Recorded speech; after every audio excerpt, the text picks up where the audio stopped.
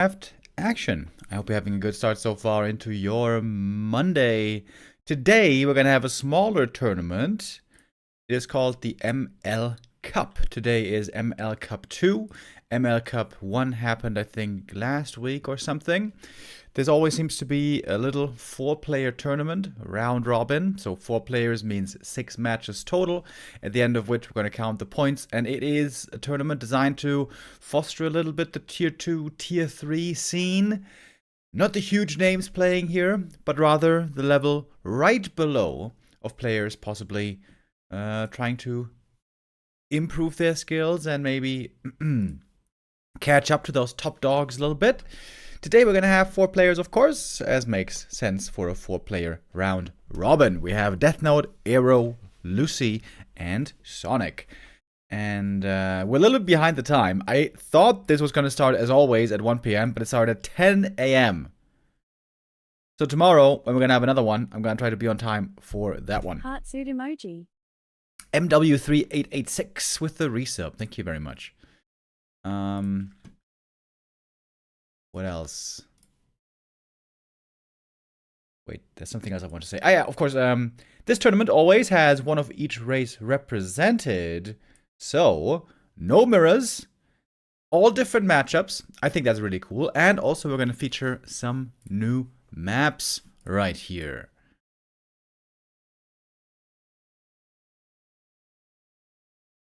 And I think we can jump into it right away. We got quite a few games today indeed. We're gonna be fast forwarding a bit. Like I said, we're a little bit behind the schedule.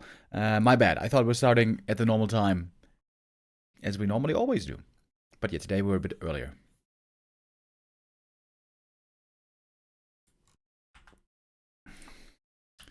So, Luci versus Sonik. Game number 1. Both of these players, legends in their own right. Both of these players have not been super successful lately.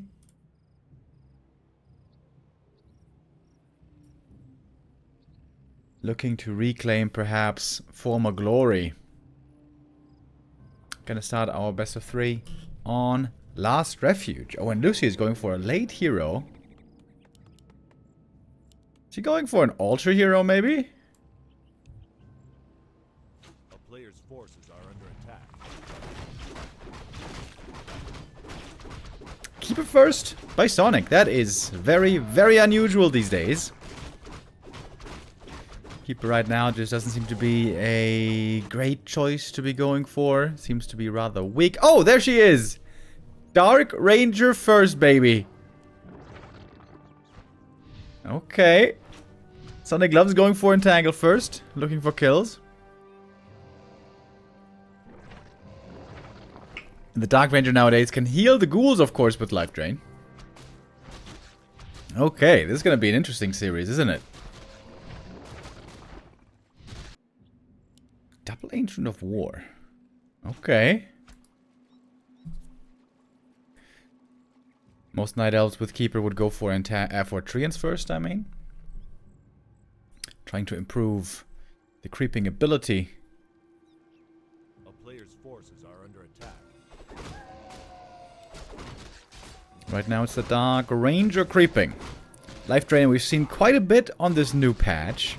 On the B level, I would say it has looked pretty good. On the top tier level, though, I have yet to see this really deliver. The best it has looked so far on the top level was Infy being able to beat Kaho with Dark Ranger Tower Push. As it turns out, the Keeper is good against such a strategy. Did Sonik predict this? Did he predict Dark Ranger and going for Keeper? A player's forces are under Life Drain, same as Siphon Mana, is always better against melee heroes, which are always close by. Ranged heroes tend to be way better than against Life Drain and Siphon. You can easily walk out of range normally.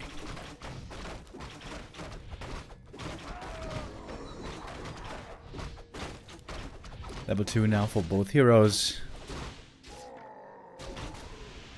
Quite often we will see players going air units against Dark Ranger.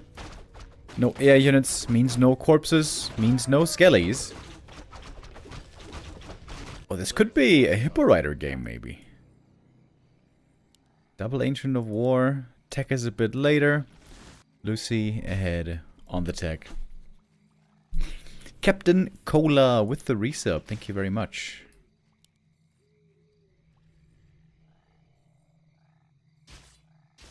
The town is under siege.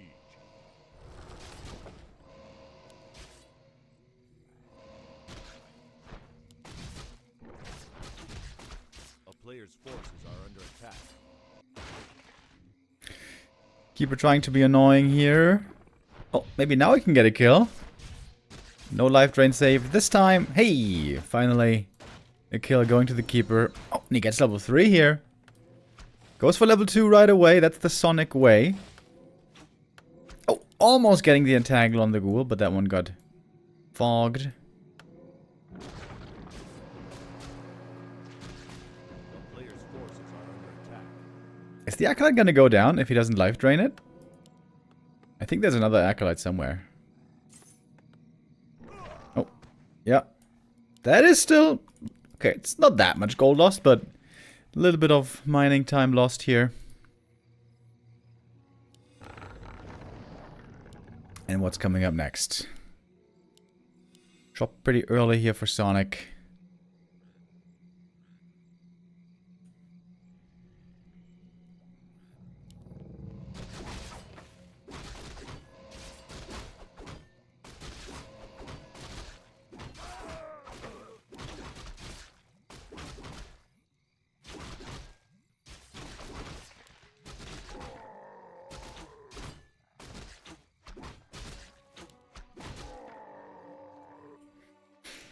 We get a panda second.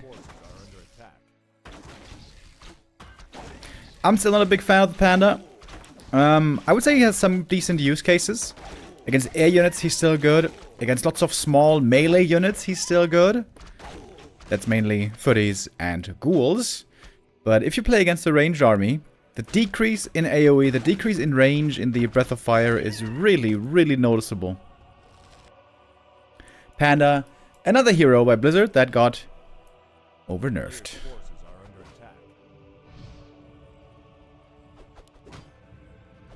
Okay, maybe... I've been a bit mad at Blizzard lately because of their bad patches. Their bad balance patches recently. And their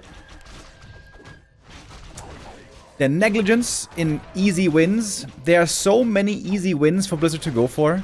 There are so many bad heroes in the game that could easily patch into being good.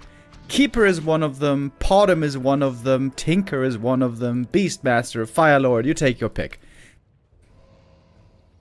I can give Blizzard credit for not being able to perfectly balance the meta. That's hard. But balancing shitty things into not shittiness, that's a lot easier, and that's not what they're doing. Instead, they're focusing on the wrong things, which is making me a bit mad at the moment. Anyways, it's not quite fair to say that about the panda. The panda can be decent still in some situations. One could argue even on level 1 now, sometimes is a bit better. So there has been some success on the panda. But still. Was the Breath of Fire the thing you needed changing the most? I don't think so. Hollow Man CFC with the resub. Thank you very much.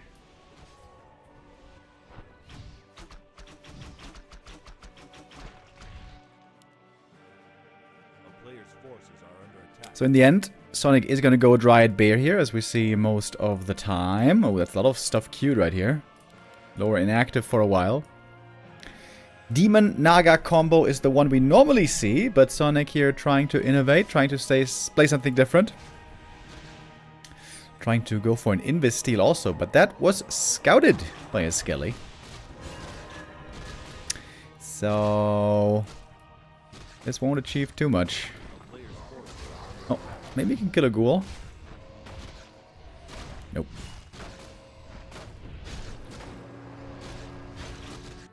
Normally Dark Ranger is considered not that good against Night Elf because you have Dryads for easy dispel.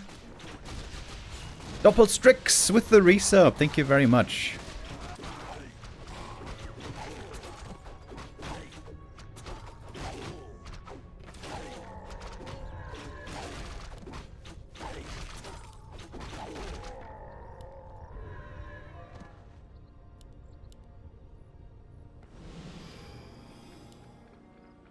player's forces are under attack.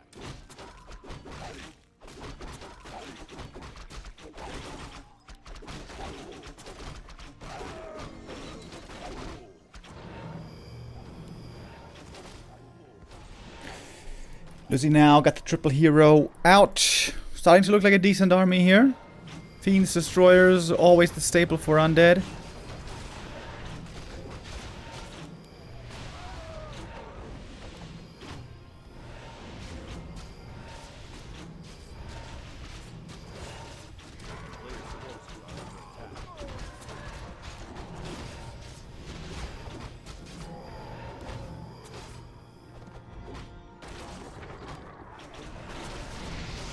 Alright, first big fight of the game. Mana potion to save the fiend.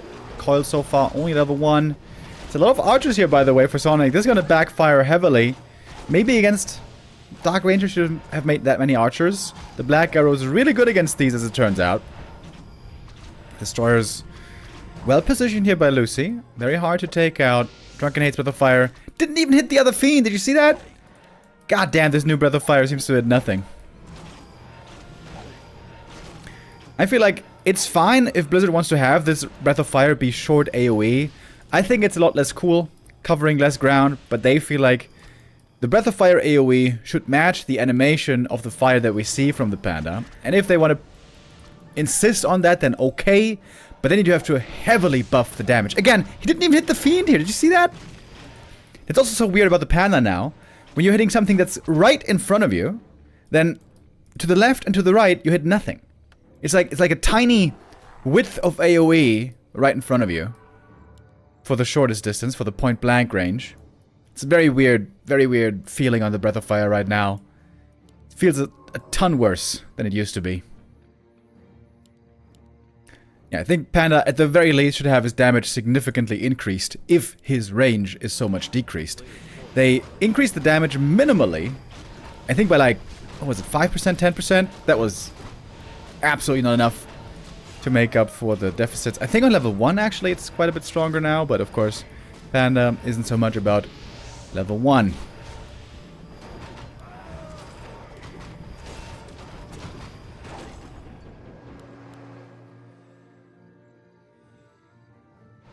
Sonik though staying competitive so far. The question is always, if you don't have a Demon Hunter, can you keep up with a late game undead triple hero with lots of mana? Answer to that is often no. Especially with a keeper who struggles in the late game. Yeah, both these heroes, in my opinion, seriously need buffs from Blizzard. That also makes me so annoyed. The last time the Blizzard touched the keeper, they nerfed the Entangle level 2. He was already kind of weak then.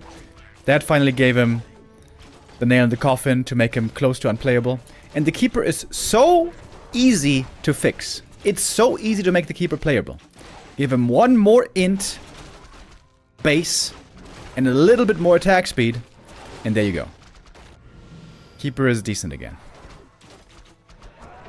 But no, they're not doing that. Instead, they're nerfing Breath of Fire, they're nerfing ghouls because of one problematic matchup. Man, I sound like a Blizzard hater today. Sorry if I'm bringing the negative vibes, boys, but I think it is crystal clear that Blizzard's patching priorities have been really weak lately. Very off. Thank you, Jonathan, for the resub, by the way.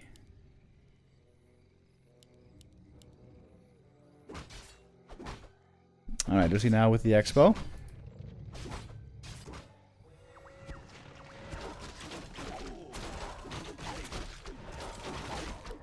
So, Sonik is building a very strong army, by the way. Crows are very, very good late game. They are the best unit for Night Elf late game against this kind of an army. Of course, they would get wrecked by Gargs, but we have no Gargs here. It's okay, hating Blizzard is more than acceptable nowadays. They just fucked up too big in the last 8 years or so. I mean, yeah, they messed up a lot, but I really dislike the hating culture of being negative towards people who are trying to do good. And Blizzard is trying to do good. They are trying to help with the patches, but they have been so off the mark lately that I feel like it has to be pointed out. Oh, there goes the Keeper. Whoops! Mispositioned! Keeper, of course, not the first hero you want to have in the front line in the late game. Oh, and these crows are dying quick. This seems to be a very easy fight for Luci. The Dark Ranger impact perhaps now not felt anymore. Hold on, Panda 3.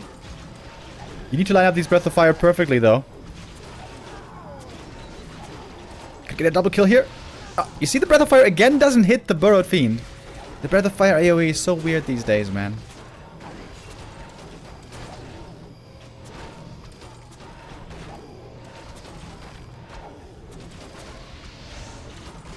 Panda. Not gonna make it out. GG. And Luci takes map number 1 with the Dark Ranger. Dark Ranger first, very cool. We've seen some people experimenting with that, especially Infy. Infy's has been doing it the most on the top level. And with multiple races as well, with human, with undead. Though with undead didn't have the best success against the top dogs. Okay, let's head into map number 2.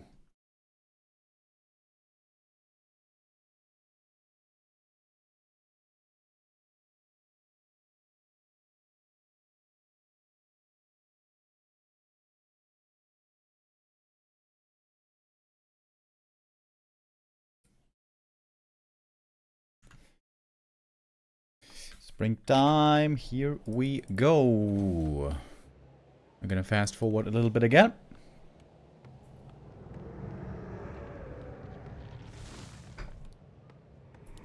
Luci this time not going for Dark Ranger. This is a very standard opening so far. Going for the one Nerub in front of the base. I've always been a big fan of this as well. But then very often I see it not getting upgraded, and then seems to make a little bit less sense. Sonik trusting still in the Keeper. Going at Treants first this time. I feel like Treants first is just always better. I feel like there's basically no point anymore these days where Entangle first is better. Except maybe when you really want to go Peon Harass against Orc.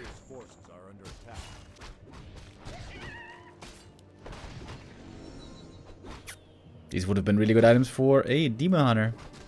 Does he have Buyer's Remorse now? Maybe.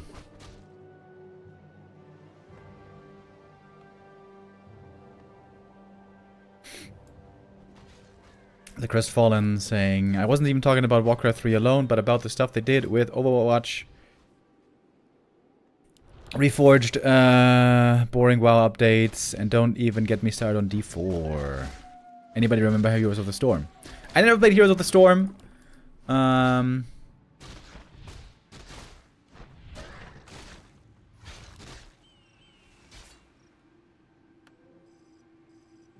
never really played many modern Blizzard games.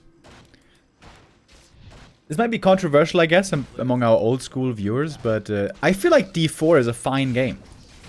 I play it like once a year, once every couple seasons, for a couple of days, and I think it's fine for that.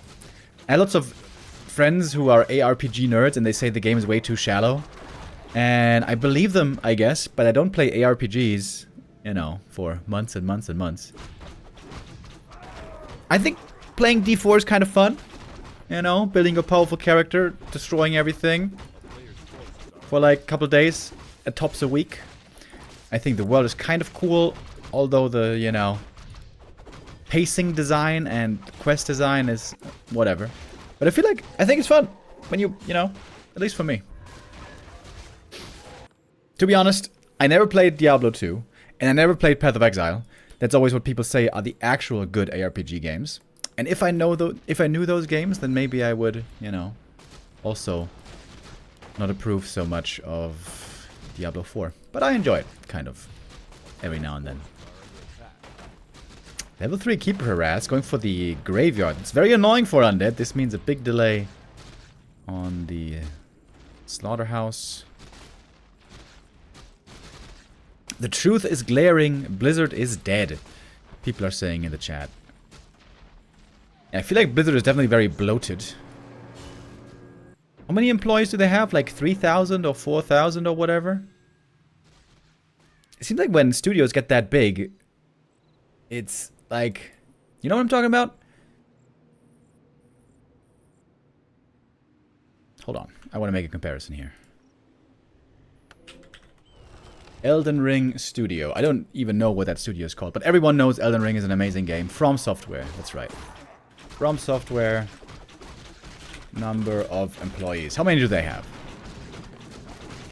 From Software has between 400 and 500 employees, apparently. Blizzard has almost 10 times that. You know what I mean? I feel like at a certain point, especially in game development, if your company gets too big, it seems to be counterproductive. Going from 500 to 4,000 employees, does it add anything to your games? Or does it just detract? It seems... I don't know. I mean, to be honest, I've never worked in the games industry. But we have seen lots of examples from different games. And it just feels like stuff gets lost in communication, in the vision. You know what else is a huge gaming company? Ubisoft. And they've been a mess for decades.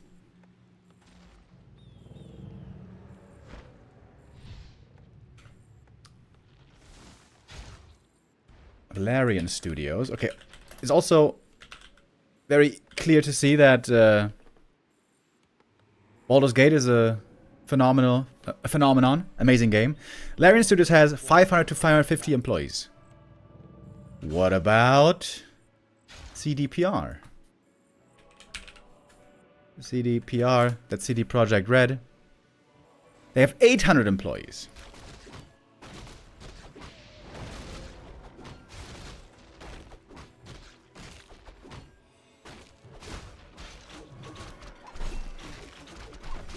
Yeah, I feel like this is oftentimes a mistake in business and capitalism, that bigger is always better. I think knowing what the right size is and sticking to it and sticking to your strengths can be way better for long-term strategy. Oh, cannibalize. Nice. For example, Valve. Valve is amazing. Valve is a rather small company as far as employees go. And Valve, most important thing is, they're a private company. They're not on the stock exchange market.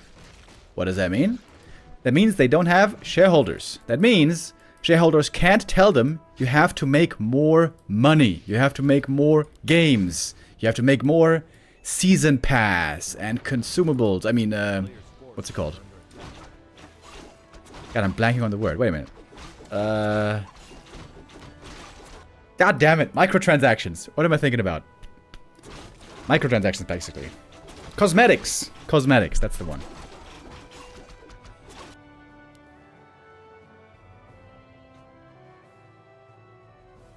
Max Execution says, wish Valve would concentrate more on making video games rather than skins. I mean, their main priority is Steam. Understandably. They are making billions with Steam. And Steam is really cool. To be fair, Valve did Artifact, the game you paid for, then had to pay more to play. Yeah, people really hated that format. I feel like the card game genre in general overcharges people. That has really put me off and put many others off. I think that's also a reason why Hearthstone fell off more and more over the years. One of multiple reasons. It's just, like, if you wanted to get all the cards from an expansion, didn't you have to pay, like, on average, $200 every expansion? That's way too much, bro. But there were also other things. It seemed like the Hearthstone hype really came with, you know, novelty. Everyone loved having a card game digitally. It was new, it was cool, and some of that wore off over time. And to be honest, Valve has had now quite a few failures in games. Artifact, huge flop. Dota Underlords, huge flop. Am I forgetting one? No, I guess it's those two. Yeah, clearly their main focus isn't, you know, just making games anymore, but looking for new technologies like Steam Deck, focusing on their platform, Steam. A player's forces are under attack. And I think they said also in interviews that what really motivates them about making games these days is doing something innovative. If there's something new, something unexplored, some place that they can be trailblazers, especially with technology. Used to be Portal, and you know, the gravity gun, and also with VR. Half-Life Alyx. That was really cool. I don't have a VR headset, but I saw streams of it, and that looked really cool. That looked like a great game.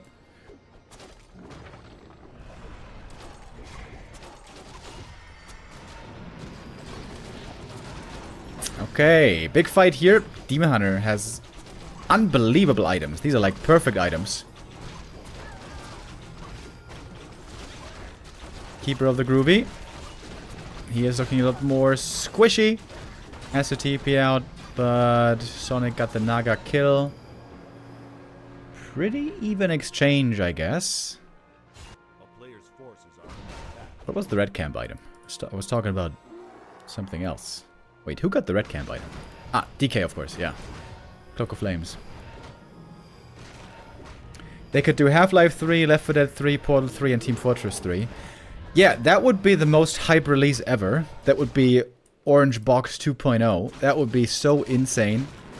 But that's also impossible, right? Lining it up so that you release 4 games at the same time as a small game development studio. That seems... I mean, we all love the thought of Half-Life 3 and Portal 3. And we all know the jokes. Valve doesn't do threes. Hates threesomes, I guess. I wonder if they're ever gonna get over it. I wonder if they're ever gonna say, yeah, we're gonna do Half-Life 3. I feel like, though, they need like a reason. They need an incentive. Something cool that they come up with. A cool technology, a cool gimmick. Something new and innovative. More than innovative, I think they're looking for revolutionary. I think that's what they're looking for. Remo reminds me a lot of Donald Trump. Okay. I've never heard that before. Cool.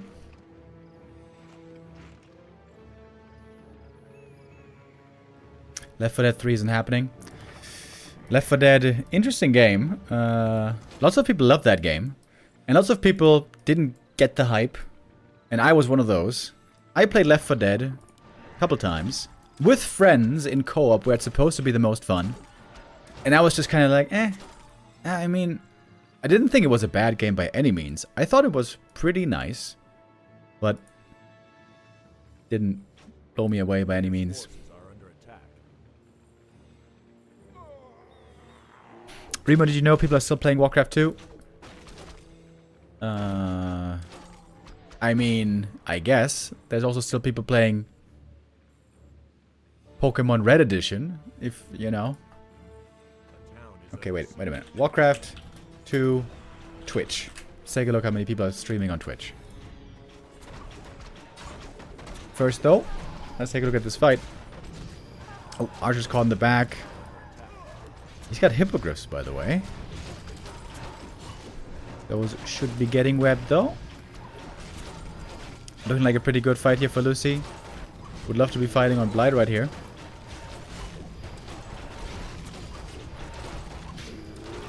Demon Hunter is looking pretty strong, though. Oh, DK. Hold on. Ooh. Almost dead. Good potion transfer right there.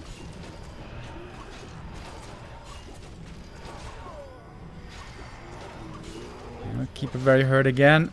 Demon Hunter trying to clean house. Oh, he doesn't even have double orb of venom yet, by the way. That should certainly be added later. Now the Keeper is very exposed.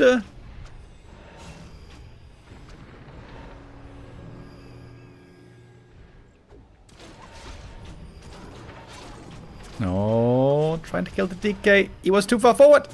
Ah, so close. Oh my god. He just barely got him. Thanks to the aura. Without the aura, he wouldn't have been fast enough. Is he gonna get the Lich as well? Ah! He gets both hero kills. Oh, Luci, what is going on here? Why does Luci not have statues, by the way? Did Luci not get the memo? The statue is the best unit that undead has, my boy. He gets another hero kill. Triple hero kill.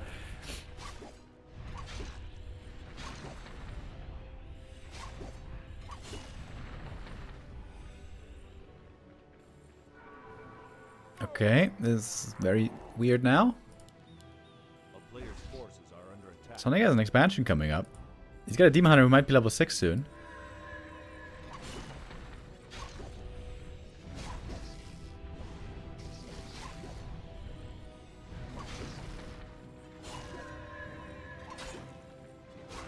Okay, one more kill. I mean, you have to get one hero at least back from the tavern. And if you get a hero back, it always has to be DK, because the DK has the aura.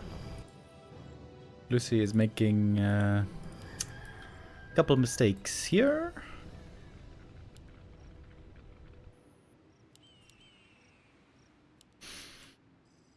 But Sonik is building a really strong army here. He's now going into Talons. And what are Talons?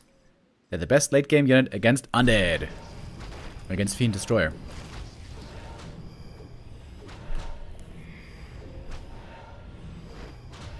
I don't think Luci knows about this expo yet.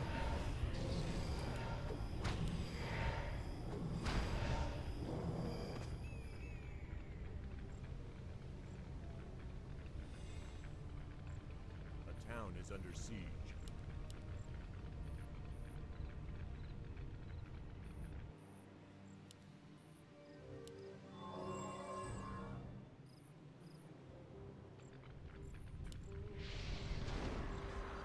A player's forces are under attack.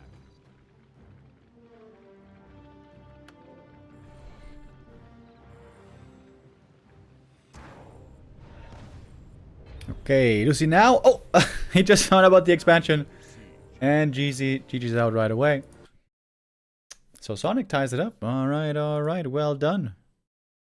Okay, I gotta play an ad break right here. Otherwise, it's gonna start in the middle of the game. What is the biggest hero counter to Demon Hunter? Blood Mage. Blood Mage out mana burns the mana burner. Other than that, orb heroes. Especially like Naga. Naga with orb doesn't care so much about mana burn. And she can slow the Demon Hunter, which is also good. Ideally, all orb heroes should be great against Demon, but Firelord isn't really because it's too weak. Podum isn't really because she's too weak. Dark Ranger isn't really because she's just kind of bad. I guess, you know what? Not necessarily. Dark Ranger's kind of decent, but still doesn't work too well on the top level. But yeah, especially Podum and Firelord are, again, more heroes that need buffs. Need buffs real bad. That Blizzard is not paying attention to. So I want to see, Chad was saying there's still people playing Warcraft 2. There's one guy streaming Warcraft 2 right now. Let's go. What's he doing? My gold flow workers are dying here. He's walled that off with the barracks. Now, the only way I can actually recover from this, and honestly at this point I've pretty much already lost the game because of bad decisions that I've made. So you can see how these neighbor wars, they just come in hard and fast. And anyway, so I'm repairing barracks, and I've also got a blacksmith, because the only thing you can do at this point is get a catapult. Now, I have 1,500 gold left here, so I can actually go ahead and do that. So I've got 5 peasants. I'm repairing my blacksmith, and then immediately I'm going to make a ballista here. So as I do that, I can't safely mine gold. So actually what I'm going to do, I decided to throw a farm up next to my gold mine just to kind of test if I can actually mine somewhat safely here. Because sometimes you can block where your peons or peasants are going to block your gold mine as I build another wall there. And that limits the amount of damage. Shout out Warcraft Arena. Your peons are going to be mining closer to town hall. So, one streamer right now for Warcraft 2 Tides of Darkness, and 0. It's kind of funny. Warcraft 2 Remastered 0. I guess this would be like the Reign of Chaos. This was my first love, Chad is saying. I never played Warcraft 2, dude. I never played it. I came late to the Blizzard party. I was a Counter-Strike boy growing up. Anyways, let's keep going with this series. Don't want to get off track too much.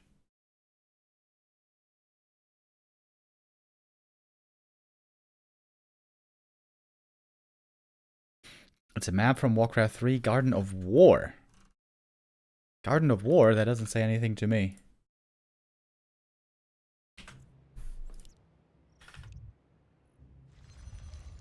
Okay, we are now on the Garden of Turtle. Rare to see this map these days.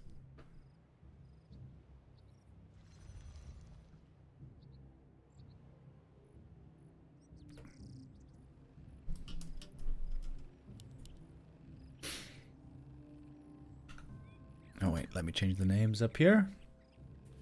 Sonik is again going for the keeper. Didn't work on map 1, but map 2. Whoa! What is this? Dreadlord first! Let's go, Luci. Okay, style points. Go to Korea.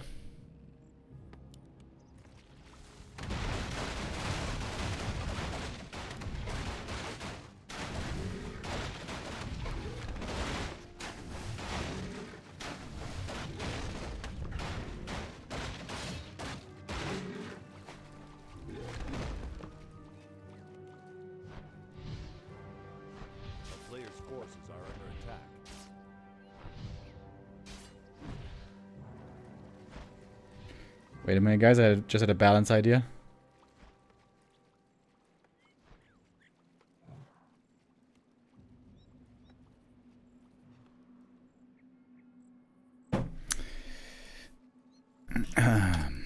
Dreadlord first against Keeper. That sounds hard to pull off.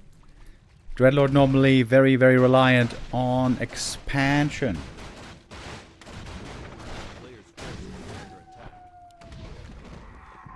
Oh, detonate.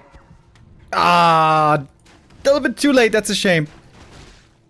Wait, he has a cloak. Just hide. Hide. Ah, he forgot about the cloak. Oh man, there were two ways here. Ah, I guess there's a dust. Excuse me. There is a dust. The cloak, in fact, would not have worked. I really miss ships from Warcraft 2 and Warcraft 3. We have 1 or 2 maps with ships. Warhail has ships. I always feel like the unload, like upload unload mechanic though is kind of weird, kind of clunky.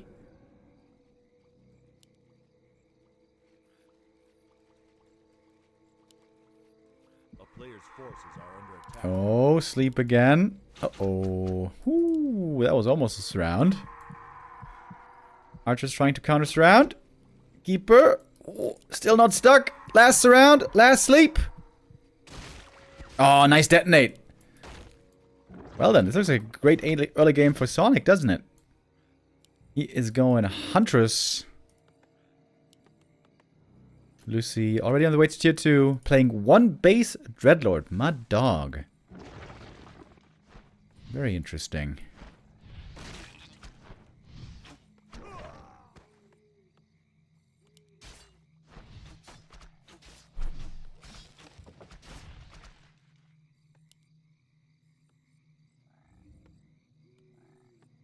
A town is under siege.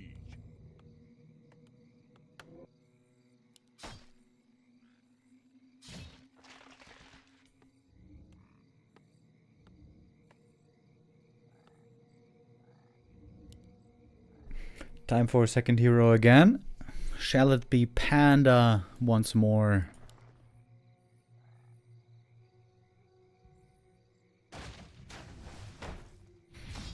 Remo, please tell Nia that my Spätzle had bacon. Oh, you're making me hungry, bro. Forces are under attack.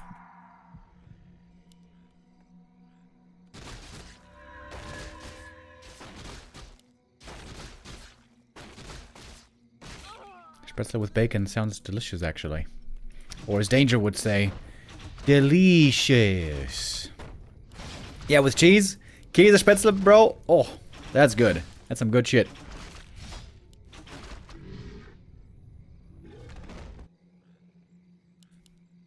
Sonik here with the opportunity to expand.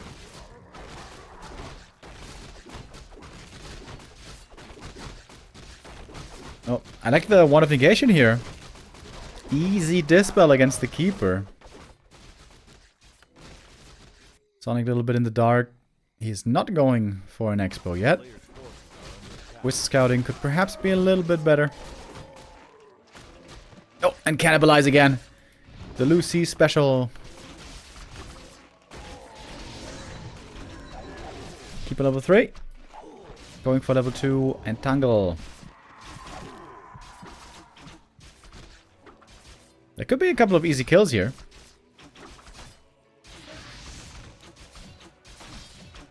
Dreadlord. Very hurt. Ooh, that coil comes just in time.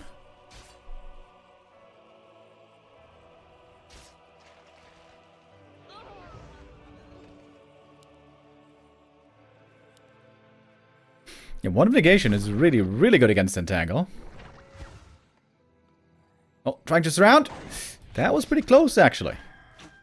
Sonic is now going for the Expo. Seems like he could have made that one a lot earlier, to be honest. Expo Mass Dryads, that's how Foggy used to play against Happy. In the DreamHack days. Oh. Entangle, surround. That's a kill.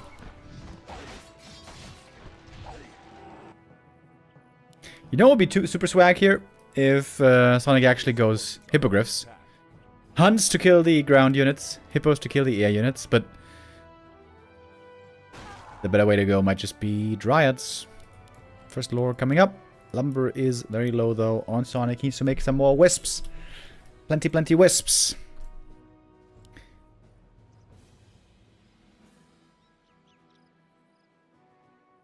He's going for Hunter's Glaive upgrade.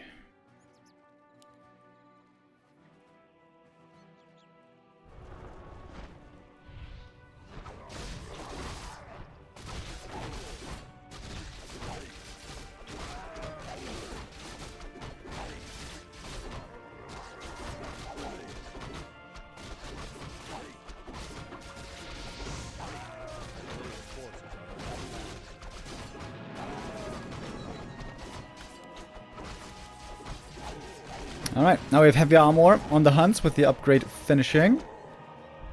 This was a really cool idea. I flamed Blizzard a lot earlier for bad patches. This was a really cool idea to give them heavy armor with this upgrade. And yeah, that was a really cool thing to implement. The thing is just that hunts are still too weak. You need a little bit more of a buff.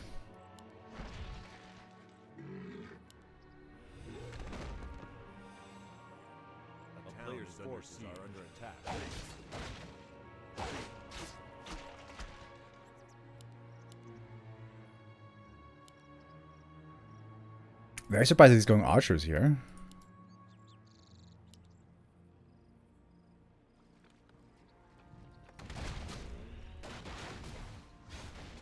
Luci going for Lich third. And another Acolyte. Seems like he also wants to go for an expansion.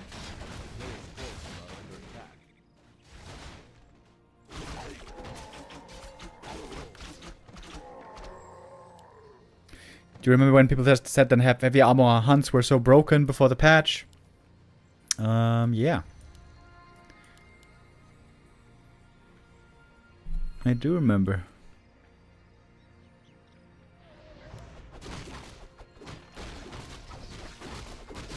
Overreacting is a thing, not just from the community, but also from Blizzard.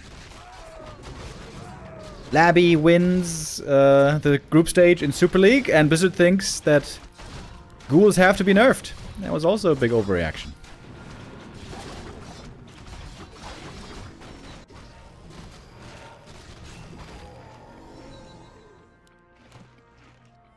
Love the cannibalize.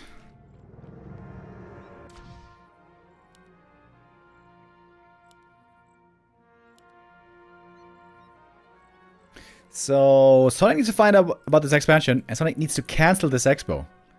Tier 2 versus Tier 3 does not go well for the Night Elf, if we are on even basis.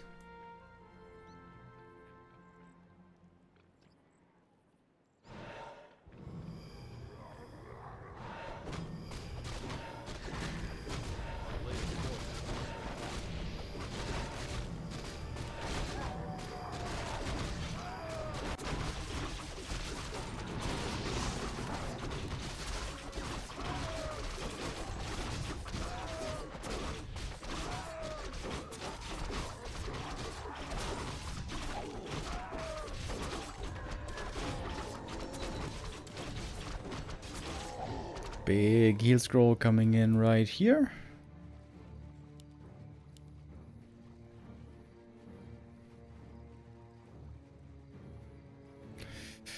Nerf ghouls are still playable though, so it wasn't an overreaction.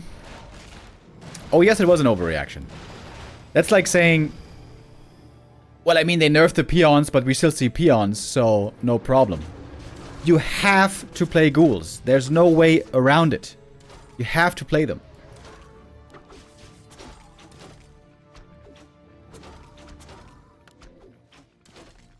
Blizzard made one of two mistakes. Either they saw the right problem and they went for the wrong solution, or they saw the wrong problem. So basically everyone knows that Undead was indeed too strong against Night Elf on the old patch. That is definitely true. If Blizzard saw that as the problem, and then they decided to nerf ghouls, to nerf Undead everywhere, that was a mistake. If they thought ghouls were too strong everywhere, which means Undead is too strong everywhere, then that was the mistake. It was one of these two mistakes that Blizzard made. Blizzard should have gone for a targeted nerf against Night Elf, but instead they went for a general nerf, which was a big mistake. Thank you for real, PJ, with the resub.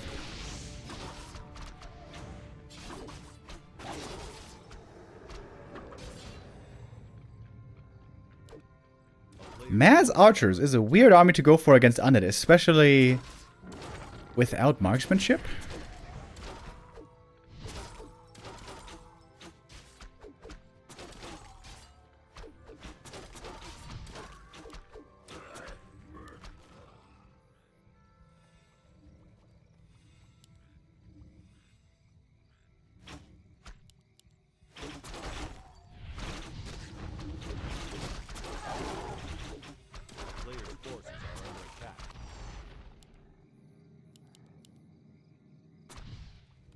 Got a lot of towers coming up at the expansion. This game is looking better and better for Luci the longer this goes. This is an easy army to beat for Undead with tier 3. You go A-bombs, you go destroyers, and there you have it. Don't need anything more.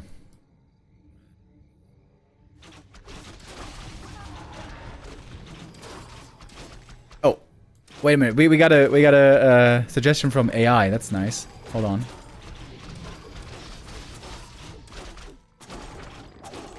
This needs a bigger army still. He's probably engaging a bit too early here. Maybe Sonik has a window to take out the expansion. He definitely has to take it out. Wait, so what did Grok say? Grok suggested fix is increase Necropolis hit points from 1300 to 1400, or reduce crypt build time from 60 to 5 seconds. 55 seconds, excuse me. To improve early game resilience. Slight buff, destroyers devour magic, mana cost from 150 to 125 to make them more viable in mid-game. Ah, in the tier 2 mid-game, the destroyers. Yes, that makes sense. Yeah, I mean, AI can only be a decent help for things that are written about a lot on the internet, and there's not much writing at all about Warcraft strategy, so it's obviously cannot make good suggestions there.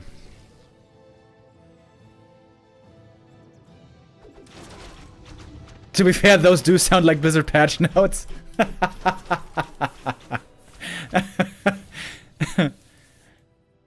Well, only if there's a couple of Undead nerfs also in there. We can't buff Undead. That would be weird. That wouldn't be like Blizzard.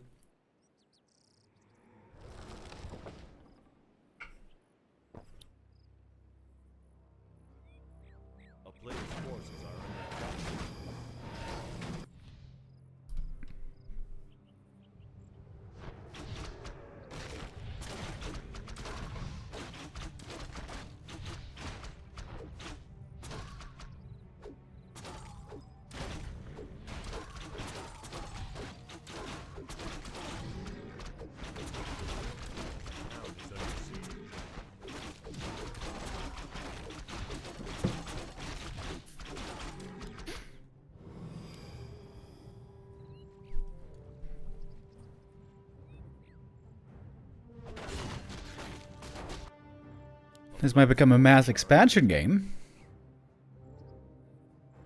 Luci's army still isn't that big, but he has a lot of quality. This triple hero is very, very strong, especially if Dreadlock gets level 5, which he's not so far away from anymore.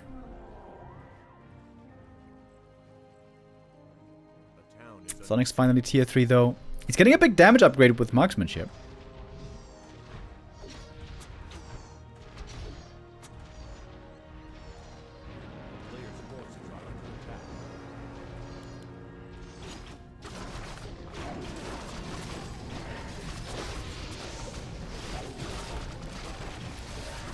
TK taking quite some damage here, but this is a very strong defensive setup for Luci. He's got the strong tier 3 units. He's fighting on Blight. He's got a shop in the back. There is no heal scrolls on Sonic. So far, honestly, this fight isn't going too bad for Sonic, but what happens when the archers start getting nicked?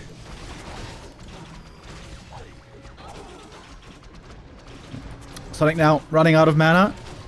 Luci still has the shop right here. Ooh, Hadouken!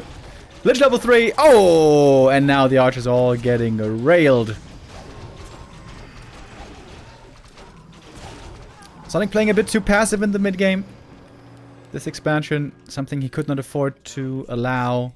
I think Sonic really could have won that game if he just expanded earlier and then it was just spammed mass dryads, just pure dryad. I think he should have won this game.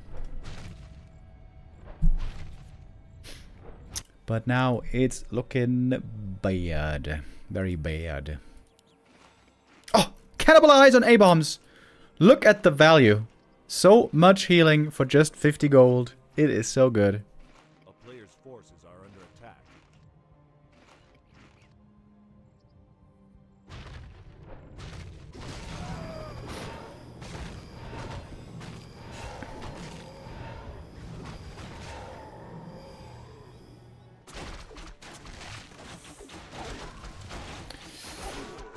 Panda gonna get level 5 here.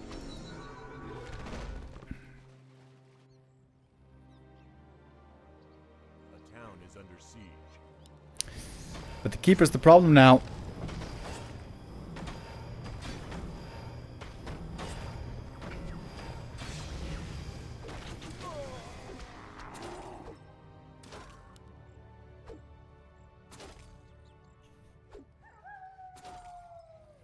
A player's forces are under attack.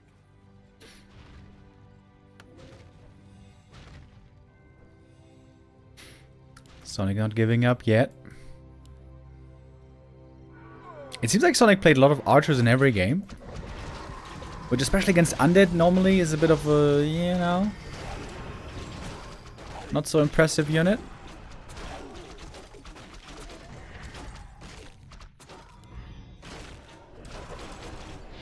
Drunken hits with the fire. He didn't hit the A-bomb. Did you see that? Dude, I swear to God, the new Breath of Fire hits nothing.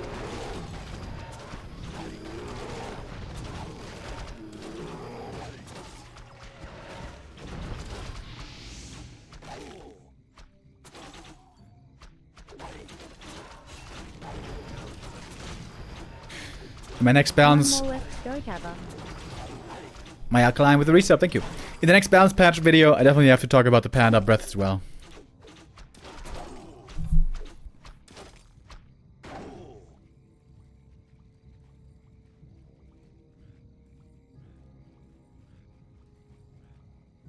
A player's forces are under attack.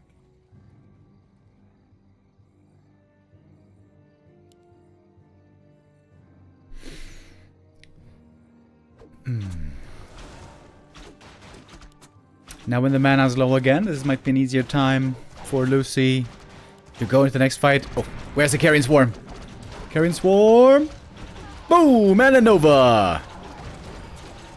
Rip Archers and almost Rip DK. Panda Bear? Oh, nice sleep! Stops the staff. That was very well timed.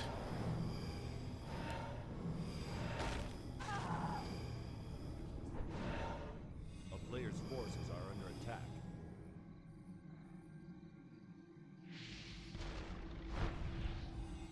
Town is under siege.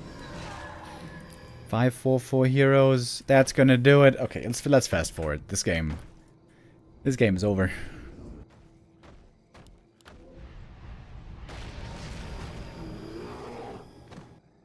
Lucy not even remotely in danger of running out of gold.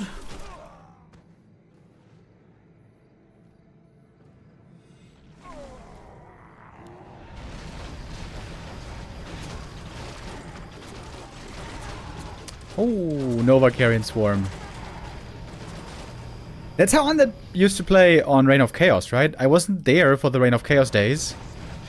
But back then, if I remember right, it was just mass ghouls every game with Nova Carrion Swarm, I think is what people said. Do you guys remember? Were you guys here for Reign of Chaos? Was Undead even good in Reign of Chaos? I don't even know these things. I would Neo to give me the answers here. Wait, was Neo there in Reign of Chaos? I think Neo wasn't there either. I think Neo came in like 2004, 2005. WCG. And that. But Lucy wins the first series of the day.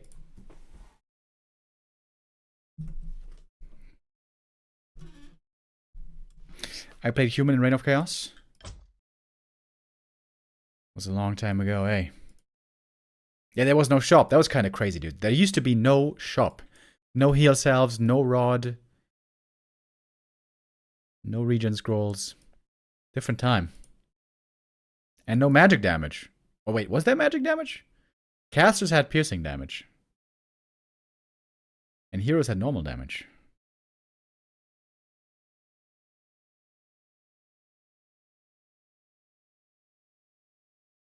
Oh, Undead didn't have statues! Oh my god, dude.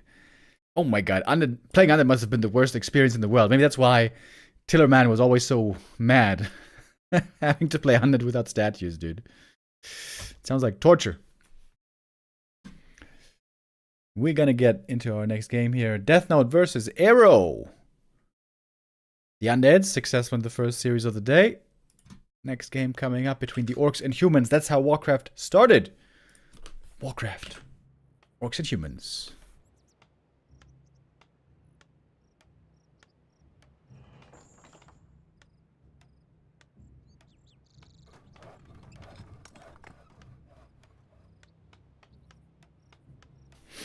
Deathnote's been looking pretty good lately. Maybe a promising prospect for the future.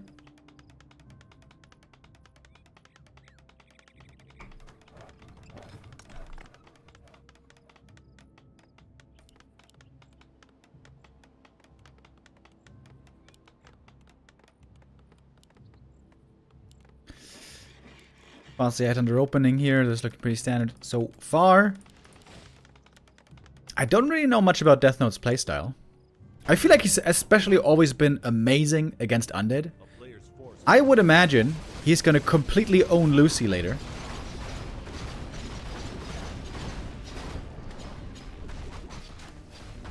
I think Deathnote has even taken maps of Happy on ladder.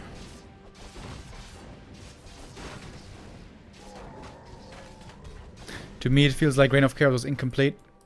Yeah, if we compare it to the Frozen Throne, I certainly agree.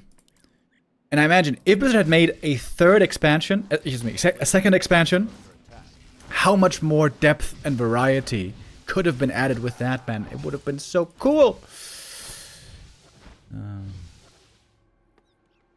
Didn't get there, unfortunately. So the normal human playstyle here is tech towards casters and go for a tier 3, level 3 Archmage push before that. Oh, he's got the perfect item for that also. Sobi Mask. Very, very good. Arrow on the way to tier 2 already. Damn, this seems to be a very fast tech. Isn't this tech giga fast? Wait, was this a fast tech? I'm sorry guys, I didn't look closely enough. Maybe this was a fast tech with a late barracks.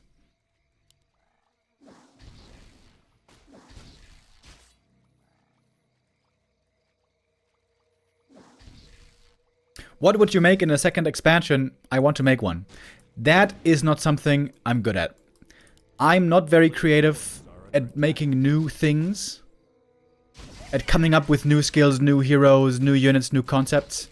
I'm much better at identifying what works currently and what doesn't work. And what could be improved in what way that already exists. I know quite a few people would disagree with me. But I feel like I'm a pretty good balance designer. But I'm not a good game designer at all. Coming up with new creative things is not my strength at all. A player's forces are under attack.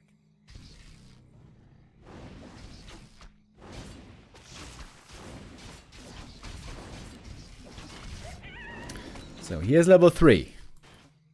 This is the time for the human to get aggressive. He's got a lot of mana here.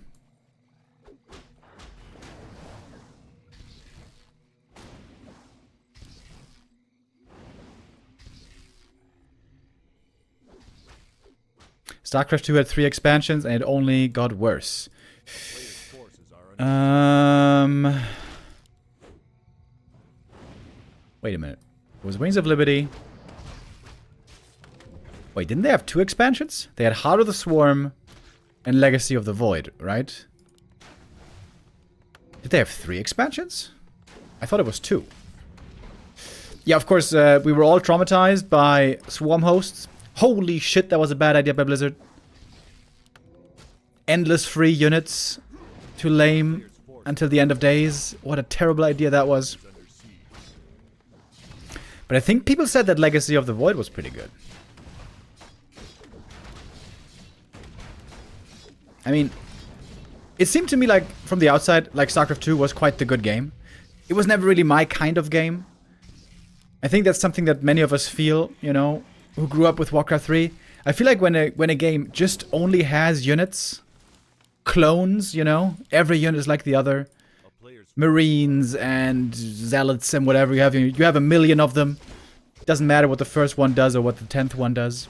It always felt a bit soulless to me. I feel like if an RTS doesn't have heroes, it feels a bit soulless. But that's our Warcraft bias. Many RTS fans who grew up with different games don't feel that way. Age of Empires, for example, also doesn't have heroes. Has lots of fans. StarCraft, lots of fans. You know, it's just a matter of, I guess, what you're familiar with, what you grew up with, what's your preference.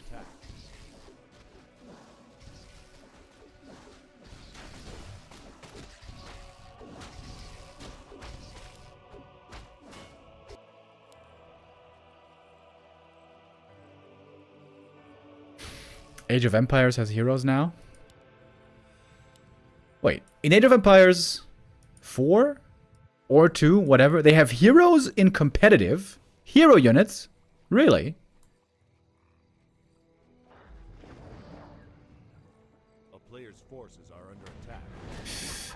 At Back to Warcraft, from my standpoint, locusts are just projectiles. I don't even know what you're talking about. And almost all other units have free projectiles, so if a siege tank is free to shoot, why shouldn't a swarm host? Ah, that's what you mean.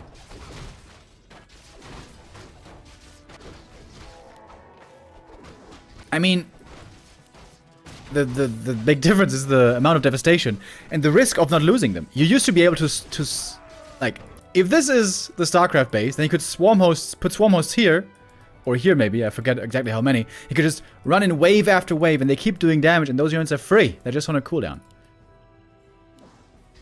I mean, I guess there's people who see it differently, but I know that by far most hated the swarm host design, and so did I. It felt like big time bullshit.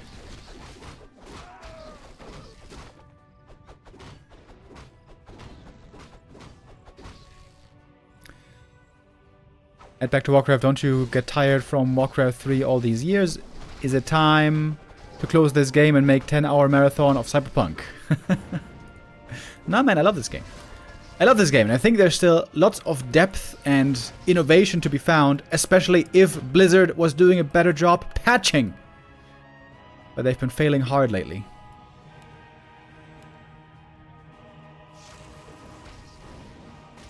I do sometimes also play single-player games, but it's kind of rare for me. Oh. Stormbolt. Bash. TC feeling the ouchie. But Arrow's got the Expo coming up. The longer this goes, the better it is for him. We had kind of a big upset in this matchup on Saturday, where it was Blade beating Focus. That was quite the surprise. Both players ended up qualifying for the Super League Season 2.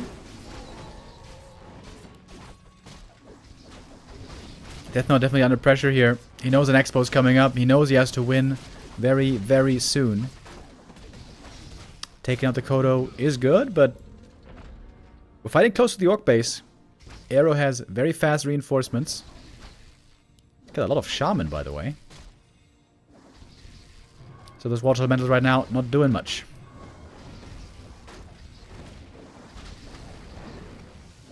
The Spull. That's level 3. I would certainly go Wolves here if I was Arrow. With how few units he has. There we go. Level 2 Wolf summoned. Those are pretty good right here. We might have a bit of D-Spull also against those. Indeed, there is one Priest. MK. Oh, nice save on the Raider. If he has a heal salve here, he could heal it up.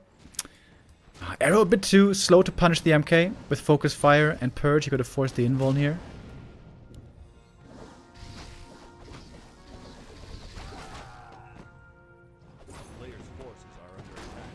Necromancers are swarm hosts. No, they're not. Those swarm host units were strong and dangerous. Necro summons are garbage. Also because there's such a thing as Dispel. And also because you need corpses. I do agree though, Necromancers are also kind of a difficult design unit. I never really insisted too much on making Necros playable. Because Necros lead to stupid gameplay. You summon the mass skellies and either then you win or you lose, basically.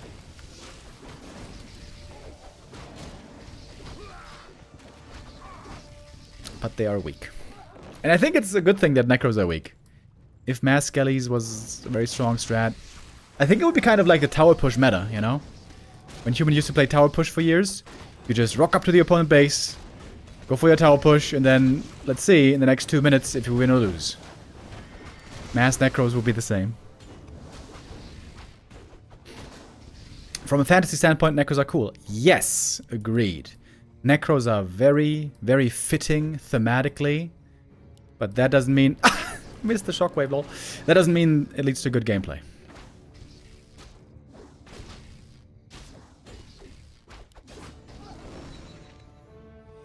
Corpses as a resource is pretty awkward in general.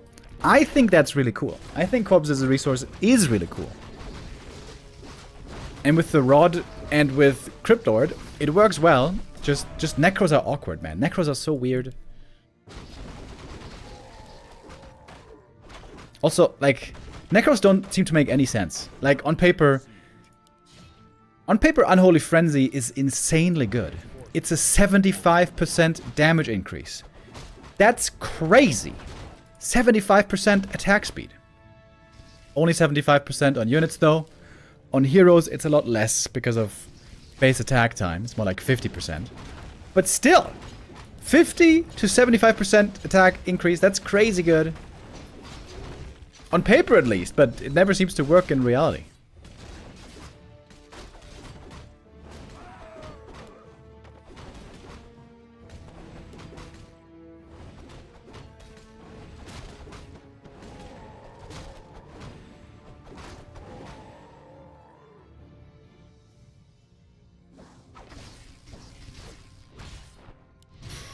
Game looking better and better for Arrow here. Got a strong TC now. With a big mana potion, no less. Ooh, look at that. Shockwave and the lightning shield. Damn. Very well done by Arrow here. Pretty impressed. This is looking really good so far. His Expo is mining and mining. Huge lead. 20 supply up. You know what? We're going to fast forward here. This game is basically over.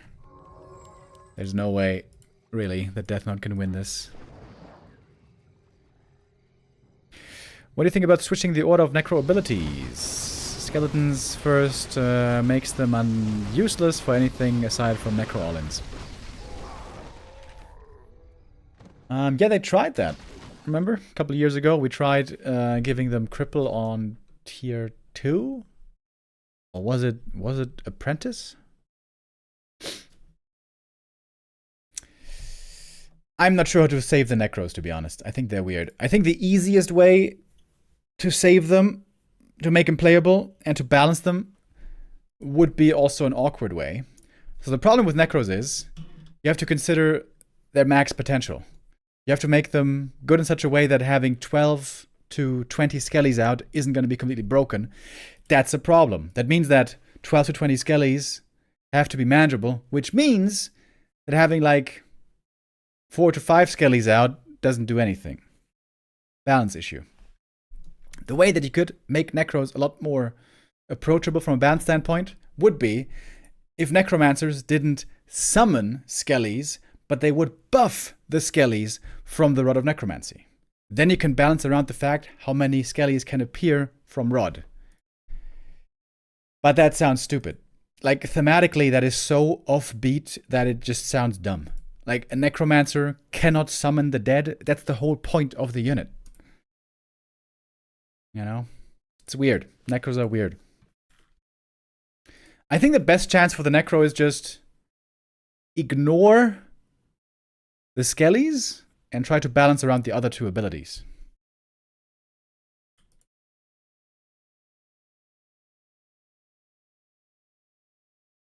What if they cost 10 gold less and have Frenzy first? Maybe they will be useful support unit where you can just add 1 to 2 early. Yeah, that's something that could make sense. That's also something that could be really broken. That would be extremely cheap, extremely early Frenzy.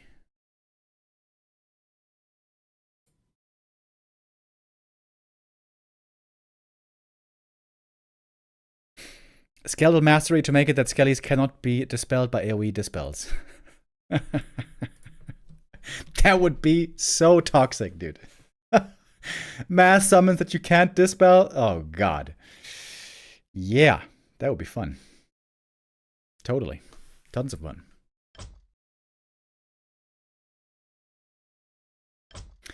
Okay. Let's go to map 2.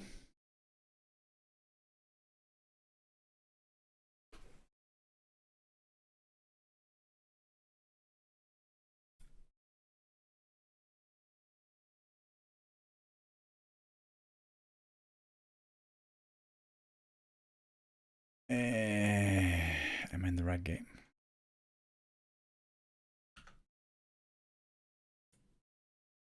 Yeah, I should be. I'm not seeing Deathnote's name in... Huh? In the Warcraft overlay. You see this? There's only the orc here. There's no Deathnote. Very strange. But it seems to be working, I guess. Alright, here we go. Map number 2. Arrow looked really good there on map 1. I was kind of impressed. I've been a bit on the Deathnote hype train lately. I feel like he's been playing very well. I was expecting him more to be the favorite here, but Arrow coming in hot. Looking good.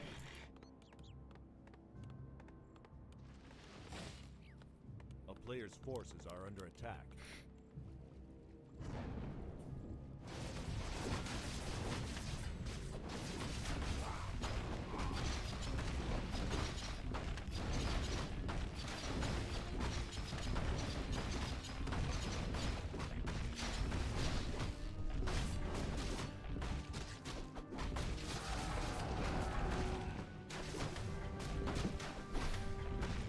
Fast here. Oh my god. Sorry.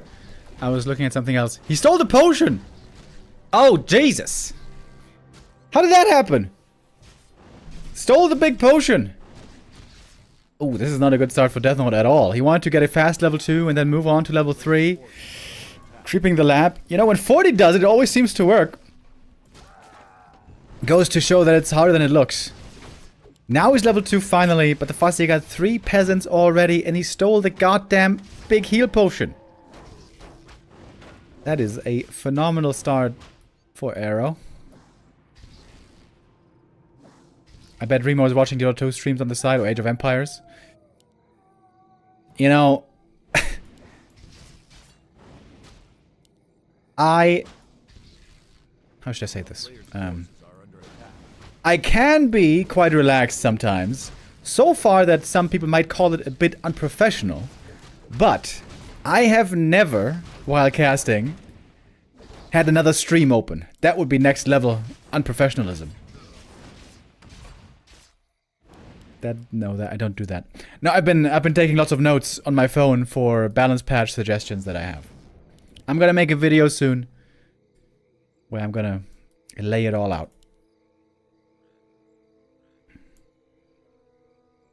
Oh, looks like we're gonna have a ad break coming in 5 minutes that I can't stop. Forgot about that. What do you think about having statues come from the temple so making undead casters isn't an insane investment?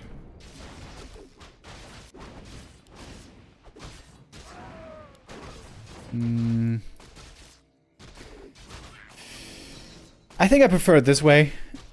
If statues came from the temple, then the only real unit you can make from a slaughterhouse is A-bombs. Because you basically never need wagons. A player's forces are under attack. I mean, I get what you're going at. It's kind of similar to Spirit Walkers. But Spirit Walker change made a lot of sense thematically. The Torrents come from the Torrent Totem. And also then there's 2 units available in the Torrent Totem. I think it helped Orc a lot with diversity. Nah, I think the key is just make Necros not garbage.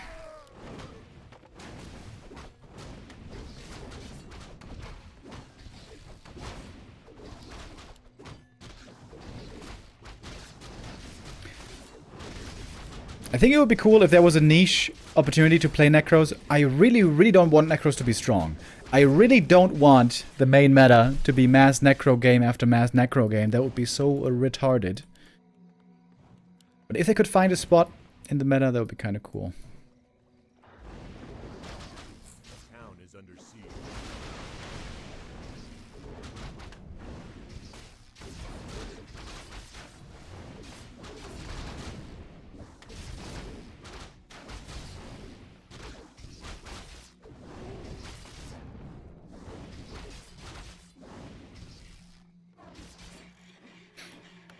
So far, Arrow has not lost any headhunters. That makes for a great early game, but some here might now be going down. Archmage is on the hunt with some good items.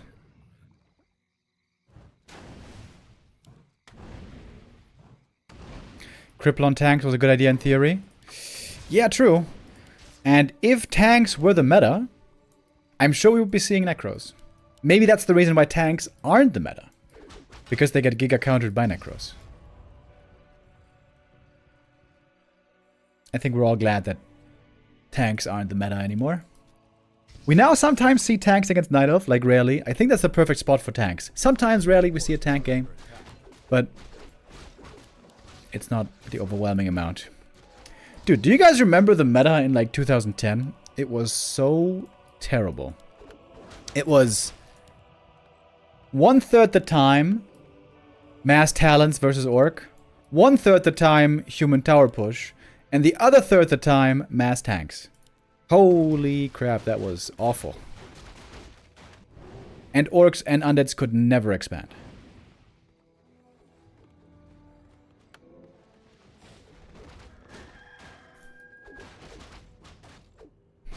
Man, chat is coming up with lots of ideas today. Let's see. This is a good one. Remo, what about giving Cripple Dispel? Only works on enemy units though, and moving Cripple to tier 2 and Frenzy to tier 3. Can even make AoE Frenzy like it used to be. I think Cripple is probably too annoying and too strong on tier 2. I think it's okay. I think it's good if the hard crowd control like Cripple and Polymorph are tier 3.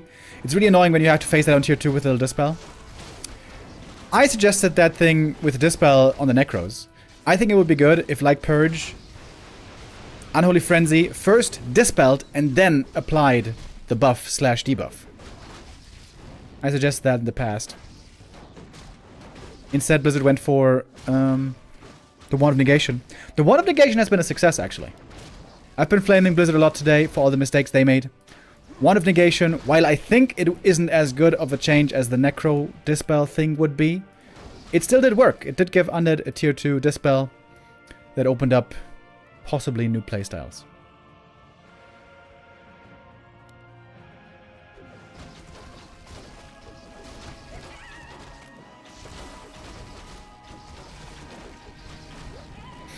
Okay, here's the expansion by Arrow. He lost quite a few units here this time around. A player's force Deathnote might be able to go for a very strong push later on to take out that Expo.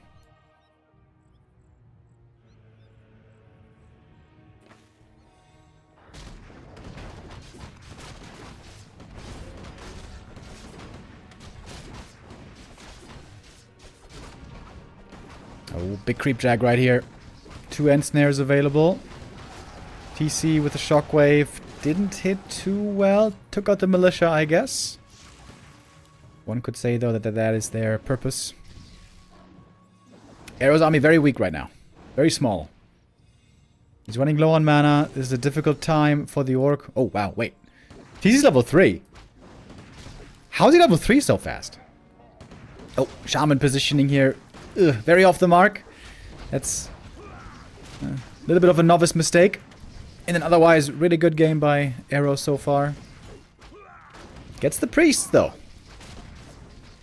And if you can trade Shaman for priests, maybe that's a good exchange. The wolves here are strong. The TC3 is strong. The purges are really strong against the water elementals. Arrow does want to work on his Shaman positioning, though. This has been... yeah, this cost him a lot of Shaman here, a little unnecessarily. But it seems like despite all those Shaman going down, he's still winning this fight. With the Expo coming up, this is looking fantastic now for Arrow. a player's forces are under attack.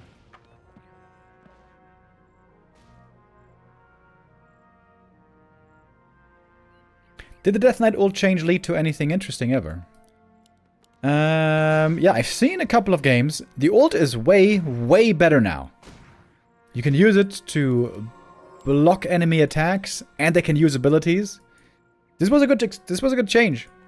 Death Knight ult is finally not garbage. But, you know, we almost never see it. A player's forces are under attack.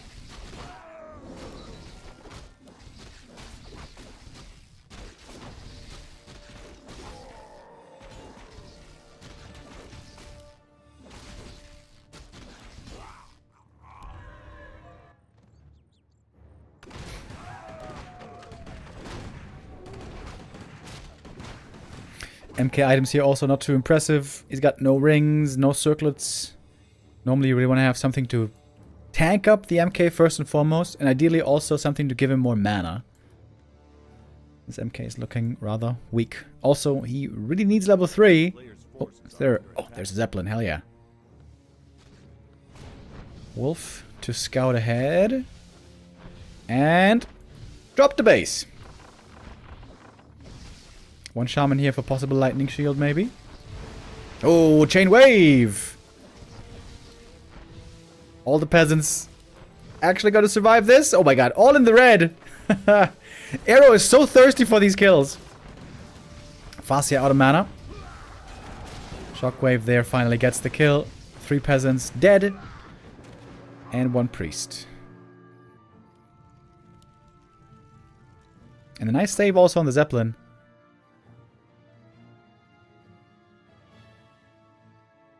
I think it was 2 priests and 3 peasants. That was a great attack. It's not like Arrow is playing completely flawless, especially the Shaman positioning we have seen, you know, has some improvement to be done. But in general, Arrow looking really, really good here.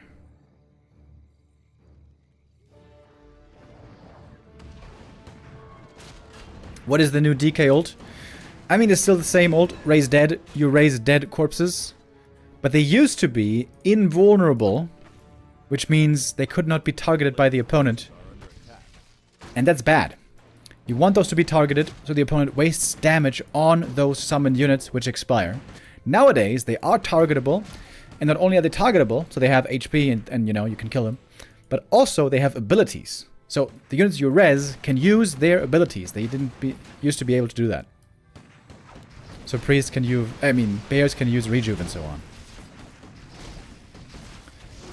Arrow now with a way superior army, way higher numbers. Nice shockwave, chain lightning, the classic combo. I feel like almost no TCs go stomp anymore these days. Another chain wave. Boom! Triple kill! Quad kill! And that's GG. Very well done by Arrow. This was a crisp performance. Really, really good look here by the orc. I'm impressed. That was very good indeed. Congratulations, sir. Okay. And we can keep on rolling right away. I think Arrow versus Luci is next. And yes, indeed. Yes, indeed. Hammerfall as the next map.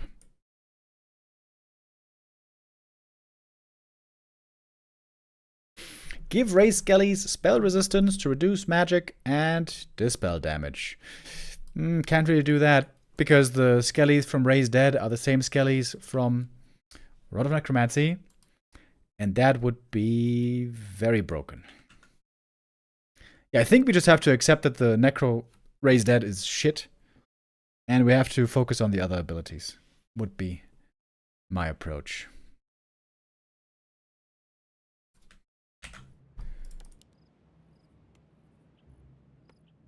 Okay, here we go. Map number 1 between Luci and Arrow. So, with the first 2 matches that we saw, I would expect Arrow here to be the big favorite, to be honest. I feel like he played way better than Luci.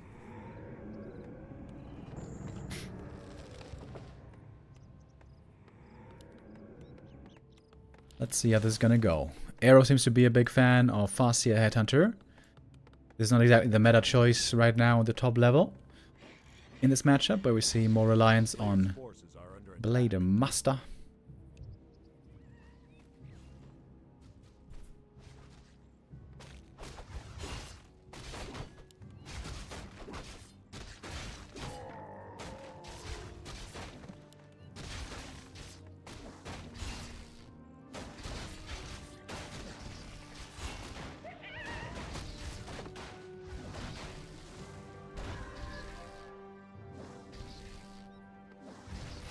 And it's early game Farseer Harass, trying to slow down the undead creeping. That makes sense.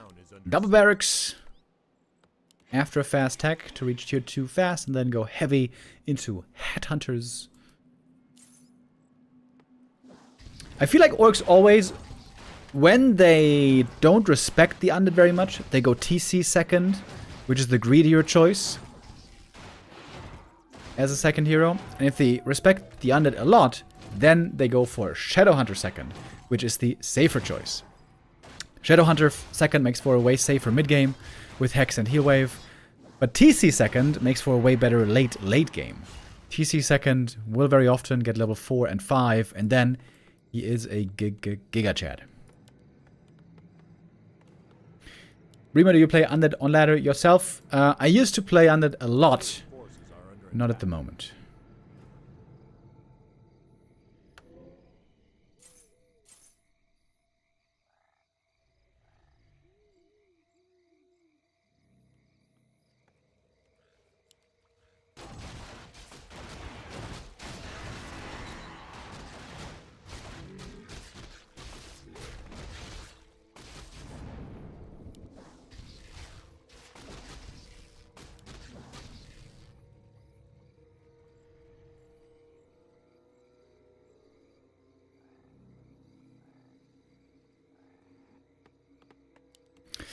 So it is a Shadowhunter second, pointing war towards a safe mid-game. And I think so far Arrow is very satisfied with his early game. He made sure that the DK didn't get level 3. Not by a long shot. Scouting and harassing still with his wolves here. Making sure he knows what the opponent's up to.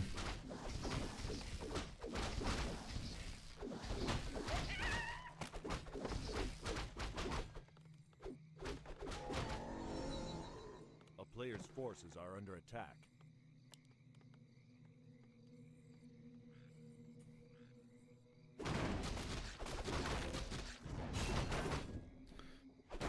Can I convince you to start playing again? I can come to Mainz and bribe you with wine or beer. Well, you know, that's a bride that would normally work on me quite likely, but I don't live in Mainz anymore. I live close to Frankfurt now. I do want to start playing more ladder again. I was thinking about it for tomorrow, actually.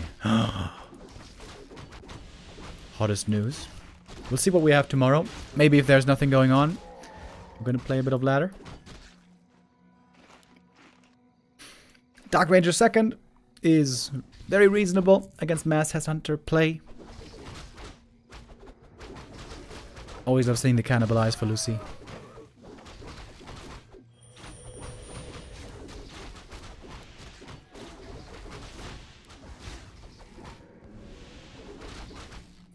It's a lot of headhunters, by the way. Holy hell.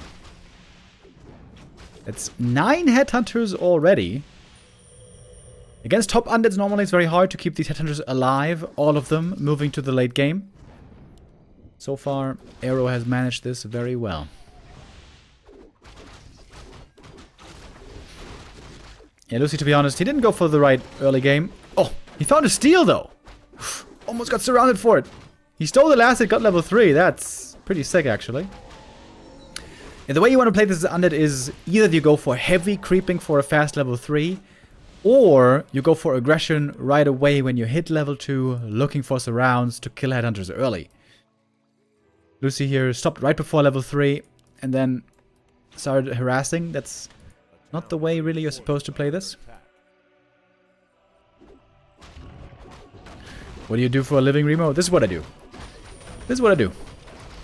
Streaming and casting.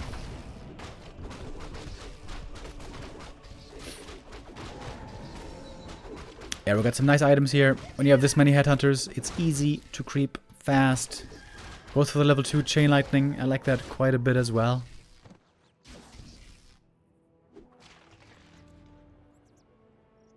Thank you, Yante, with the resub.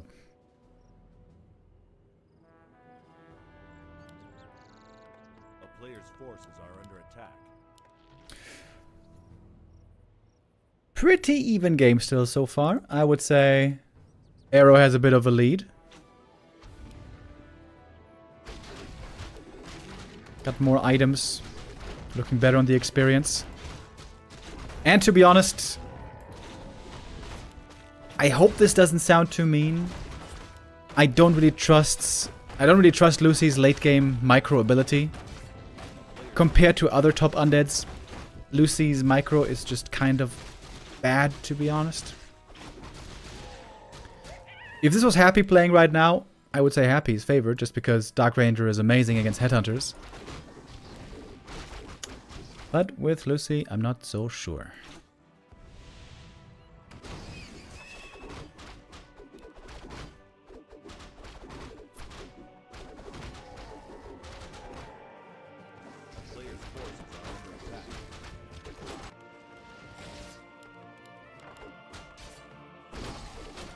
Seeing a lot of creeping over here.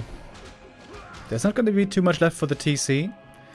But getting level 2 already for Stomp 1 and Aura 1 would be quite nice.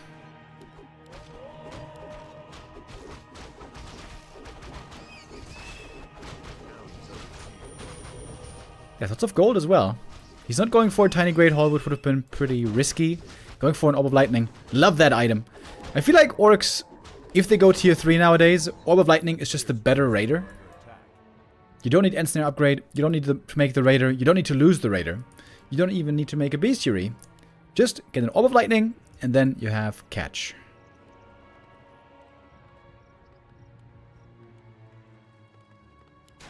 Shouldn't put it on the TC though, to be honest. Don't steal the experience. What are you doing? TC needs level 2. No! Okay, that's a big mistake by Arrow, actually. That should have been easy level 2 for the TC. That was very sloppy. That's what can cost you a fight. That's what can cost you a game. TC not having Stomp in the first fight is a big downside.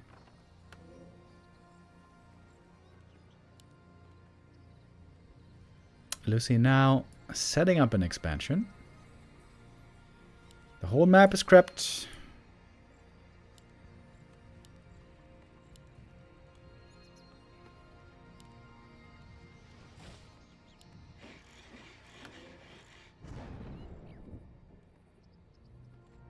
Okay, Luci coming in for a little bit of an attack.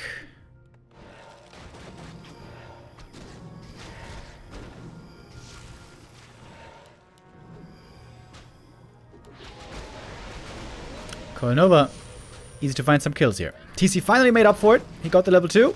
And that's a good storm to start things off.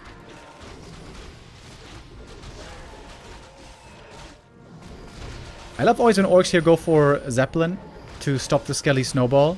Because every kill is more Skellies. It's pretty scary. The snowball is starting to happen.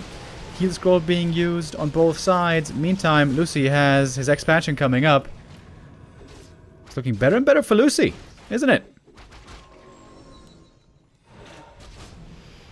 Level 4 Shadowhunter. Oh, he cancelled the building here. I'm not even sure what it was.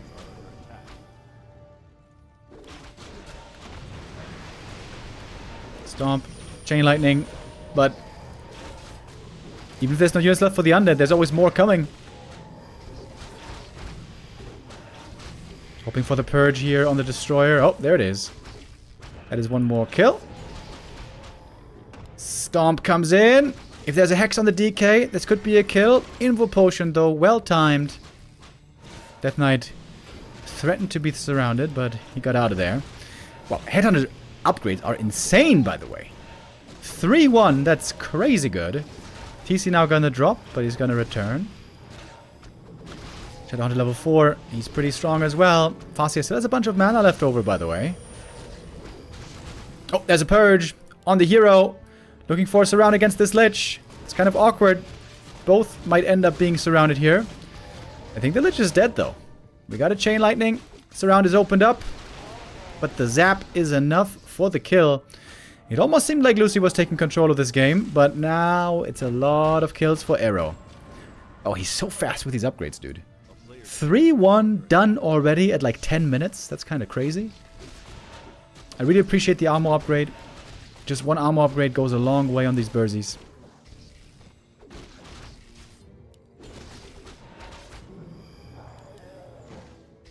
To be honest, Luci didn't need to be so aggressive, fighting all the way into the Orc main base. He had the expo coming up.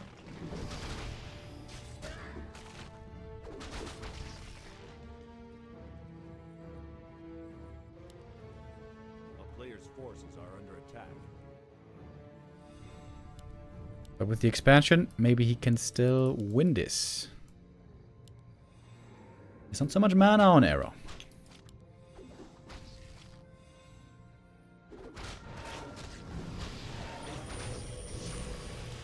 Oh, Purge. Fascia not summoning the wolves anymore. I'm not sure if I like that or not. Oh, there's the wolves now. Oh wait, he didn't upgrade them yet? He went for Farsight. Wait, what? What? He went for Farsight? Huh? That's very strange.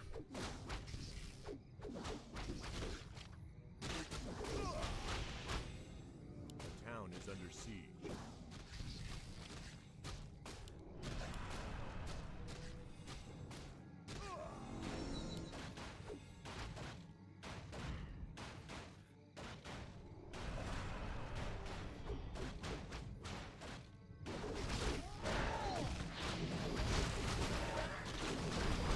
Alright, and we go. Next fight.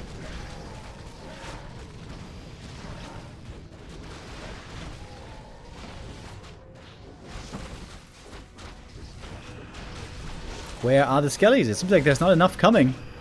We got 2 skellies on the ground. The Orb of Lightning Purge can sometimes help against them, but normally when the skellies get touched by the headhunters, they're basically dead already. Oh, level 5 for us here. We got the Chain Lightning ready. And boom!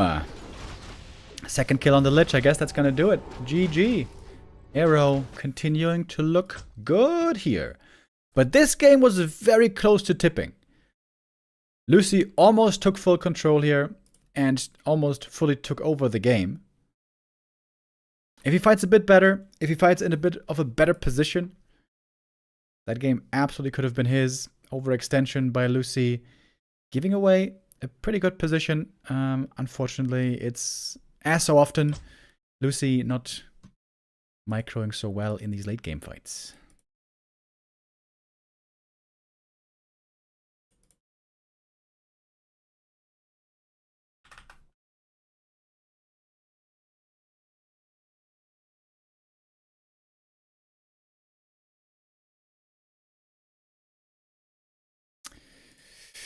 Arrow takes the first map.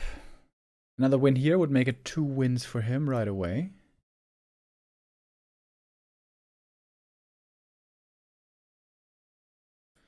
And with 2 wins, he's only 1 win away from first place. He would be only 1 win away, I should say. Crypt Lord first! Oh, damn! Luci!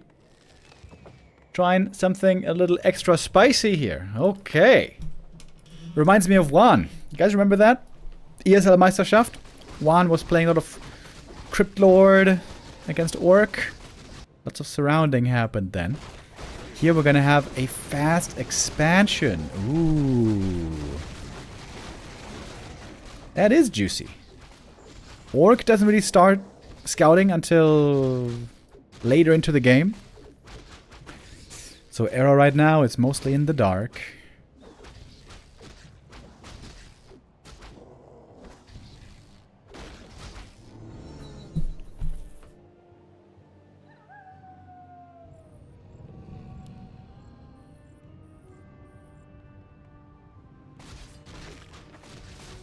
Player's forces are under attack.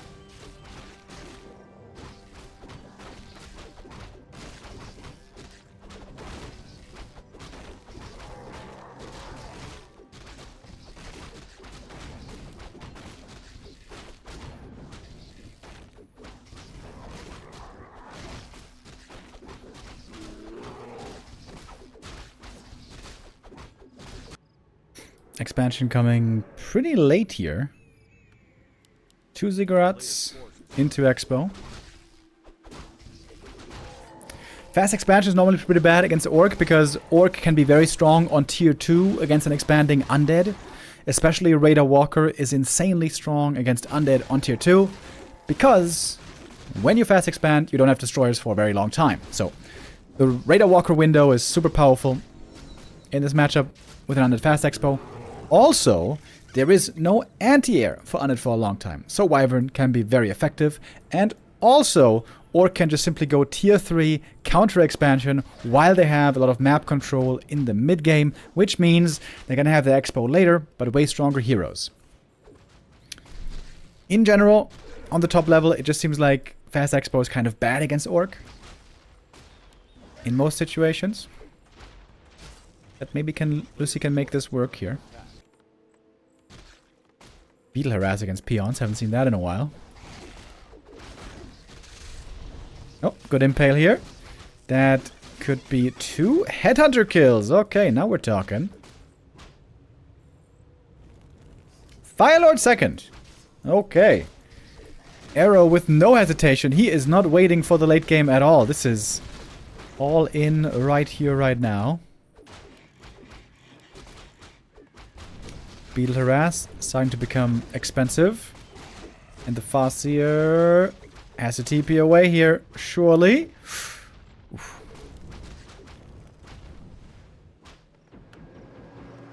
Back at home though, there is a shop. He can heal. A little bit of time to breathe for Luci. He's not Tekken. And that Crypt Lord now is going to be low mana for a very, very long time.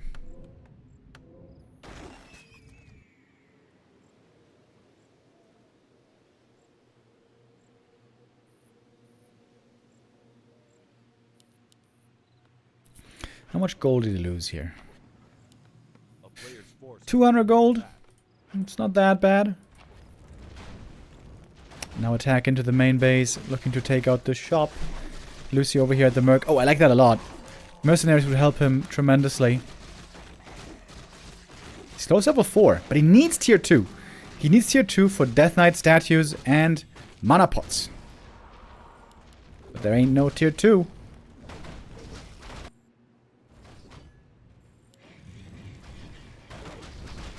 Towers coming by Arrow. Okay, I would love to see a shop here actually the most.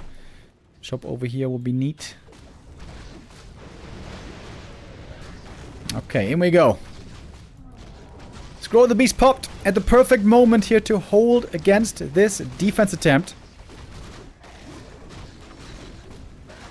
Level 4 Cryptlord though. Maybe Luci can break this contain right here. He's got a lot of small units. Trying to fend off this attack. Needs to summon the skellies though. Where the skellies at?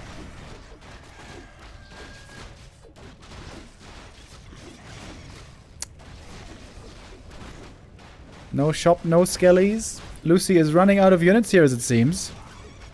Farseer running low on HP as well, but he's almost level 4. Now we have a level 2 Fire Lord. There's the shop now. That's the right call. Luci also really should have made a shop here. Luci trying to spend his money as fast as he can. Mud Golem not living for long. That's level 4 on the Farseer. No items, but good levels. Good items on the Fire Lord, actually. Slippers and gloves are really nice for him. Oh, the wolf surround! Oh, sick move! Wolves surround the the Crypt Lord, and that's Crypt Lord dead, and I think that's GG. Luci starting off with a win here in this tournament against Sonik, but this one is looking a lot now like the 2-0.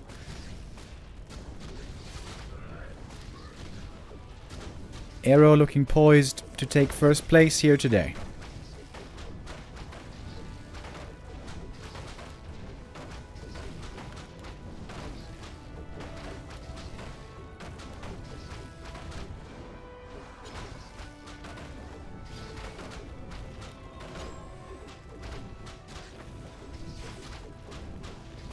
Crypt Lord back from the tavern. Luci not surrendering yet. Almost right away, and then it's around again.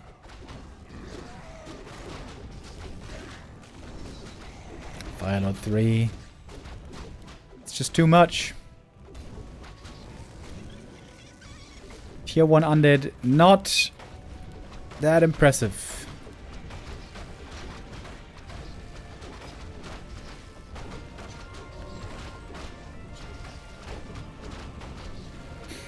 I'm not familiar with this orc player, but they're a blast to watch.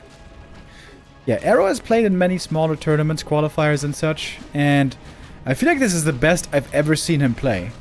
Of course, also, you look better, you know, depending on who you're facing.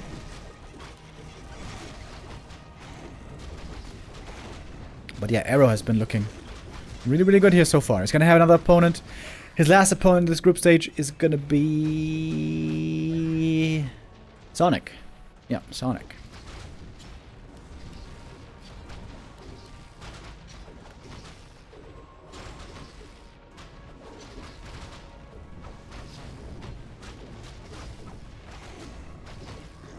Ensnare's now very good for picking off these targets one by one. Ensnare plus Headhunters, very good combo. And one by one, and that army is being decimated. I wonder if Farseer should go Chain Lightning or Wolves. I feel like Wolves would be better here. He is indeed going Wolves.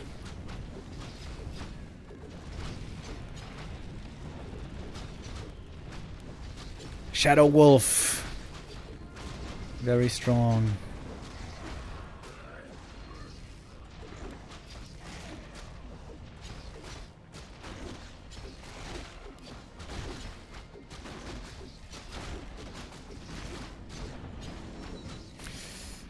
Crypt Lord made it to level 5. He's got level 3 summons as well, but not enough other army, and indeed still no tech. Yeah, that's also why Fast Expo can be quite hard for Undead in some matchups. Undead is the most reliant race on tech.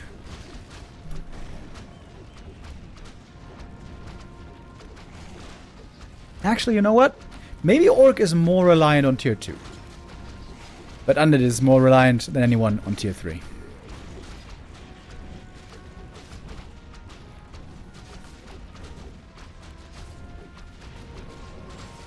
Oh, Crypt Lord getting zapped. And that is GG. Arrow with the next win. 2-0 here against Luci. 2-0 now in the group stage. Arrow looking very good. That was very good. Very nice. Arrow our favorite right now, it seems, to win this group stage.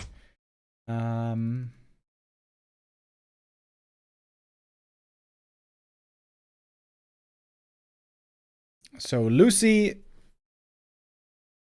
No, wait.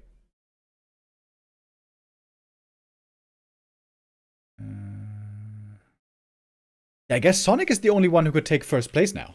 If Sonik beats Arrow, then he could take first place. Other than that, it seems like Arrow here with the 2-2-0s has the first place booked already.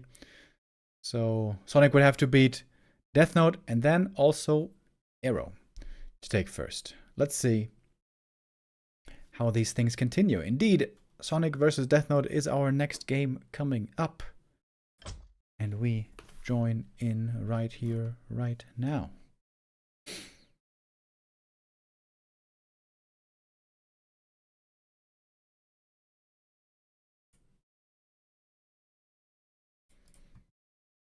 Remo, what do you think about Unholy Frenzy having Dispel effect for enemy targets and Banshee AMS providing Dispel for when it's applied? That would be too strong if AMS dispelled. I suggested Unholy Frenzy having Dispel, but Blizzard decided to go another way. Now there's the Dispel, you know, dagger. What's it called? Wand of Negation. I think the wand is fine.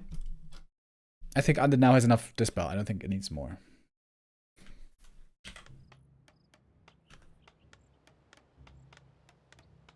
Off we go. Map number 2. Deathnote and Sonik. 2 legends from Europe.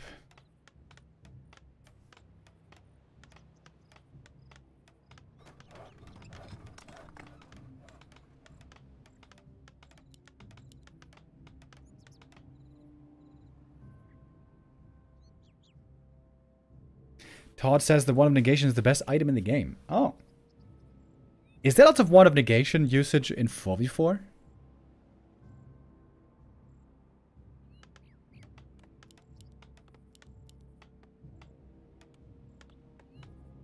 Gotta admit, I haven't seen much 4v4 lately. Alright, we can fast forward a little bit here at the start. Demon Hunter for Sonik, going for an ambitious camp early. Gonna be a quick level 2. This does take a lot of Wisp repair though. Deathnote so far is none the wiser.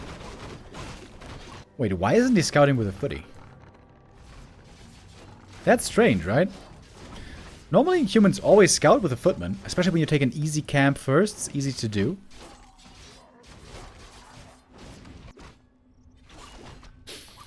Demon Hunter here. Invoke Potion, that's pretty good. Level 2, that's pretty good. AM items also pretty good.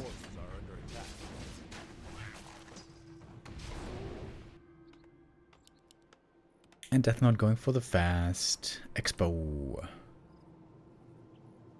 If I had to guess, I would think Sonik is gonna go tier 2 all in with mass dryads. And maybe even like a weird second hero, maybe like a Fire Lord. We've seen a lot of Fire Lord out of Sonik over the years. He seems to be a bit of a fan.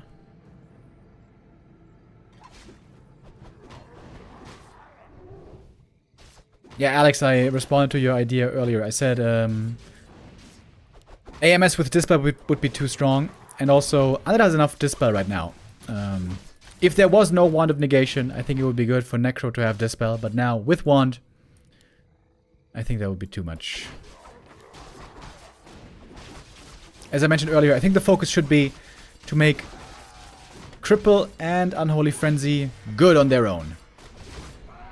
Oh, Mana Burn Steel, that was nice.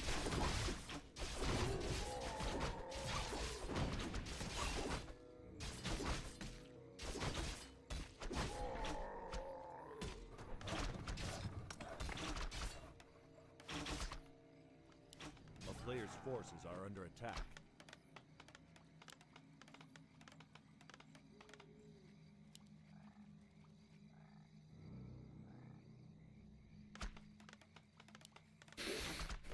I forgot to mention this idea goes with removing the wand. Yeah, like I said, I think would have been better to give Necros Dispel. But I'm pretty sure Blizzard isn't going to remove the wand. They added the wand, they put in the work, and it was a success. Wand of Negation is a success. Removing it now would be kind of weird.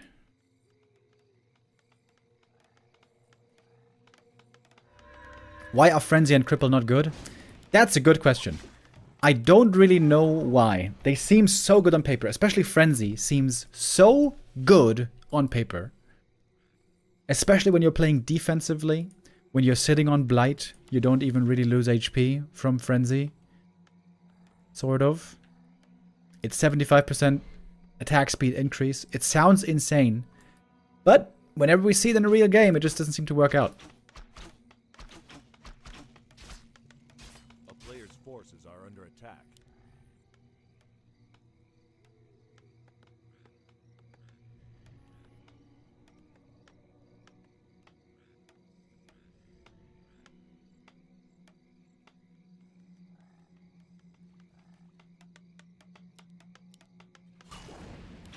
Naga second. No flashy hero here. Archmage.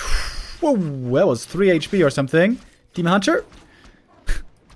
Both TPing out on a sliver of health. Shop timing though good. AM can heal right away. Deathnote, I think not in a bad position here to hold. Sonik so far seems not interested in counter expansion.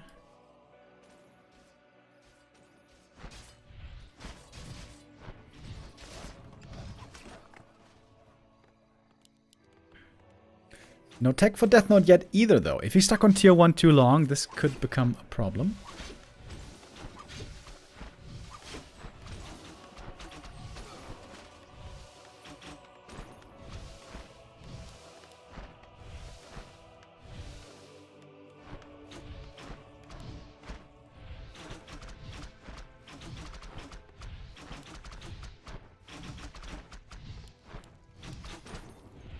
Speaking about Necros, by the way, one easy way always to buff spells, it's very easy actually to buff spells, is reduce mana. That's the easiest thing to do. If you reduce mana enough, normally things will be effective at some point.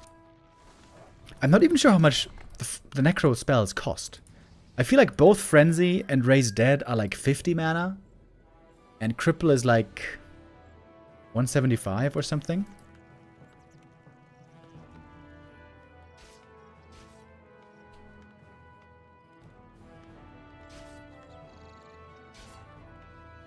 Hold on, I'm looking it up right now. Necromancer. Raise Dead is 75 actually, and Frenzy is 50. And Cripple is 90. Oh wow, I guess that was changed a while ago. 90 mana only, that's pretty damn cheap actually. But most of the time, if you first have to get master training for a caster to be good, then they're not good casters.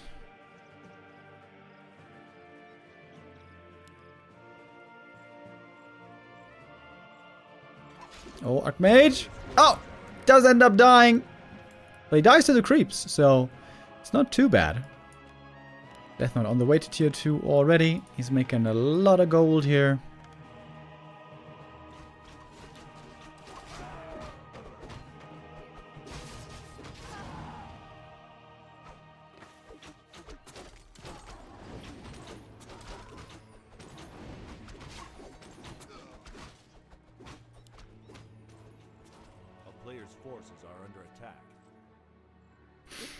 AM has to play a very scared game here so far, just running away all the time, but soon he's going to be strengthened a lot by the supporting cast.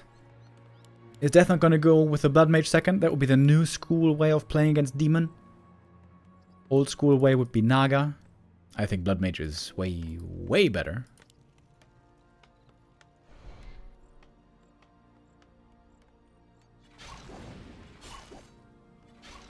If Necros get buffed, they will avalanche due to all previous micro buffs. Yeah, that's a nonsensical statement. You can't just make a broad statement like that. It's always a matter of how much do they get buffed.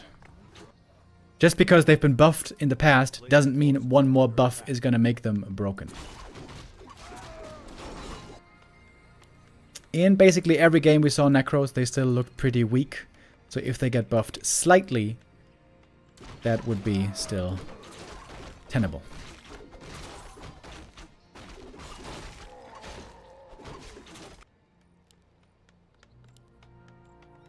It is Blood Mage, by the way.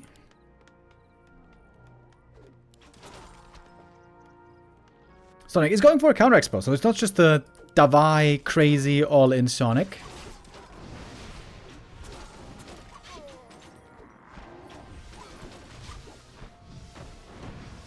Sonik would love to fight right now.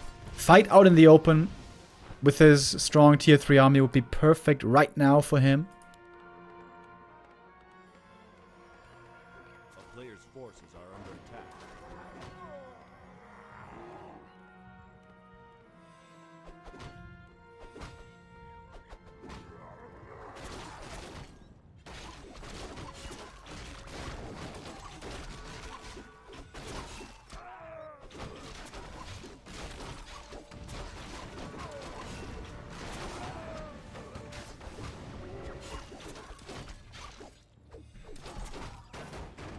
Deathnote thinking about engaging here. A player's forces are under attack.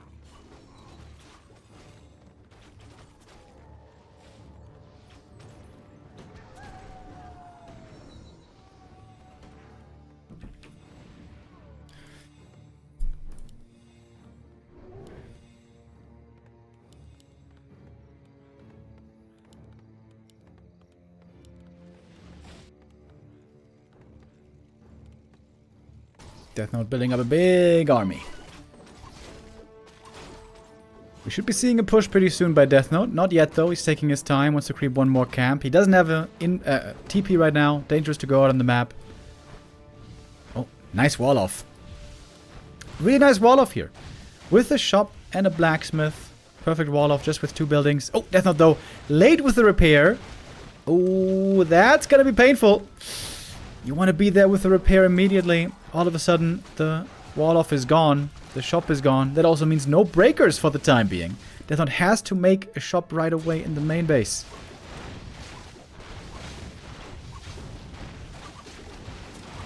Sonik though in a weird spot now. Oh, the heal ward positioning is really good. Wow. Deathnote can't get to it. Now he can. Watch Elemental Summon. Takes it out finally. This is a good attack by Sonik, though. He does have a staff. And he gets away with all the bears. Oh, wow. That was a fantastic attack. Well done by Sonik. And the more production rounds he gets in, the better it is going to be for him. Nice little path of retreat right here. A player's forces are under attack. But we got the big human army now. The Death Ball army is pretty much assembled. But Deathnote needs more heal scrolls. You really want to have some heal scrolls here normally.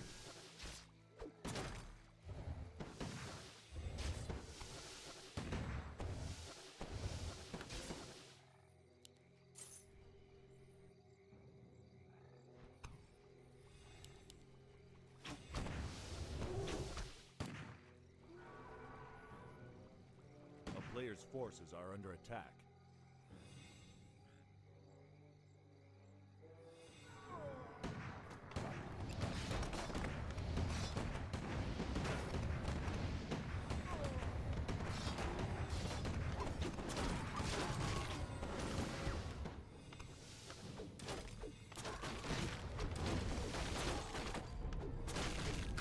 Alright, Deathnote, can you win the game right here, right now? Oh, here is the Fire Lord!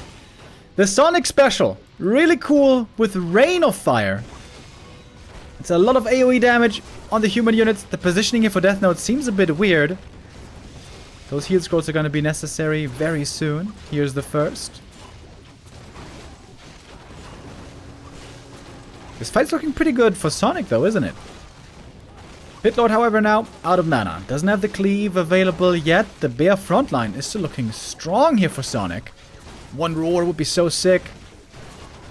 Does he have Mark of the Claw? He does, actually. But maybe Rejuve is more important. Oh, seems to be a close fight here. Deathnote, can he break through? He's going to kill the Pitlord, but it's not a big kill, really. It's going to be an easy hero to res on level 1. Bears are still fighting. Demon's still fighting. And looks like Sonik is holding this well. Oh, getting more and more kills. Remember, if Sonik wins this game and then beats Arrow, he could still take first place here. Very close fight. Demon Hunter has to TP out in the end. Blood Mage! 3 HP! Oh! Goes down! The last shot from the Naga. This makes Sonik the winner of this fight for sure. I mean, he would have been regardless. Look at the supply difference. Very nice hold. Great attack first. This created so much space for Sonik. Very well done.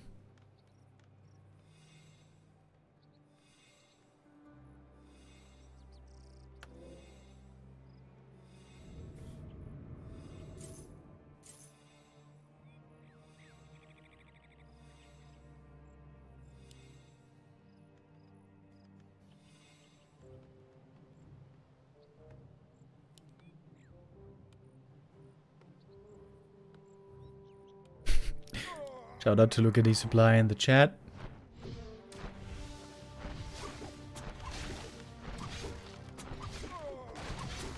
Yeah, Sonik seems to be too big to fail now. Triple hero, lots of bears. Only thing he's lacking is upgrades. Upgrades are actually super good for the Night Elf army. Archmage, uh-oh! Getting surrounded there by bears. That ain't where you want to be. Demon are taking out a lot of peasants here. Now the bears taking a lot of damage from the blizzard though. AM looks pretty underleveled here. Oh, TPing towards the Demon Hunter. That could be a bit dangerous. Oh, he's right next to him! Who is trapped with whom? Level 5 Demon. Archmage almost falls. Sonik though gonna TP out now to save the first hero. And he saved him just in time. This is very well done by Sonik. I feel like against Luci earlier, Sonik didn't look that impressive, to be honest. Also, he seemed to be playing a bad strat. Keeper and Panda. Not really very reliable late game heroes. Even the Panda these days, sadly, with his bad Breath of Fire.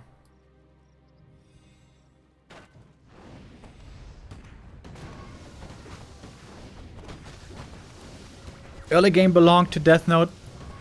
Everything else so far seems to belong to Sonik. Then again, though, got a lot of bears here, very hurt. Oh, there's a Ring of Protection on the Naga. That would be very good on the Demon Hunter.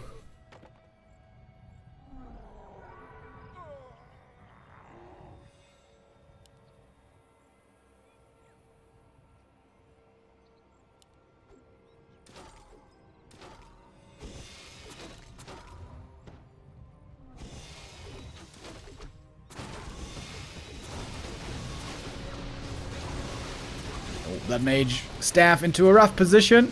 He brought the heal scroll. That one's needed right away. That is indeed the last heal scroll. Big mana burn. Minus 150. No blizzard anymore either. We get some detonates even from the wisps. Sonik looking really, really good here. This is going to be his game for sure.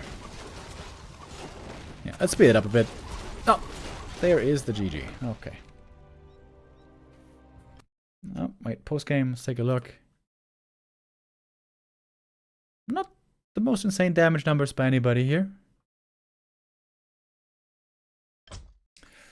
Sonik with a very good start into this best of 3. Can Sonik win this and then also beat Arrow?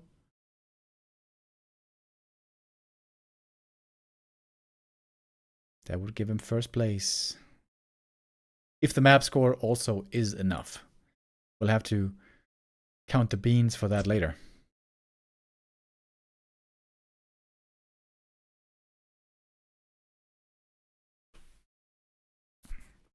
Map 2, Hammerfall. Coming right up.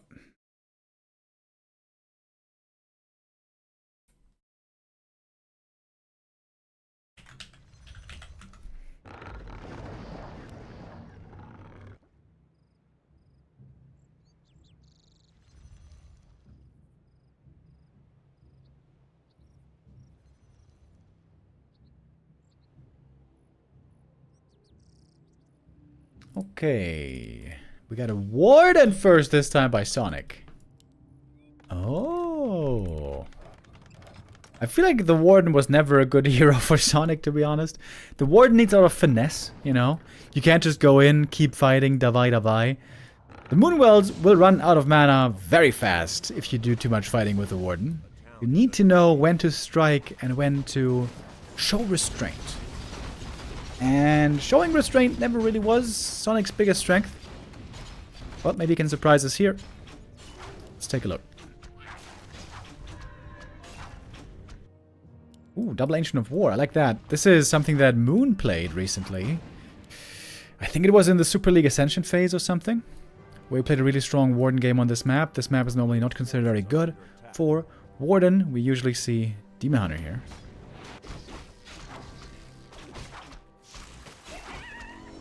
Thank you, Zuron, with the resub.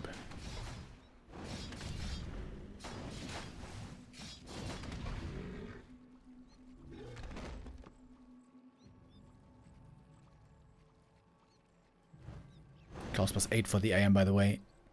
Phenomenal. Oh, Warden going on a little harass mission. AM at the same time. Looking for his target. Archers in trouble. Peasants in trouble. There's only level 1 Fallow Knives. It's not really much damage yet. Oh, bit of a waste on the Water Elemental here. Good Shadow Meld though. And 2 kills so far onto these peasants, but Sonic can't get in here. Unless maybe he blinks.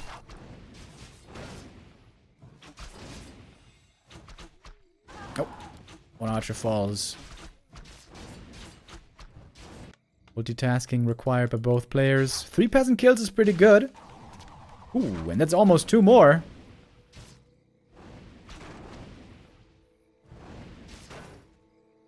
Archers trying to hold by themselves. Wait a minute! It's 5 peasant kills total. That's pretty good. Militia support a little bit late here. Issue for Sonic though is he's not teching. Just tier 1 this whole time.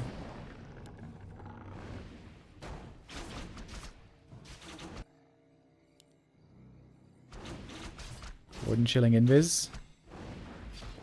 Oh, archer kill. That's a bit more experience for the Warden.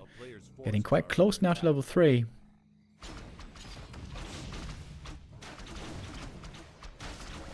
It's a lot of archers again. Sonic has looked very fond of the mass archers here so far. Dust of Appearance will be pretty sick. Oh, that is a double kill with the reveal. AM about to hit 3. Same for the Warden.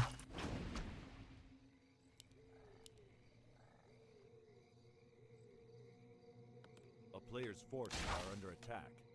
Oh, peasants trying to save themselves? Nope. That tower ain't finishing. Wait, why is the Warden not attacking the peasants? So many reveals. This costs a lot of gold for Deathnote as well. I guess he kind of has the gold. I like 1 archer now here. That one can snipe the peasants. Town is under siege. Very difficult game to multitask. It's another archer dead. Good surround here. And that's Warden level 3 finally. Both players so far refusing to retreat. Quite interesting. Perhaps now it's time for the Warden to go back. Perhaps not. There's not even an arcane tower in the main base, by the way. Oh, big Fallow Knives! Huge damage against these peasants. And still... forces Okay, are that didn't make sense for anybody except for me. a town is under siege. Good saves here on the peasants. Oh, maybe not so good. Warden. Playing a dangerous game here.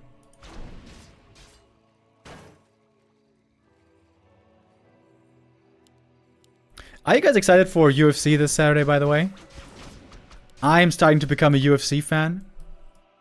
This Saturday, it's Cyril Gahn versus Tom Aspinall. I am excited. Oh, Warden! Ooh, TP home, but can she survive? There's footies in the main. Little bit of moon juice. And now daytime. It's gonna be a long daytime.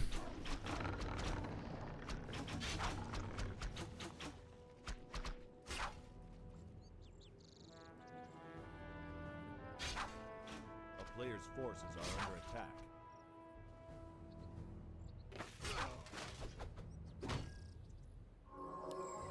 I would say Deathnote has the lead here. Having 2 bases, being equal on tech. But this is a Warden. If the Warden ever gets level 5 and 6, she can come back from any game.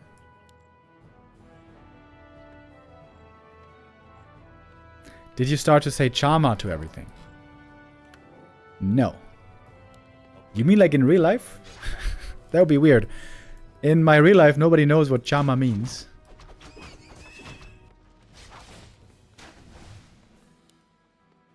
It was kind of cold-blooded, though, after the fight when Alex Pereira went up to Ankalaev and just said, Chama. Oh, shit, the Warden. Oh, that's not good. Warden going one step too far here.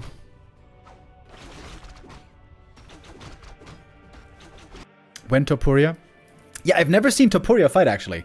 I started becoming a fan with the DDP versus Chimaev fight. That's when I started getting invested for whatever reason. And then DDP just got completely giga slammed. That was big letdown. But yeah, since then, what was that UFC 319, 318, whatever. Since then, I've been kind of invested.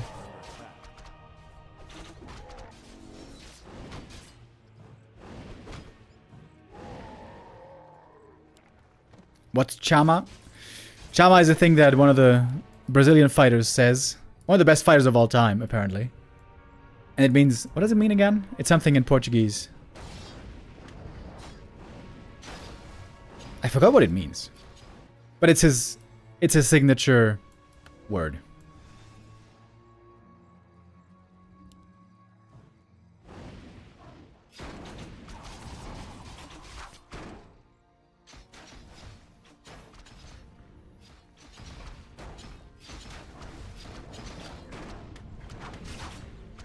Warden needs some mana. Without the mana, what can she really do here? Sonik needs to stabilize. Normally, you need to stabilize with tier 2 units. But we have none here. Okay, that's a quick GG. Deathnote takes map 2.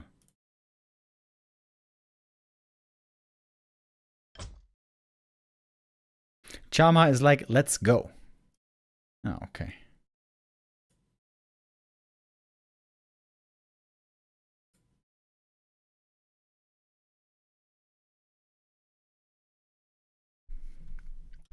Okay, we're gonna have a third map decider.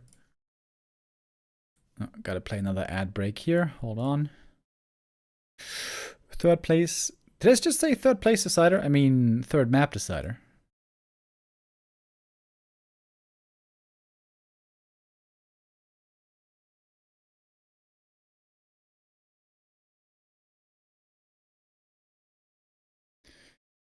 And third map decider is going to be Concealed Hill.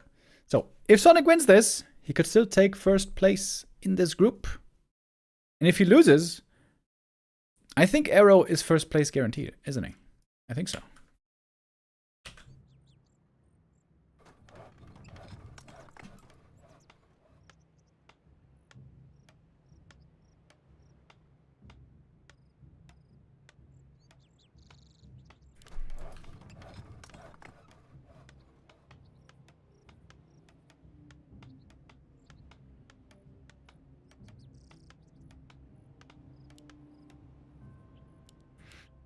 Sonik with his very own base build.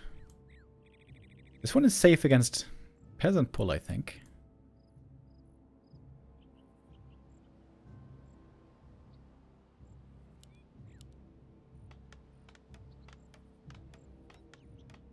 Alright, let's fast forward a little bit here. I also need to get myself some water. Oh, Keeper first! Let's go! I've been loving seeing a bit more Keeper first play again recently. Moon, for example, has been doing it on some maps against Human. It has mostly been failing, though, because the Keeper is just kind of weak right now. A little bit too weak. Like I mentioned earlier, Keeper would need some small buffs to make him better again. I'll be right back. Get some water.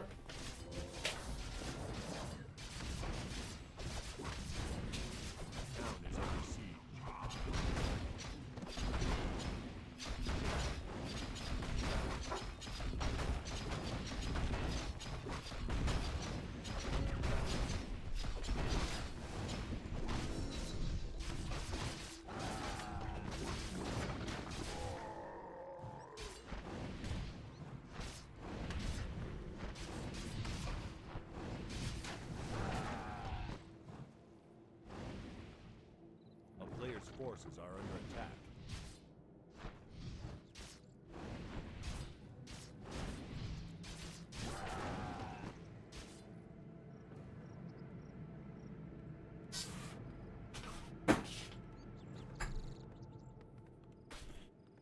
Okay.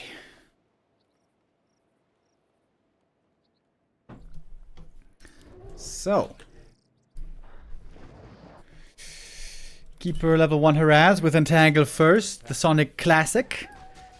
I gotta say, I really don't think this is better than Entangle, better than Treants. Oh my god. What is going on here? Sonic with a shop creep at the green camp. That is very cool. While harassing with the Keeper.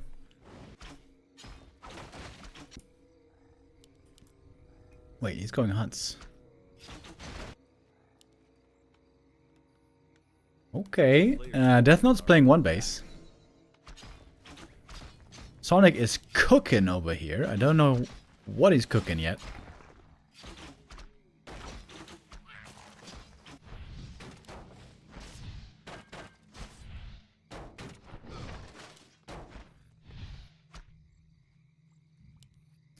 Losing the shop is going to be painful, though. That's the downside of building a shop here. Yeah, shop plus whisk, that was like 150 gold. It's annoying. One peasant gonna go down in the main base. Keeper now very hurt, very much out of mana.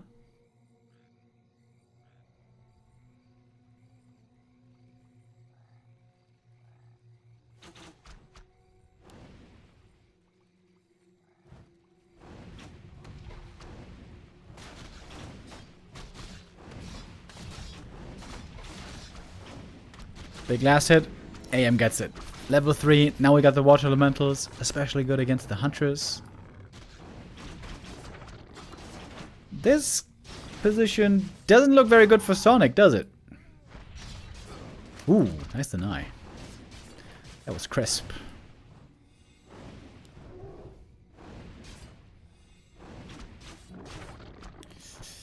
Sonic's struggling a bit right now.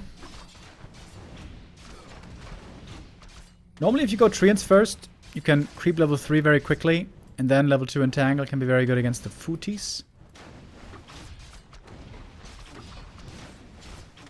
Maybe Sonic thought he was facing an expansion, and that's why he wanted to be so aggressive. It's not working out very well at all at the moment. Especially considering against rifle casters, he's not going to need hunts, he's going to need tier 3.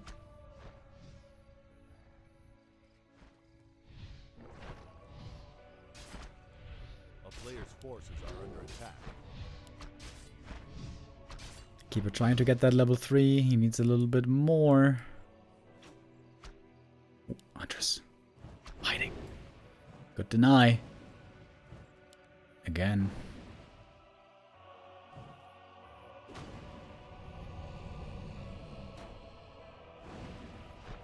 Fountain's very good for Huntresses. Makes this the best Huntress map.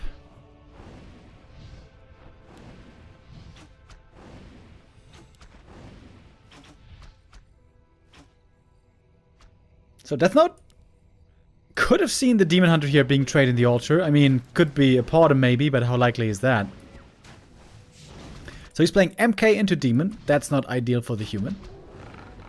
Maybe there's some hope here still for Deathnote. Maybe, but... Man, he needs some bears. Needs some bears real soon.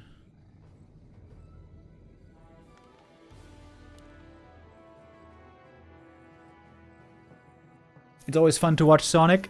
Yeah, it's always very interesting, definitely, to watch Sonik.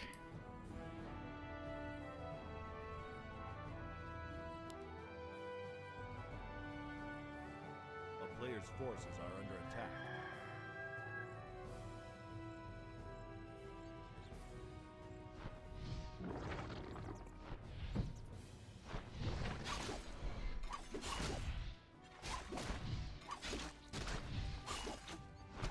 Hunts versus Rifles, Kappa.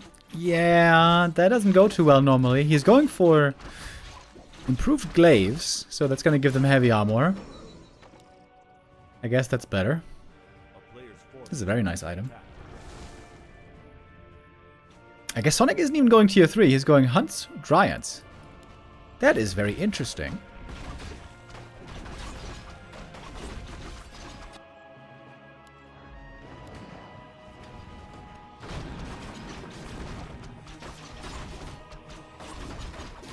Demon are trying to get Zolo experience here.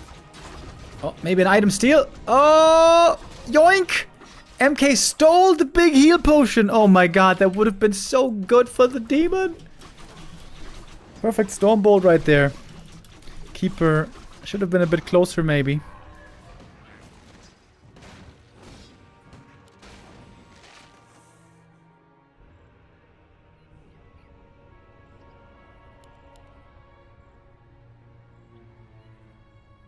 I feel like Sonik makes too many archers.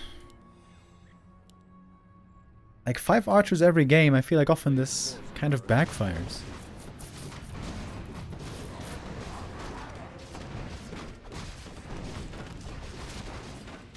More creeping by Deathnote. He's got really good items on the MK now. Rings and heal potion, boots, and a heal scroll. Oh, no D-Spell yet. Entangle, easy kill on the first rifle.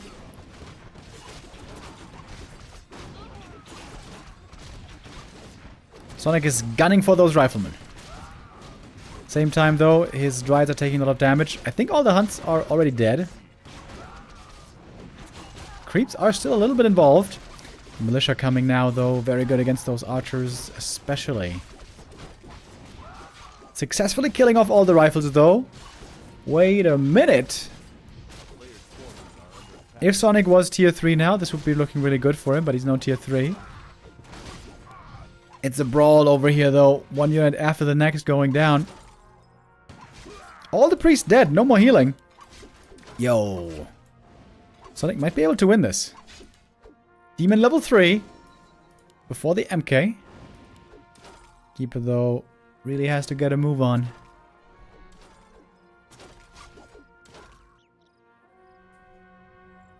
And it's just mass Dryads.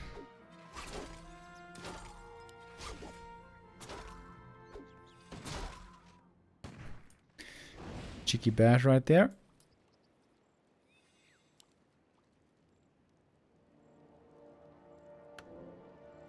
A player's forces are under attack.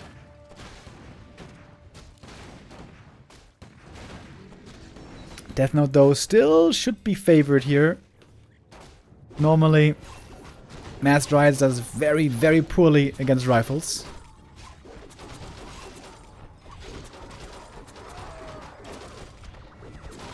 Free healing for Sonik, really good here. Something he badly needs. He's gonna get to Rejuve Bears pretty soon though, on the way to tier 3. Demon Hunter, I mean the Keeper. Invuln on the wrong hero! Oh my god, Sonik. No, what? Ay, ay, ay. Didn't pull the TP in time, and then he wasted the Invul potion. But maybe he can still win the fight here.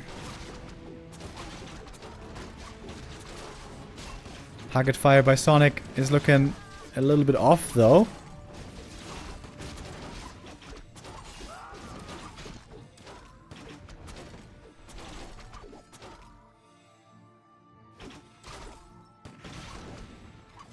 Low on the rifle numbers now. Demon almost getting surrounded. That is one more rifle dead. Level 4. Oh, that riot runs back into its demise. Sonik wants to keep on fighting, of course. Davai, davai.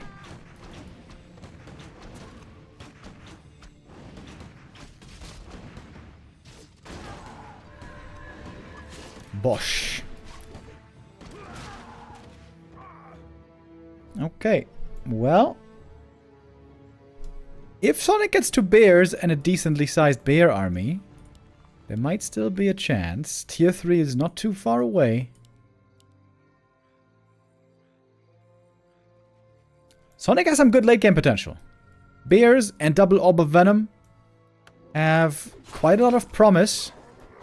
But he needs to survive for like another 5 minutes. Deathnote needs to close the game.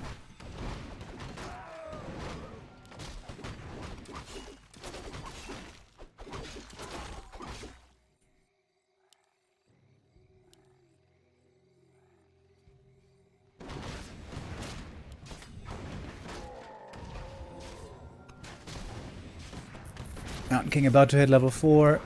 Needs just one more kill. He's looking very strong also. Way better items than the Demon Hunter. Demon is basically nothing, which is quite surprising. Ooh, Riot Scout. Sees the human around the corner. That's pretty scary for Sonik. Does he dare to creep the gold mine? Or is he thinking about a creep jack? Looks like he's thinking about a creep jack right now. Maybe it's smart to just creep the gold mine. Go for a 1-for-1 creep exchange.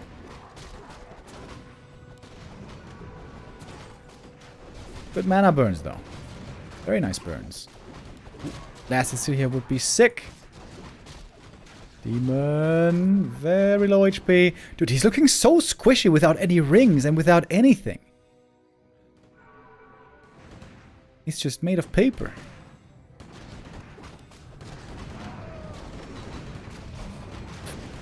Could be a good position here for Sonik. Coming in from behind. MK got the item. Oh, I guess it was the Archmage. Oh, belt. That would be sick for the MK. Demon. So hurt this whole time. Oh. One rifle here could have been killed. Wait, Deathnote TP's out. What? With what? I think Deathnote could have fought here. I feel like there he was a bit too scared. This Knight of Army really isn't big. The demon wasn't even there.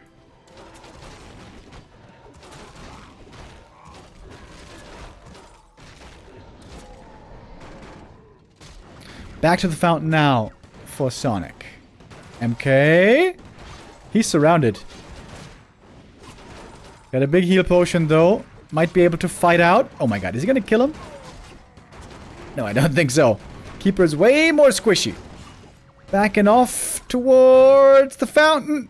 Ugh. Ah, the bash kills him! He wasn't thinking he would get bashed, I guess. And that should do it. That means Arrow is first place for sure. With the 2-2-0s from before. Yeah, let's fast forward. This game's over. Human heroes now, too strong. This MK, such a G. Oh, look at that. He's got plus 14 strength. 1,350 hit points.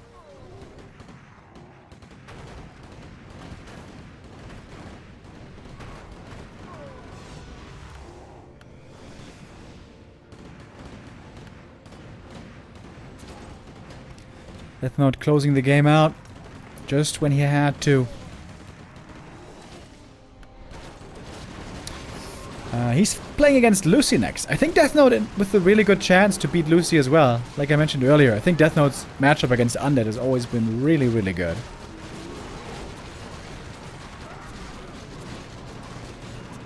AM even ended up dying, but it doesn't matter.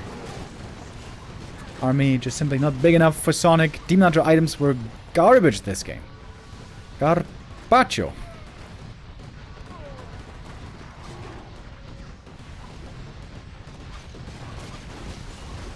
And that is game. So, Deathnote with 1 win, 1 loss. Going up next against Luci with a chance of a second win.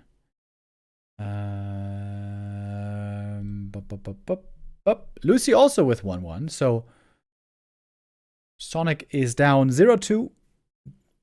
Arrow up 2-0. Luci 1-1, Deathnote 1-1. It looks like likely Sonic's going to get last. Arrow first. And then between Luci and Deathnote, the series right here to determine second and third place, I think. Og. Champ. Okay. Let's get into it. Springtime for our first map between Deathnote and Luci.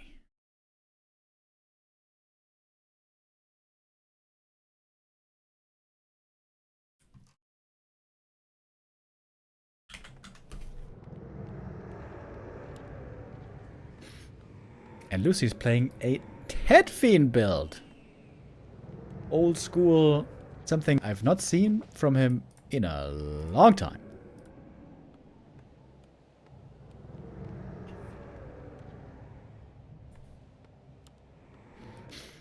There we go. DK first. Archmage first.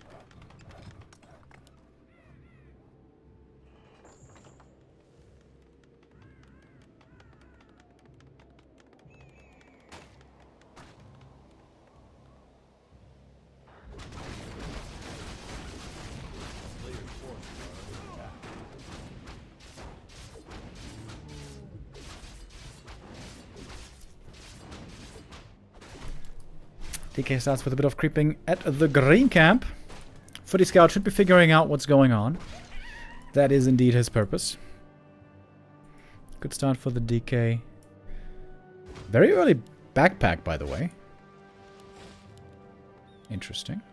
Slows down the tech a little bit. That means the first Fiend can bring Rod, though. That's pretty cool, actually.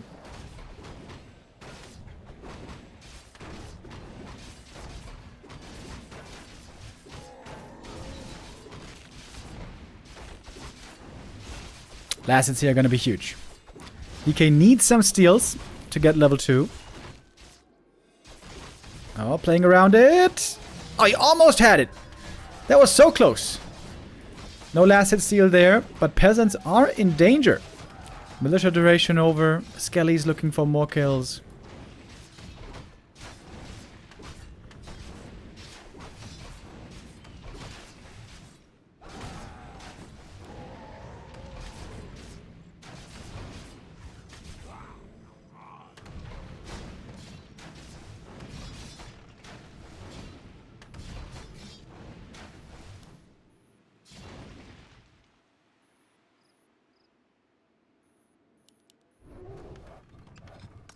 Alright, Deathnote now, setting up the expansion. I think that was a decent harass by the DK. Ideally, want to get level 2 right there. Didn't make that. He sold the gauntlets. That seems a little bit criminal. Here comes the Fiend with the rod. Good scout by Deathnote. Sees it early. Nowadays, not many undeads play the Ted Fiend opening anymore, but of course, back in the day, we used to see this all the time. So many humans still have, you know, a lot of experience against this, even if it's not very fresh.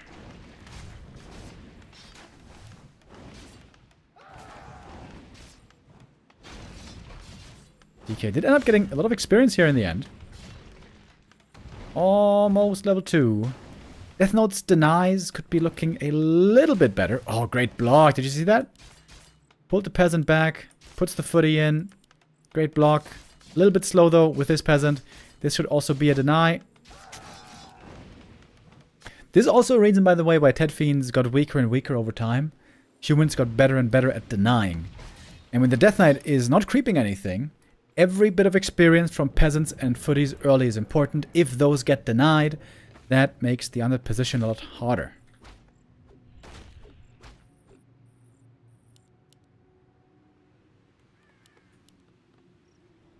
As I mentioned earlier, I think Deathnote is great in this matchup. One thing for him to improve on a little bit would be peasant denies. A player's forces are under attack.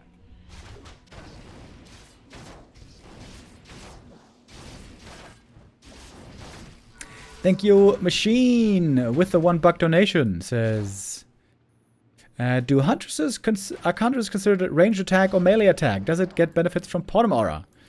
Indeed, they are ranged. Indeed, they get bonus from the Potom Aura.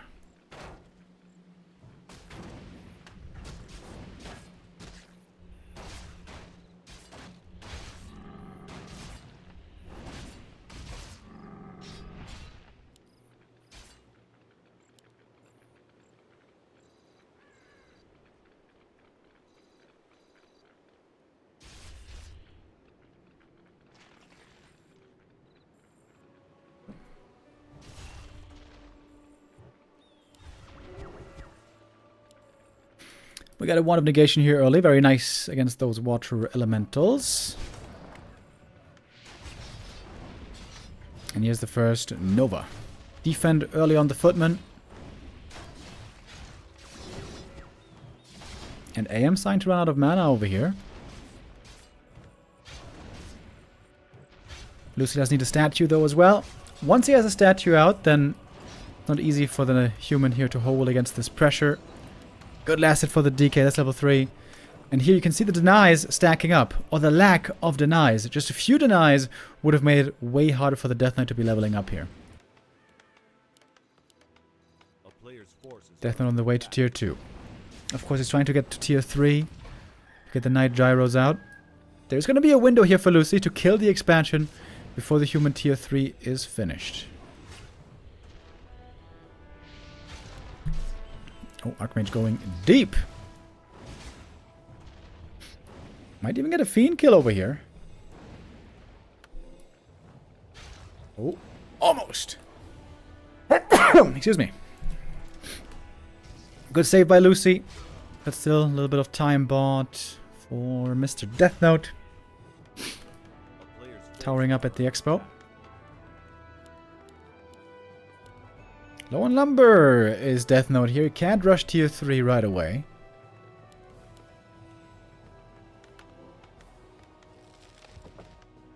Who won Sonic or Deathnote? It was Deathnote. Concealed Hill, third map decider. With a rifle caster push in the end.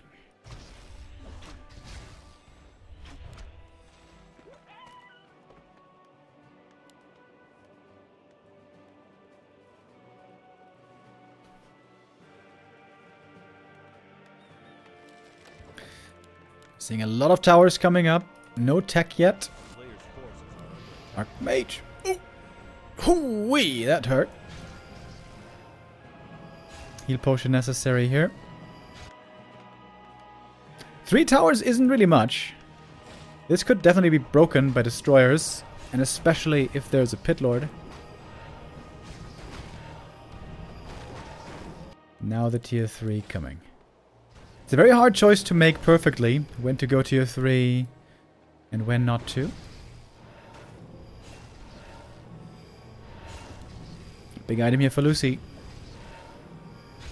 Could be a really good one. Scourge Bone Chimes is not. Stonebolt Surround. Frost Armor though makes this Fiend hard to kill. But he is gonna get it. DK mana is actually very low. I think Luci's statue micro here hasn't been that great with a mana regen. Deathnote looking for another surround. Another Fiend kill here would be enormous. And I think he's gonna get it. Next Stormbolt. Ready now. Boom. 2 Fiend kills just with a handful of footies. Very well done by Deathnote. And also, to be honest, pretty sloppy by Luci. This is never supposed to happen. Never, ever. This was only 4 footies. He lost 2 fiends to 4 footies. That's a huge disaster.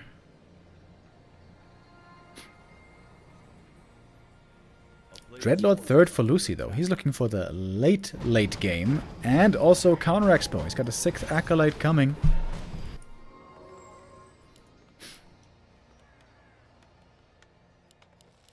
Double racks, double workshop. Pretty normal. Good old Night Gyros. Always been good against undead. Unless there's banshees.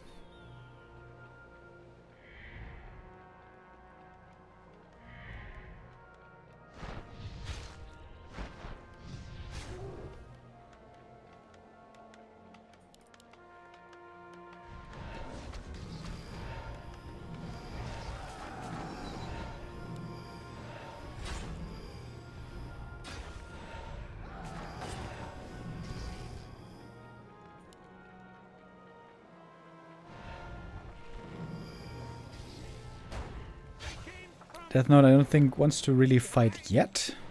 A player's forces are under attack.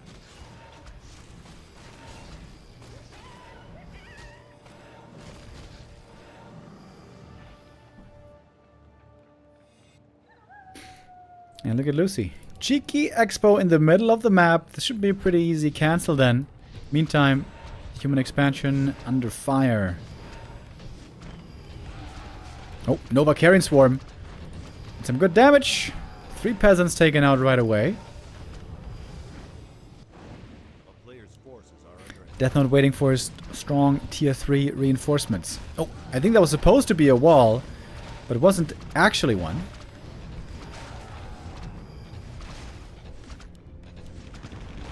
Here come the gyros, though. Very good always against the destroyers. Knights coming from the north. Militia could be coming from the other side. This would make this the perfect fight. But there is no militia being called here yet.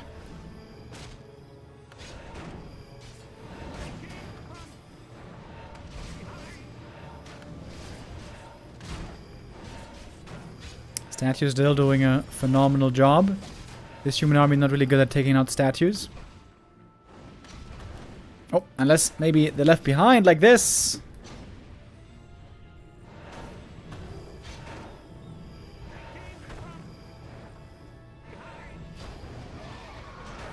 One knight eliminated, but that's gonna cost a fiend in exchange. Level 2 MK. Pally got a first kill already. Carrion Swarm right now, not doing much at all. And as long as Luci doesn't have an expansion, this is favoring Deathnote more and more. Surround on the Lich. But there is an invuln. DK with the TP out. Rest of the units for Luci do get away. And now Deathnote can fully enjoy the rewards from the expo. Going for a Griffin Aviary here.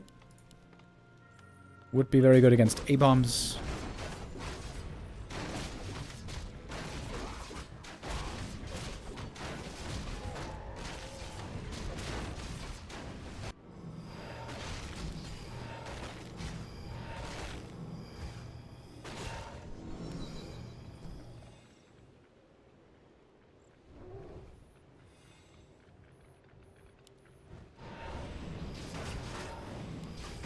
Great timing for Deathnote on the Griffin Aviary, by the way. Ooh, Archmage dies, however. Too slow with the TP.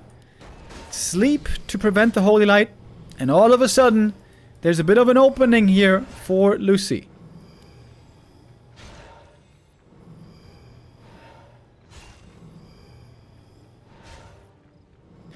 Maybe more than just a small one, even. Supply lead is very, very small. A player's forces are under attack. We do got a staff finally.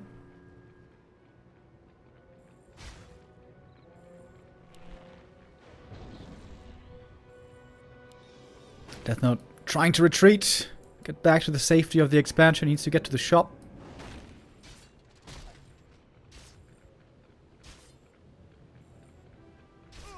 Coil Nova is Right around the corner. TP out.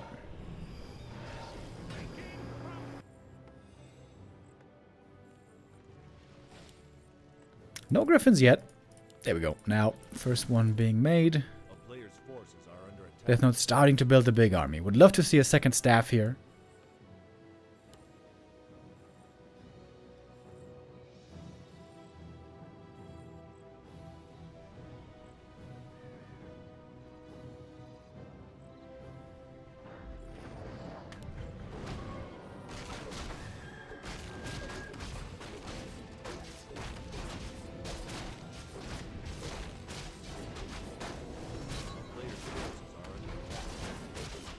Good level up here for the MK, for the Archmage, I mean. Level 4, benefiting all the heroes. And the MK is very close now to the level 3.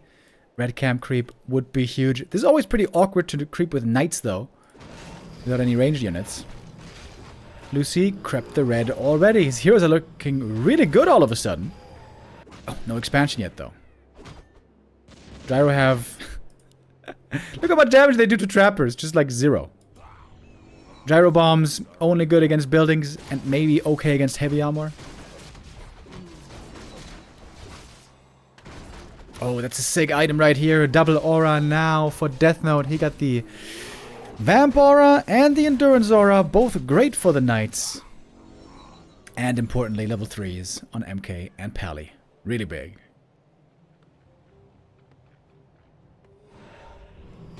Oh, Novacarian. We got it. Locked in. Ooh, almost all peasants dead, but they end up surviving. TP to the expo. One griffin only. You want to try to avoid that one getting webbed if you can help it. Fly in with the gyros first.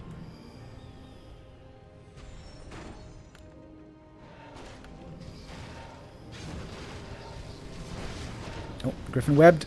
But the fiend might be going down. Blacksmith destruction would be big.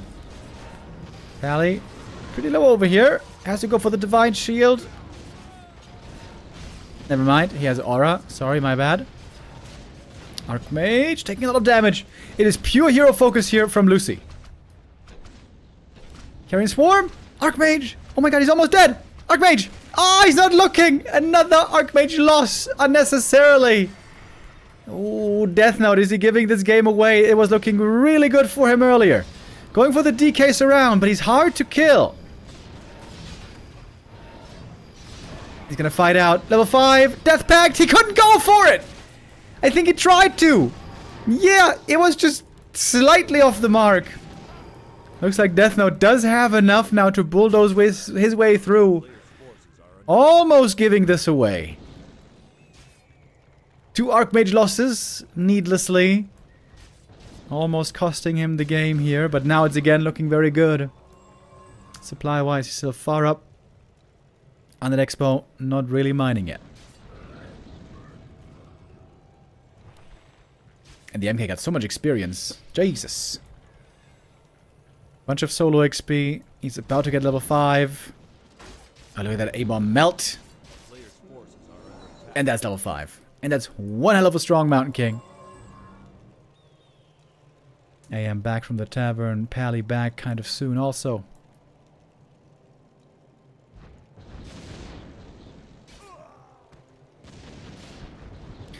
Expansion here is not working out. Not really.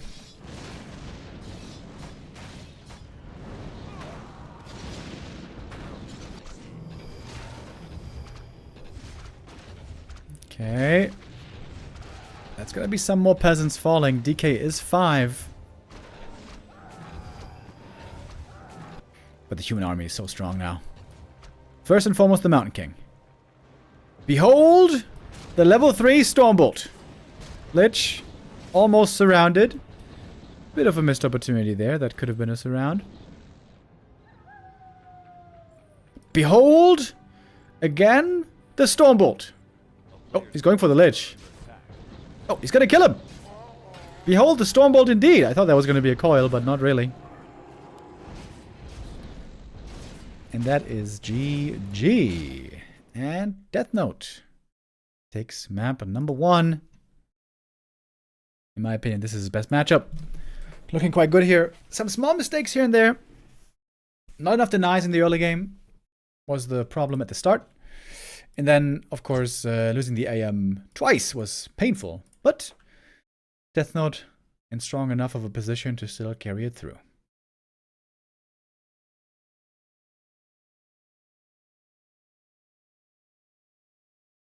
And so we keep on going. Map number 2, Last Refuge.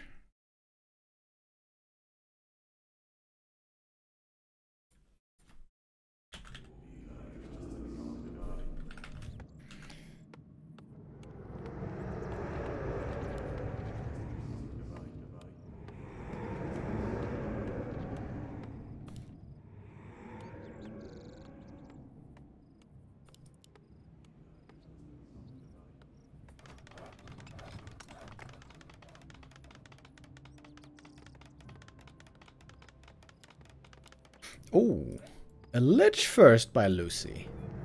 I like Lich First a lot on this map.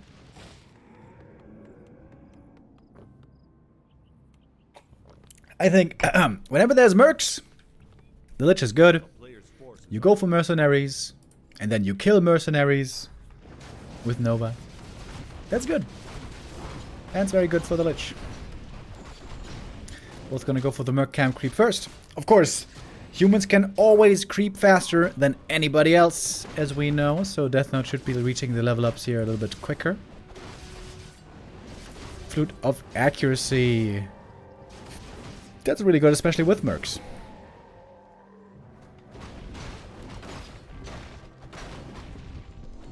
Belt for the Lich. Unlucky. That is almost useless for the early game. The GG item here would have been Robe, of course. Neither was lucky enough to get that.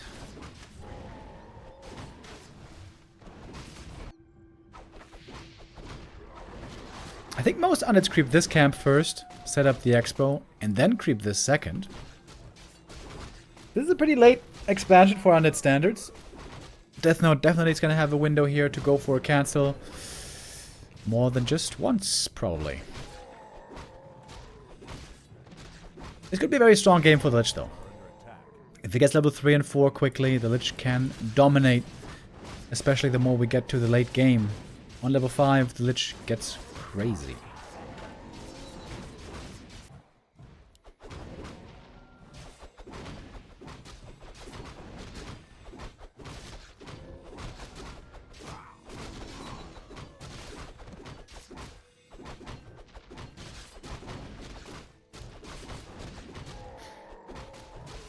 And that indeed is a very quick level 3. Oh, got the ghouls moving out already. I like that as well. Can either force the human back or find some easy kills. This is a good start so far by Luci. This is a very clean early game up until now.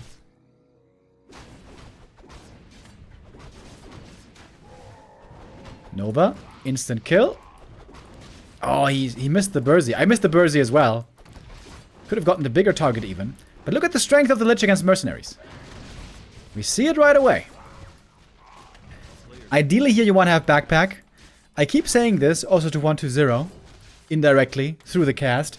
Get backpack. Imagine now, every time he runs out of rod, fresh ghouls come in with fresh backpack. This looks like GG already. What a strong showing of the Lich here. Peasants all killed. Lich close to 4 already. Imagine if he had skellies right now. Outstanding early game. This is a huge lead for Luci. Expo also is finishing. There's no canceling it anymore. That's a crazy good early.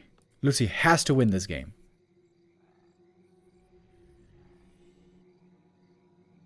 A player's forces are under attack.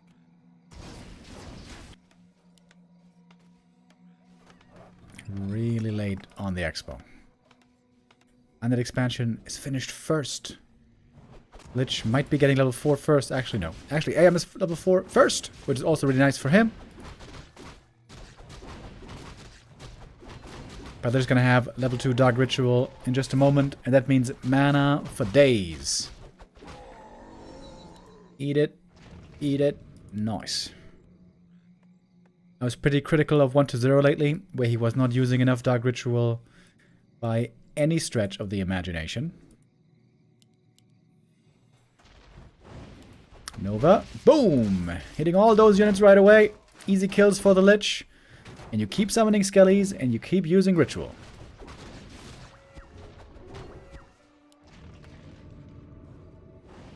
As I like to say, Lich first, you have to play like a League of Legends hero.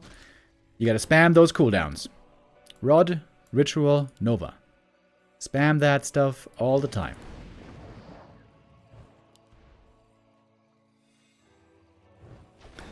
Ritual is ready. Use the Ritual.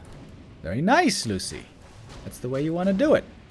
Nova back here. Boom. You can kill another mercenary. Or kill the big one. Look at the strength of the Lich with mercs. Behold, I might say.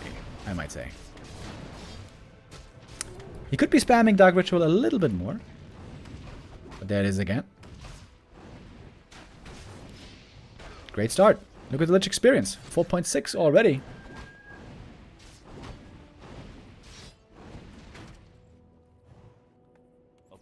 How much is the tech lead? Oh, wow. Deathnote somehow kept even on the tech. That's crazy.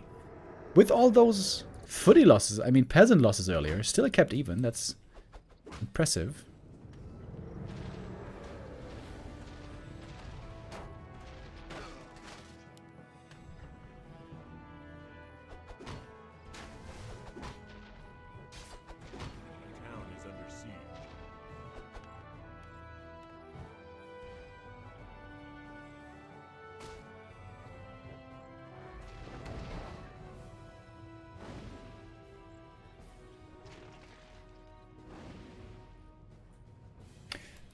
Lots of mercenaries right here.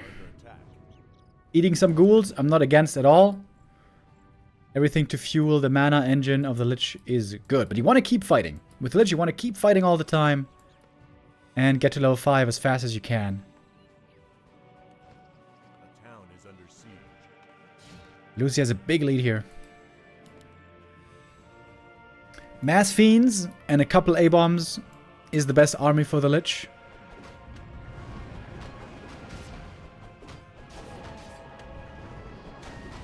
Did he just slow a Water Elemental? That was kind of weird. Luci botching this fight pretty bad. This was not very well done. But he's getting more kills. And he gets the level 5. That's the big one. And now the Nova is a weapon of mass destruction. Deathnote is getting return kills. Close to 5 as well. But the Lich 5 is way stronger than the Archmage 5 in the late game. Look at those peasants. Getting slaughtered. Deathnote was doing a good job finding return kills. If Luci was microing better in this mid game, this position would be even better for him.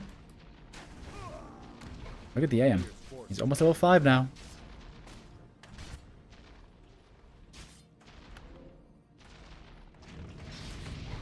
Huge lead still for Luci. He is entering the late game with level 5 already. This is phenomenal. He's making gargoyles. Wait, what? What? Why? That's gonna make gyros premium. Gyros are very good already against Gargs, and in this game, they don't have to be afraid of Nova. Because they're mechanical.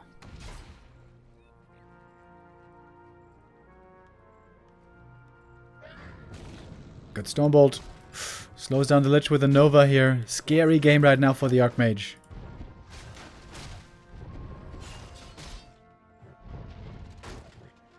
Why is he going Gargs?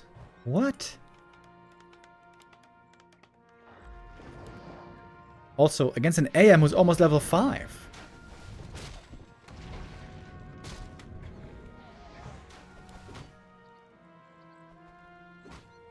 Archmage still living a dangerous life. Nova has to TP. This time in time, but not to the expansion. He's gonna be right here. And I think he's dead.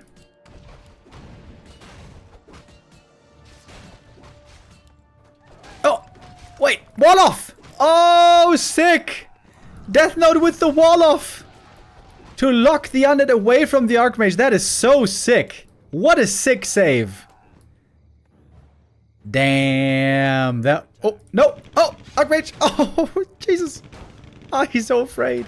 He's so afraid. One more Nova and he's dead. Hold your breath. Oh my god. AM does somehow survive. Super cool. And Luci is committing to the Mask Arcs. He's going Dreadlord. His hope is he's going to get high-level Dreadlord and then kill the Gyros with the Dreadlord. But normally, you need level 5 Dreadlord for that.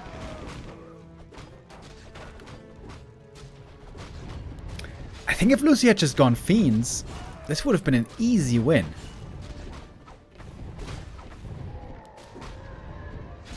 It's still a lead for Luci.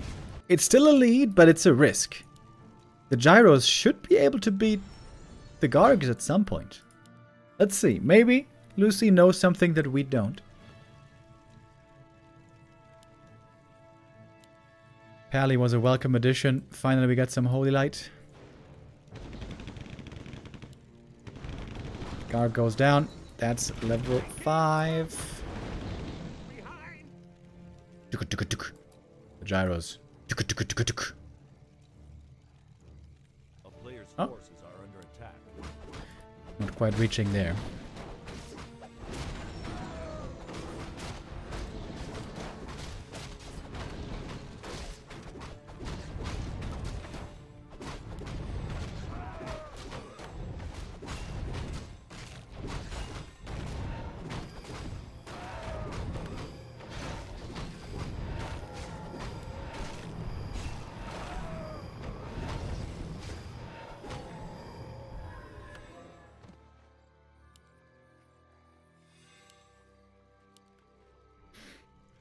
Okay. Somehow, Deathnote has a supply lead right now. That seems crazy.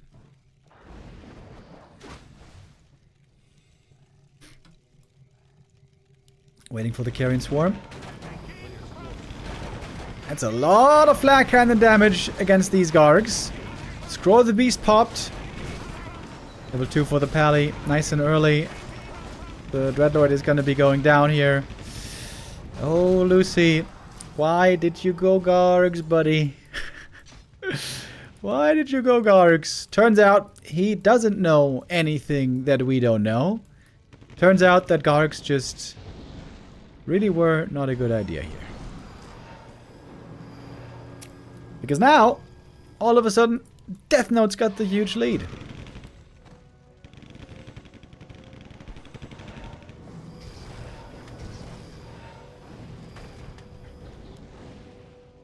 That's the thing about Gyros. They cannot be hit by Nova.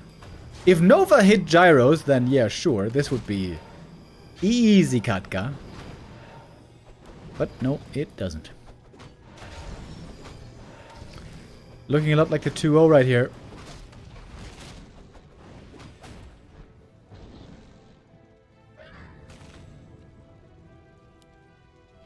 What's the last game? Sonik versus Arrow, I think.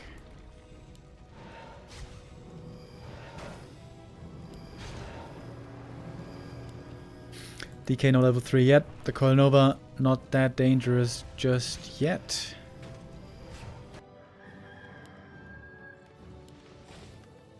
A player's forces are under attack. Luci now going into Fiends. I guess the good thing is he's got triple crypt, so he can make Fiends very fast.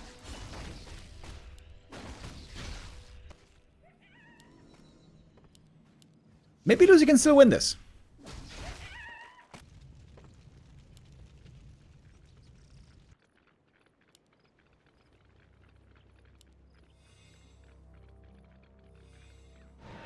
A player's forces are under attack.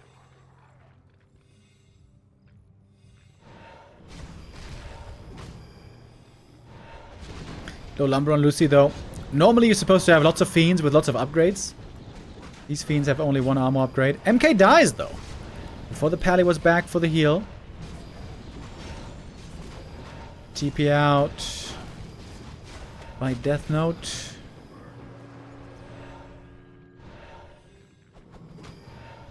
Okay. Alright.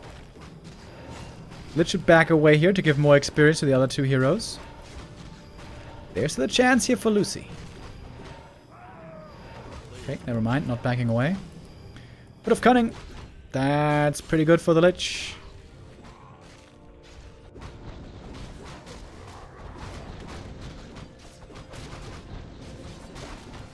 Big level up here for the pally. He gets to 3. Got some nice defensive items.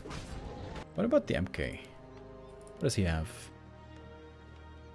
Mana Stone, Ring, pretty good. But no level 3. MK really needs level 3.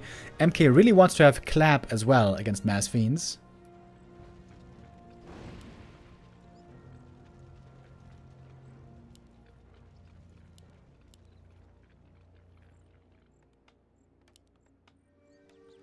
A player's forces are under attack.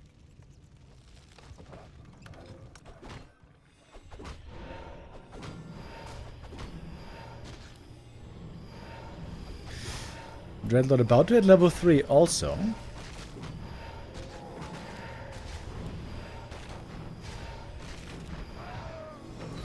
Upgrades are going to be very important here. Fiends now on 1-1. We got the Knights on only 1-0 so far. 2-0 coming. No Sundering Blades yet, by the way. There's still a lot more upgrades that Deathnote needs to get. He's got a weird army, by the way. This is a bad army against Mass Fiends. This is really bad against Mass Fiends. Pendant of Energy. You want to get that one.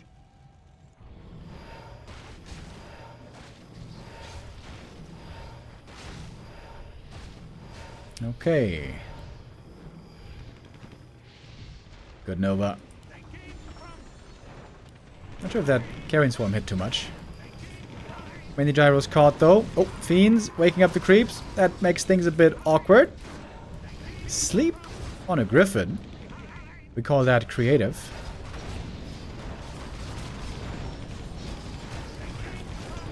Lich needs to spam these Novas. On cooldown. Bad position here for Luci, by the way. Getting flanked by the militia. Lots of damage on that Dreadlord. Tons of damage.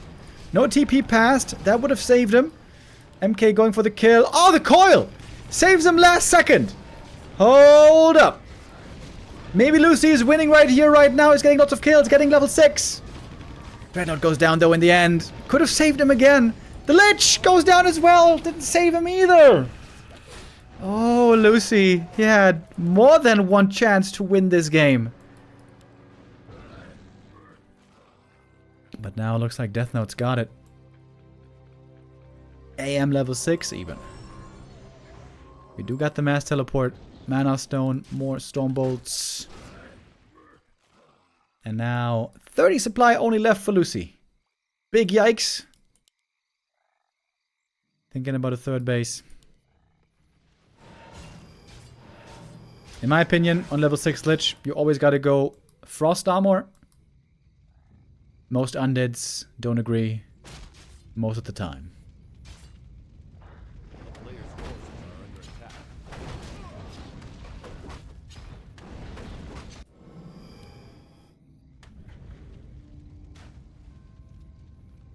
Pally's almost level 5, dude. Look at that guy. It's the MK here, seems a bit underleveled. Then again, with 4 around the corner, not looking bad, really.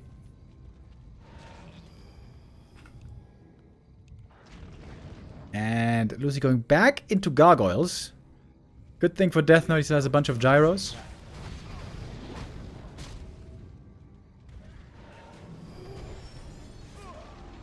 Knights taken out.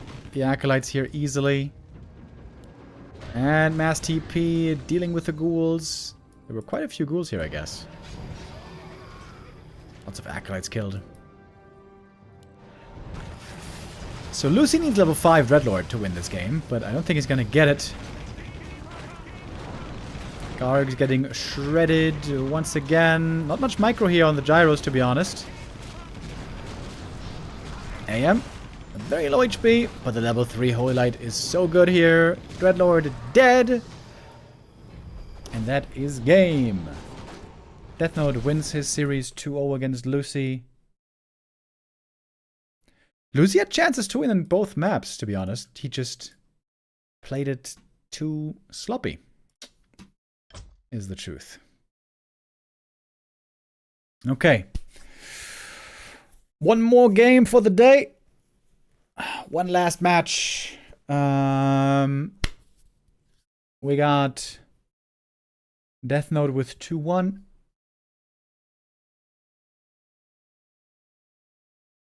Good score also for him, but he lost to Arrow, so Arrow is first place already guaranteed. If Sonik can beat Arrow here, wait, he's still not second place. So first is Arrow and second is Deathnote. That is guaranteed already.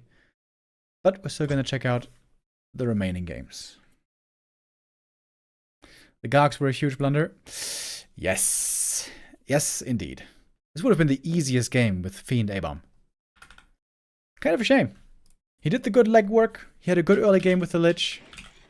And then went Gargs for no reason.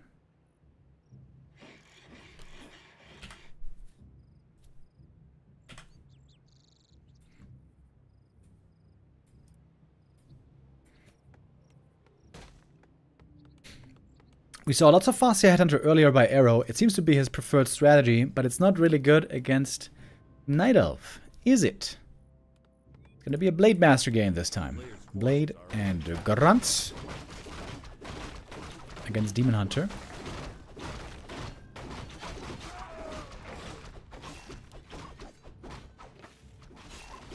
Oh, Peon pull didn't work out too well. Oh. And the Blade gets interrupted here. Doesn't get the full experience from the shop that would have been level 2.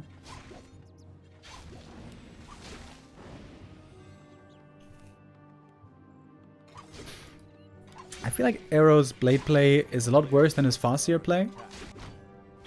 So there might be more of a chance here for Sonik than I initially thought.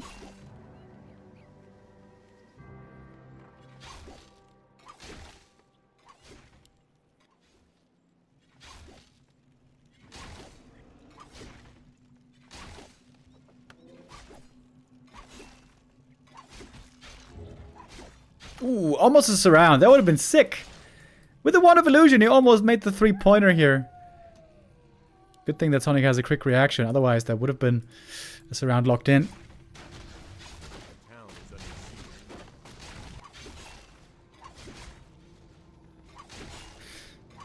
Sonik hates this Voodoo Lounge. Hates it with a passion.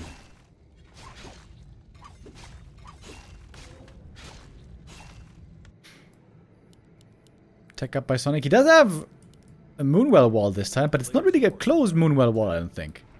There seems to be an entrance here, and... is that an entrance? Not sure. Demon being very annoying here. Gets the level 2.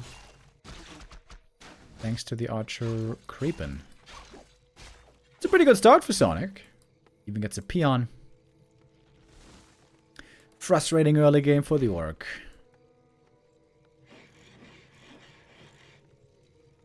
A player's forces are under attack.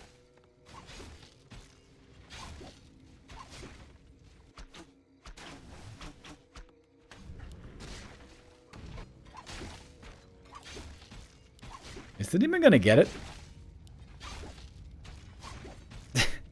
Would be such a classic Sonik moment if now he loses the hero to the blade. But hey, he gets it. Shop has to be remade. Blade Master items so far pretty bad. There's no Hunter Soul. Oh, Sonik is going Ancient of Wind. A player's forces are under attack. He's gonna go Talons. Wow. I have not seen that in forever. Cool.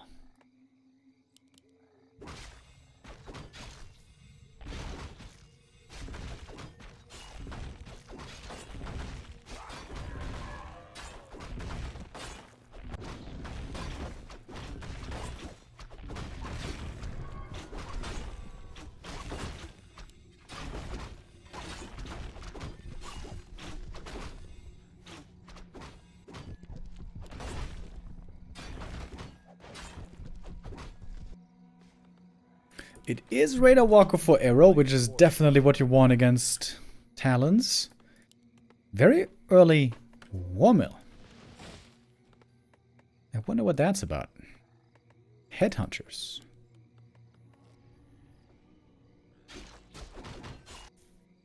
Okay. Oh, look at the red camp creep. With the Beastmaster, you can take on the big boy pretty easy.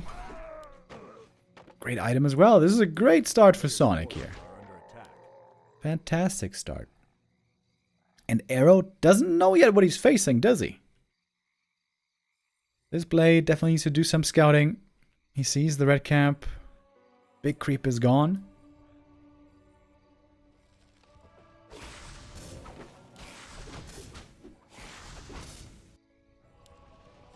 Blade gathering some intel here. And now he's going to get the final confirmation. It is Talons.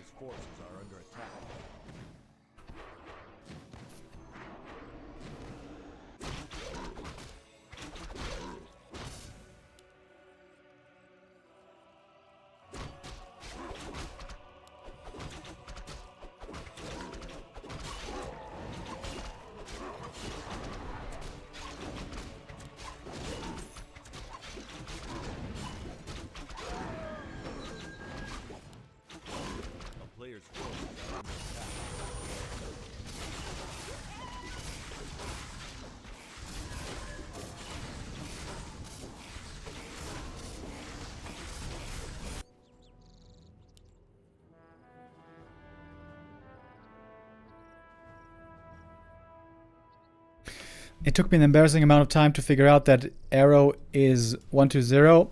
No, that is not the case. This is not 1-0. Arrow and 1-0 are two different players. There's often a lot of confusion about this, but indeed, this is somebody else.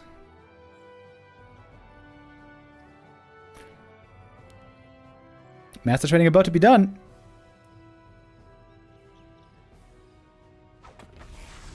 Is there a lower bracket? Will there be more Luci games? No, there is no lower bracket and no upper bracket. This is a group stage. Round robin. This is the last match of the day of the ML Cup 2.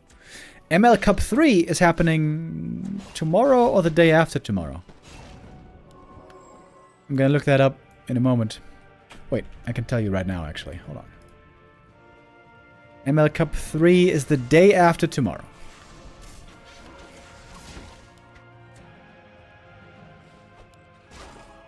That time, we're going to start very early.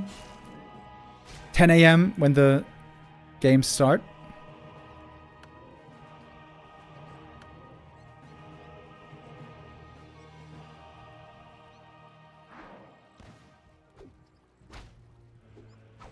Mirror images, getting partly dispelled though. That shows him who the real one is. Mirror image again. Dispel again. And you know, most orcs are not used to facing this style anymore. Basically, nobody's playing Talons.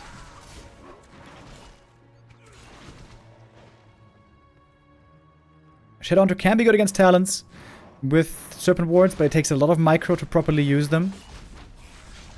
And right now, it's only level 1 Serpent Ward, very weak.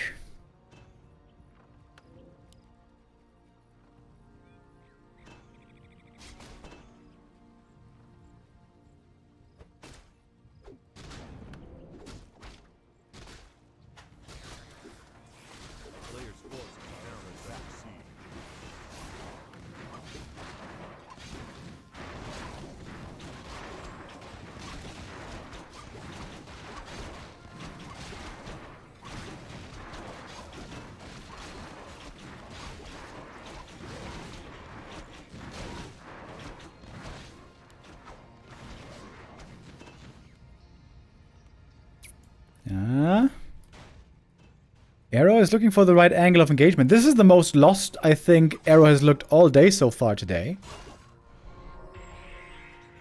Another mana potion necessary for the blade. This is so expensive. Sonik really good with bringing wisps to the fight. This is something that most Night Elves will forget about.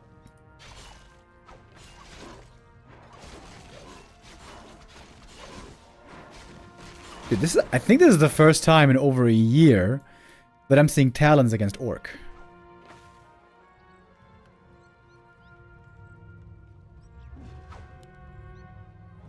I think it would be really cool if we would see some Talons again. I don't want it to be the meta 100% of the time necessarily. But it's weird with the Night Elves, you know? They always like, they choose one strat, and then that is the strat that they only play. It used to be Talons, then it used to be Keeper, and now normally it's Demon Dryad Bears.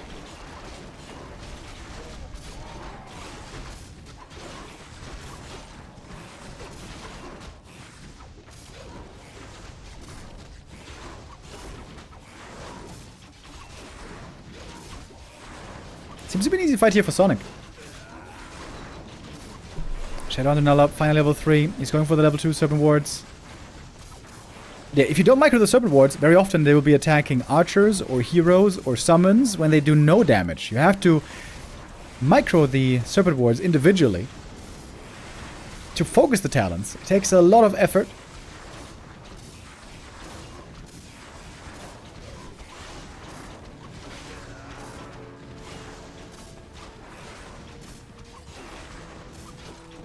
And the Orc unit spinning up in the air all the time.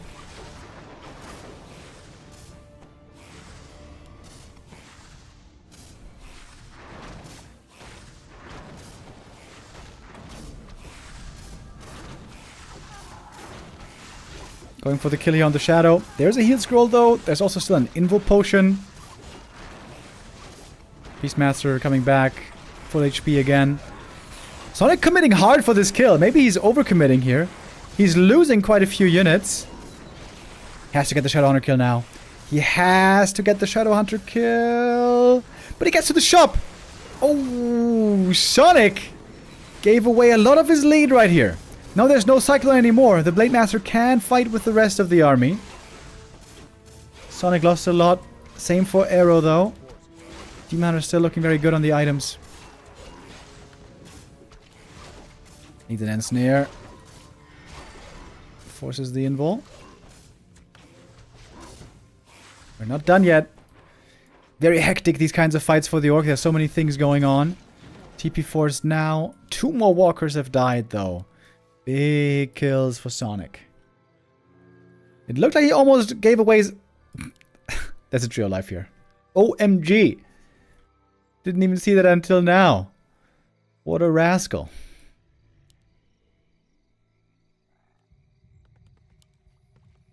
Yeah, Sonik definitely overcommitting a bit to that surround, but he was far enough ahead that he could get away with it.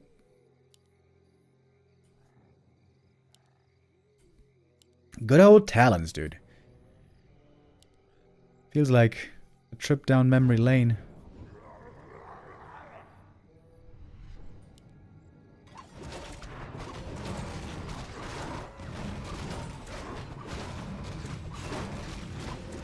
No bear, by the way. It's just Quillbeast on the Beastmaster.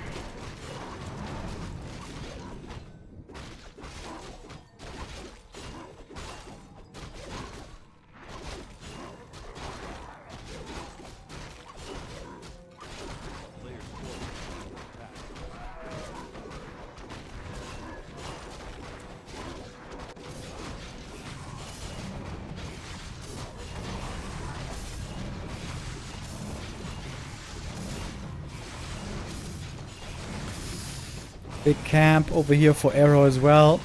Blade Master needs some more items though. 12 Thalas boots here would be huge. Archmagi ring is pretty good.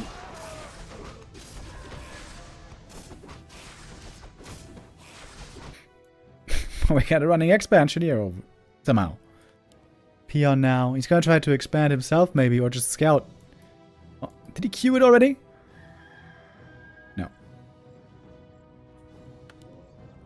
It feels like Arrow needs more laming to win this game. I don't think he can win a straight up fight here, can he?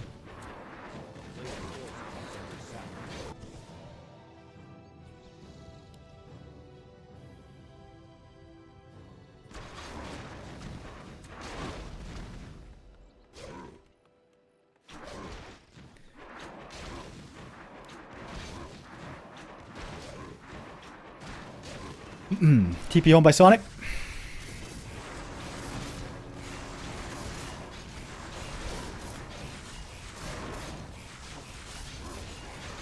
He's got lots of gold, so should be able to afford these TPs pretty easy.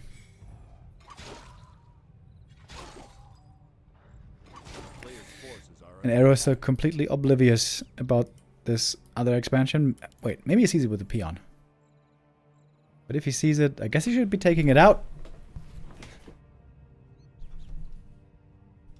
There's a show match. Infy versus war3orcer0, best of 7.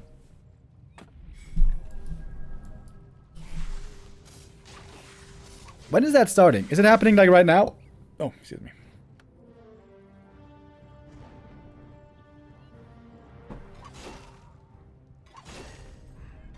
The last Infy versus war3orcer0 show match was kind of a joke. war3orcer0 got spanked and didn't really play very well.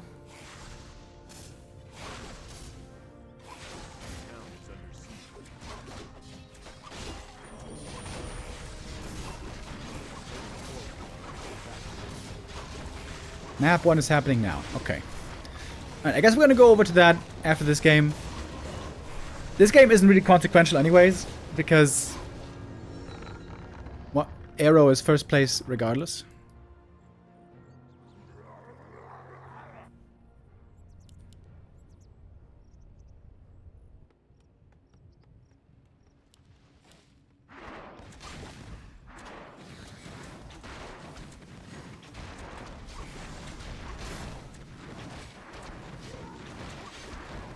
Sonic lost the expansion, but he's setting up another one. He's got one hell of a strong army here.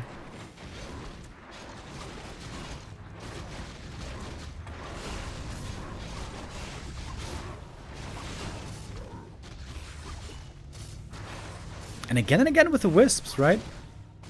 Always there with the wisps. Oh, trying to kill the demon. Needs to get some crits here. He missed the crit. And there's the invuln. Demon is safe.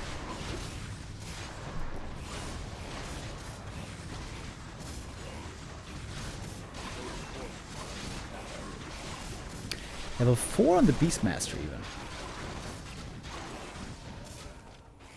I think at level 3, Demon level 4. Knight of Heroes here just seem to be too strong.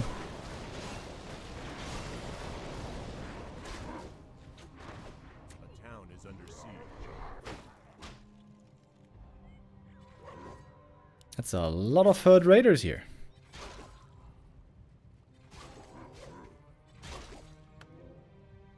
A player's forces are under attack.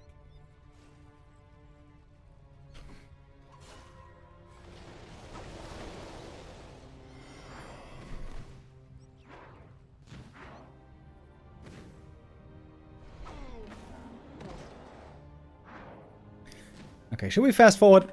I think we're gonna fast forward. There's not really any way that Arrow can win this game. You can take out the tree again. It's gonna come at a price though, and that is GG. And that is Sonic winning the first map here between these two.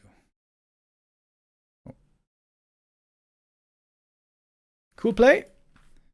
Works out with the talent strat that we haven't seen in a while.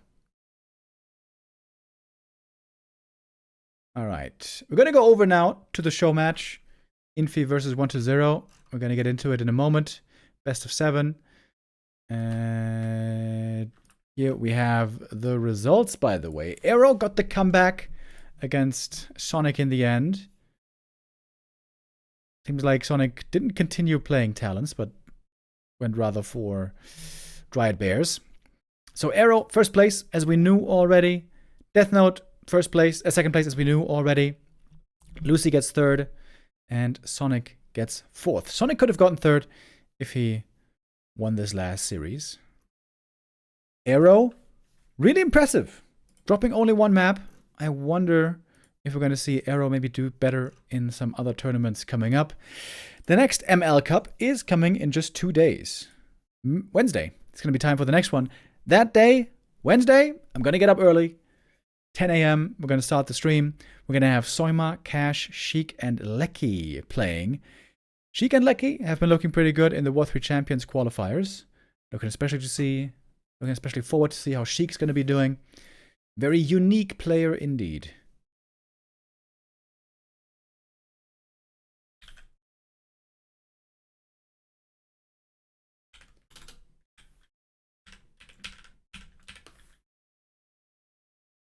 Okay.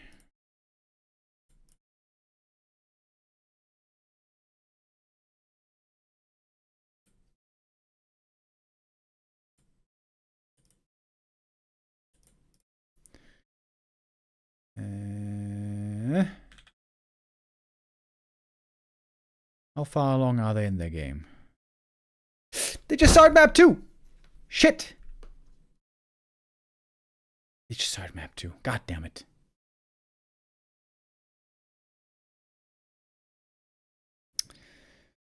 Yeah,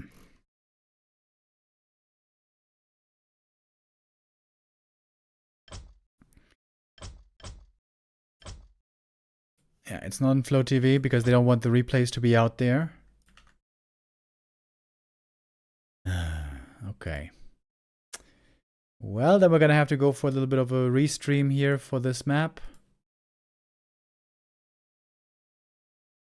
Let's see who's streaming.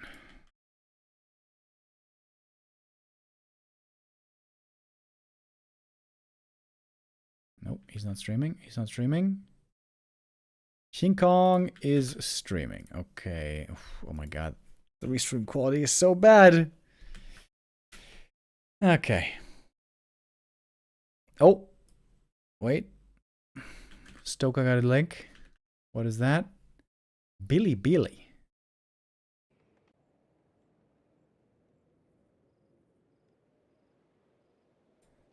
I have to do captures right here. But the Chinese captures, I can't read what they are. Okay, I got it.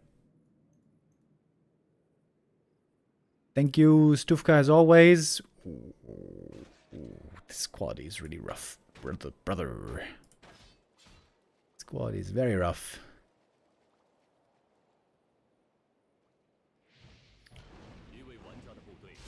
Okay.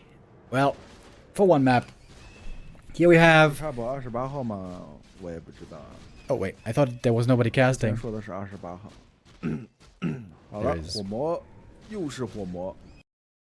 Alright. Let's rather go for this one. This King Kong stream. Infy going with the fireload first. Did he play a fireload also on map 1?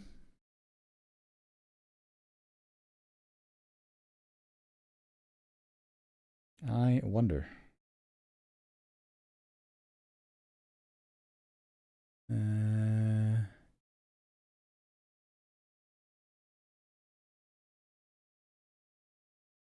I have to ask Infy for the game name for the next map.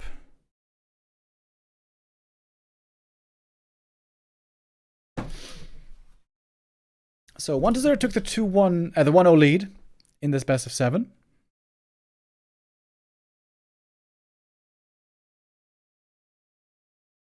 Let's turn this off.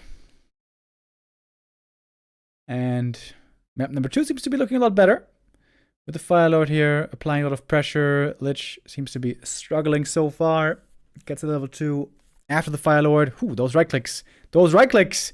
Those right clicks are enough. Oh my god, that game ended very quick. Jesus.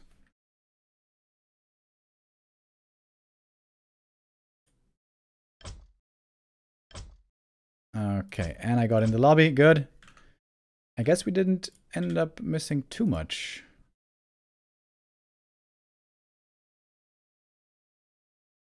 Okay. I changed the title.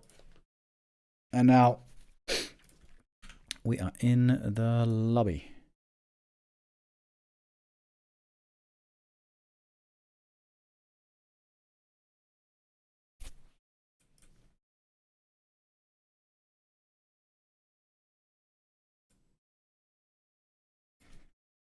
Infy versus 1-0. There we go. Still got a couple more games here to be played.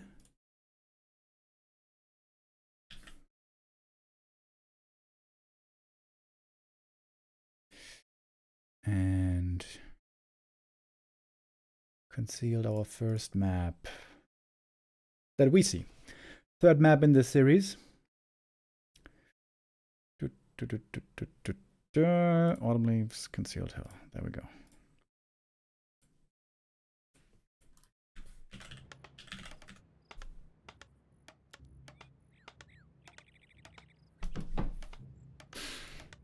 What about a Gamba? Oh, true, we can start a Gamba. You are right.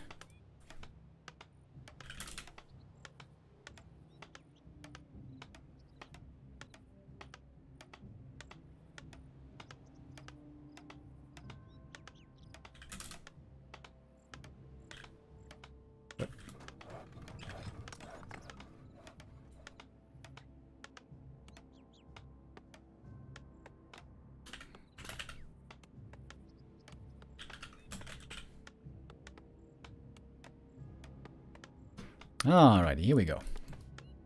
It's an Archmage first opening against a Crypt Lord. Like I said many times, I think this is 1-0's weakest strat. Crypt Lord first. I think he's much better with Lich first or Ted Fiends. I'm very surprised that he's not playing more Ted Fiends on this map. Especially on this map, I think Ted Fiends should be pretty good.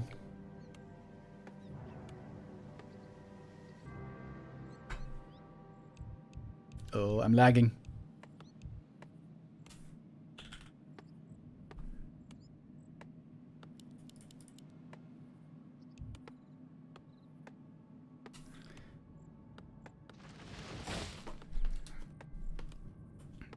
Good. A player's forces are under attack. And next time I lag, I have to go out. Ah, that sucks.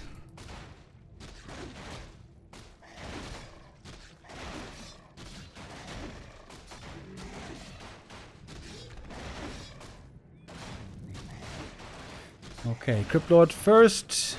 Starting off with the green.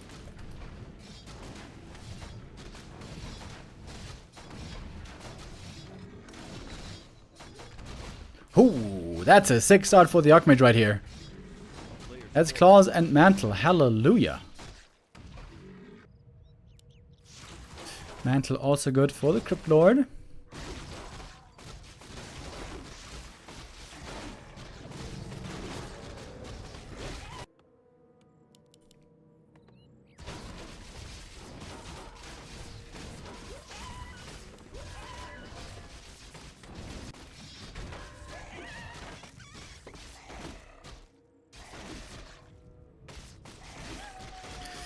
Goal for the Archmage here, of course, will be to cancel the the Undead expansion. Got the ring +5. Not really good for him, but very good later for MK. Infy running south, not waiting for the staff. Footage on the right side, aim on the left side, passing by the ghouls. Militia already called. Alright, now it's going to be time for some multitasking. Crypt Lord trying to get his level 3. And the Expo will be cancelled for sure. Oh, Watch Elemental, if he kills it, that's more experience. Crypt Lord now level 3. Infy is going to take out the tower here, though. Pretty sure. Crypt Lord with the staff north. I wonder if one of them should be teching right now. It looks like there's going to be no expo happening here for a while on either side. Yeah, he's teching already. There it is. Going for a Nerub. Infy also teching. This is looking good for 1-0. If now he can minimize the damage taken in the main base, A player's forces are under attack. should be looking in a good spot.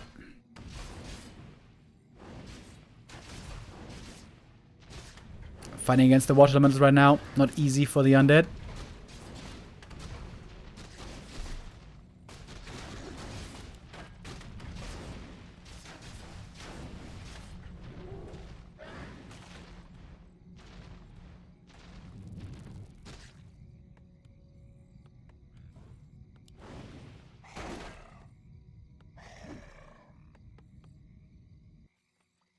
player's forces are under attack.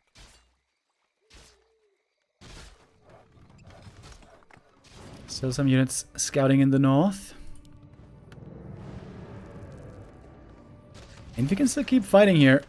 He's got good mana regen. But the Cryptid at the same time also has some mana still he can use.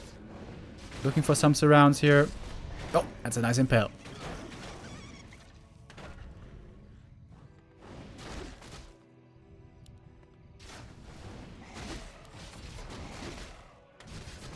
That Pendant of Energy is looking really good on the Crypt Lord. Later on with mana potions should be very good as well. Oh, missing some footy kills here maybe. Okay, got that one. Oh, and got another one. Crypt Lord all of a sudden, very close to level 4. This camp here might be enough, or almost enough. Ooh, Infy walking out now with the peasants. Now trying to expand. That's gonna make getting tier 3 impossible, I guess. And there's already a beetle up there, or going up there to scout.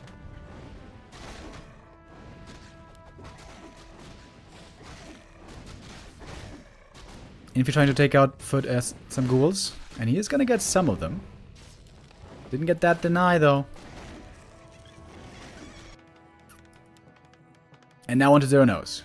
And this should make for an easy target for a destroyer push. Oh, staff. Forgot about that.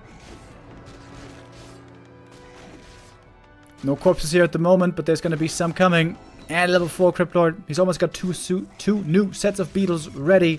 More beetles coming. This is looking very bad for Infy, if you ask me.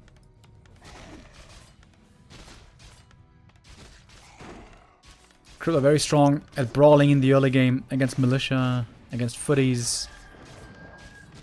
Infy is minimizing peasant losses very well here, though. He ended up losing only 1 peasant from this attack. That's really good. And there's no corpses at the moment.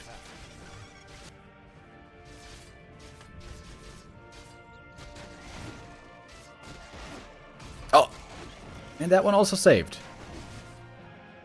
Well done by Infy. 1-0 though on the way to tier 3. Ghoul Destroyer, timing push. Could be scary.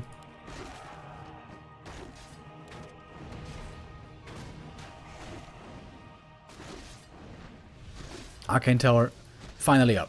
Oh, here comes the MK. Ready with the Stormbolt, looking for the surround. Staff on cooldown. Oh, 1-0. He's trying to fight out. Kill the Archmage. But the Stormbolt for the kill. Huge kill. That kill was necessary, I think, to have a chance in this game.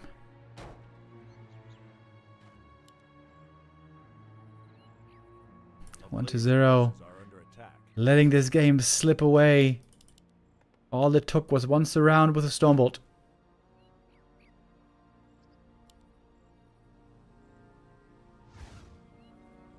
He's looking for another one. What's the target? Can't kill the Crypt Lord with the coils. Probably can't kill the DK either here. Oh! Almost! Close that one again. Mana potion, impale. But this is all upside for Infy right now.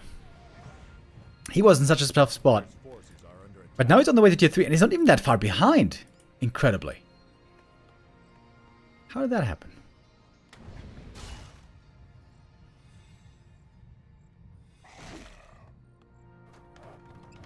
Tier 2 expansion, normally something we never see in this matchup. Of course, it wasn't the initial plan. But a great adjustment by Infy. Great reaction.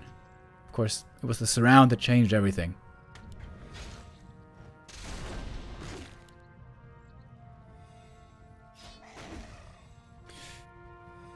Now the Crypt Lord is looking pretty tame again. The longer the game goes, normally, the less impactful the Crypt Lord is going to be. At least against an air army. Which most likely will be coming here by Infy.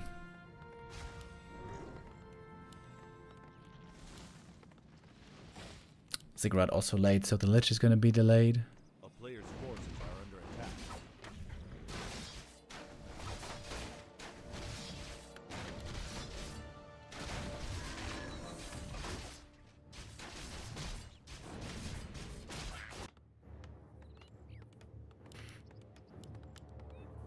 Knight's Gyros, it is going to be at the start. No time for the Griffins. Infy thinking about a counterattack. Oh man, that Lich is so late. That's very annoying right now that Lich is so late. Death Knight has 0 experience, by the way.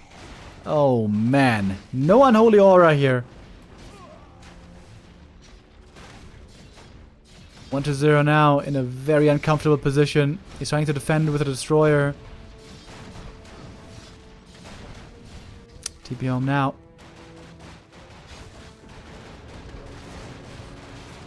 Pally on the way, Knight's on the way.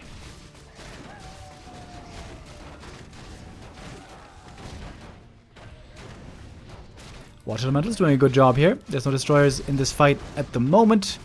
Ghoul numbers are dwindling. The lack of Unholy Aura is very, very clear. Trying to surround the MK. There's no shop for Infy, is there? Oh no, there's one in the main. Hit by a staff. Not many gyros, but enough to deal with just one Destroyer. That one gets eliminated. And I think Infy's got this. 2-1. Within reaching distance. Oh, DK looking mighty squishy here, by the way. Holy Light.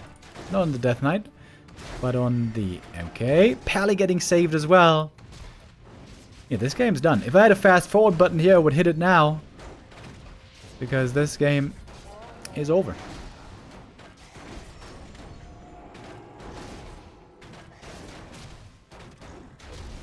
GG. And 2-1 for Infy. Catching a lucky break here. If that Cryptlord doesn't get surrounded, this would have been a very, very tough game for Infy indeed. Dodging a bit of a bullet right here.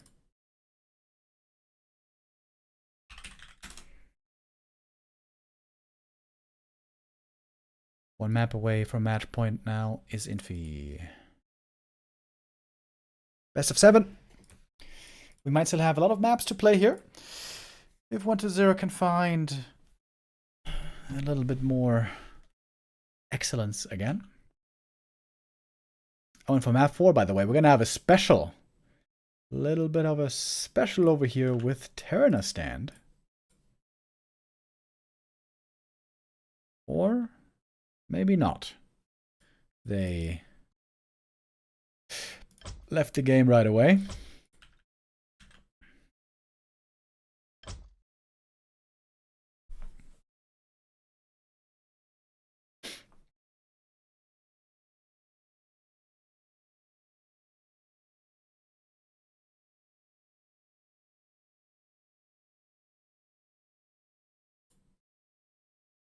Okay, it's still Terrana stand. I don't know what just went wrong, but it seems like something must have gone wrong. Hopefully now everything's good. Hopefully now I won't be lagging. Let's see.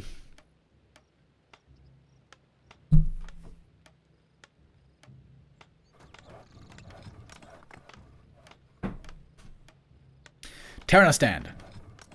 Very defensive map. Old classic map.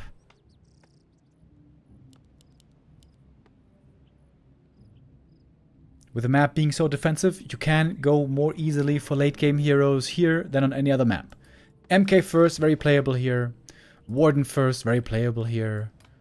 And even a Dreadlord first.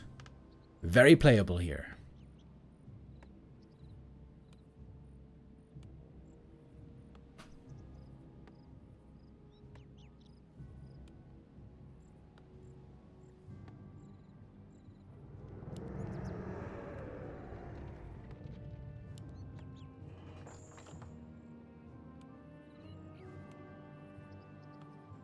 There he is. The dreaded Lord. Against the Mountain King. Which is, honestly, kind of standard on this map. That's the cool thing about Terranas. It allows for different strategies. And so I'm a pretty big fan of the map. I think it's a bit of a shame we've eliminated from so many maps, from so many tournaments rather. Normally I'm a big fan also of War3 Champions changes to maps and trying to improve them. I think the new Terran stand is a lot worse than this version. They made it less defensive. They made it less good for passive play.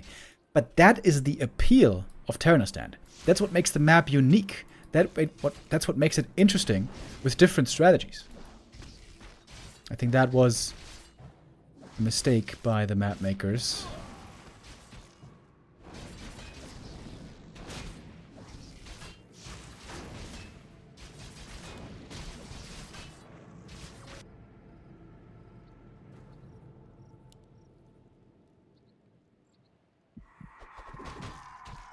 Once they're creeping, there's only 2 ghouls.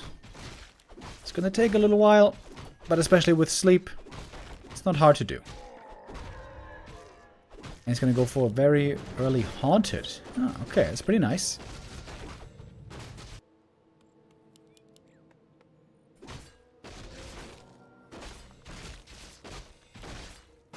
On any other map, you wouldn't be able to get away with this greedy of an opening. But on Terran stand, it's possible.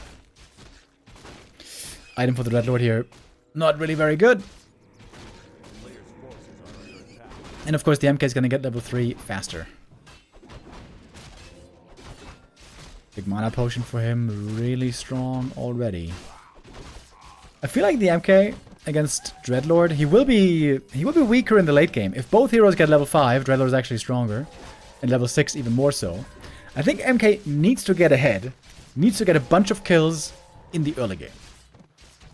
And of course with Stormbolt that is normally very manageable.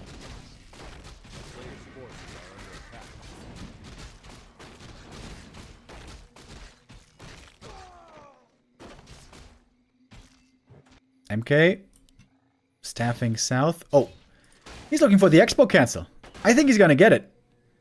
1-0 has to send ghouls over here right now to make sure he applies counter pressure. Yeah, there should be ghouls moving over here.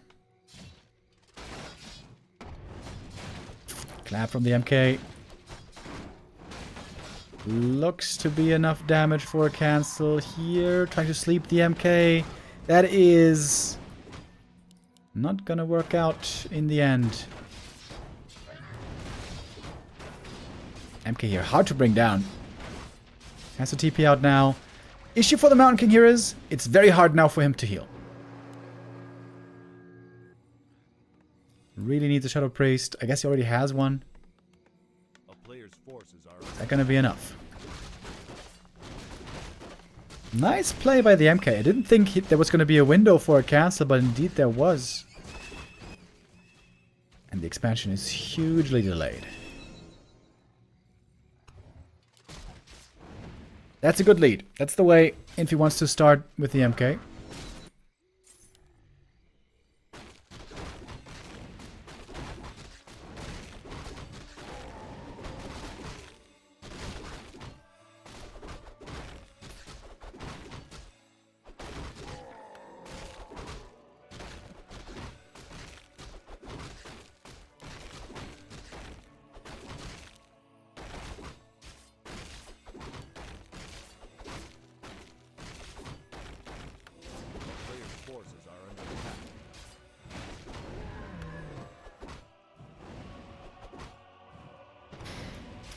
Boots of speed even for the Dreadlord. It's gonna be the Dreadlord show, of course. The goal will be to get level 5 as fast as possible. And once the Dreadlord is level 5, he gets very strong with the Carrion Swarm. Little scout footage you can easily kill with sleep as well. Or maybe just with a couple right clicks. MK still pretty low HP here. Carrion Swarm. Hadouken! Good damage. Huge range, of course, on the Carrion. A player's forces are under attack.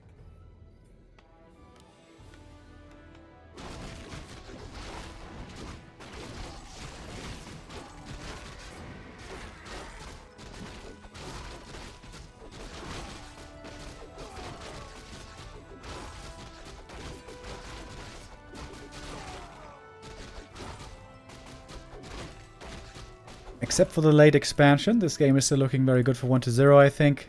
The Dreadlord is very similar to the Warden. The most important thing in the game is this experience bar. Under attack.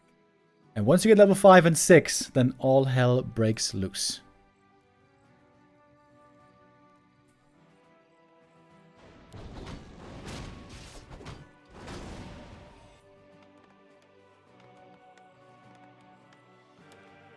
Tech-wise, we have the human ahead by a little bit, but not by that much. On tier 2, we're expecting gargoyles from Undead. We saw earlier by Luci how gargoyles can backfire against gyros, but this is the big strength of Dreadlord. He's got Carrion Swarm against gyros, if indeed you get level 5. And look at the Dreadlord, he's not far away from it anymore.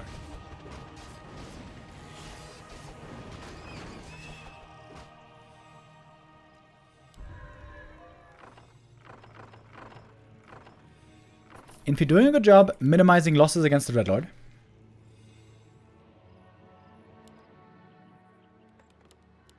Wait for the Shredder, so he's going to have all the macro available here.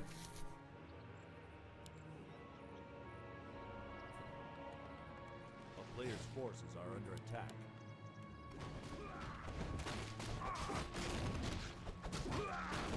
Still a ways to go for the Dreadlord level 5. He's getting solo experience right now. Bonus experience, I mean.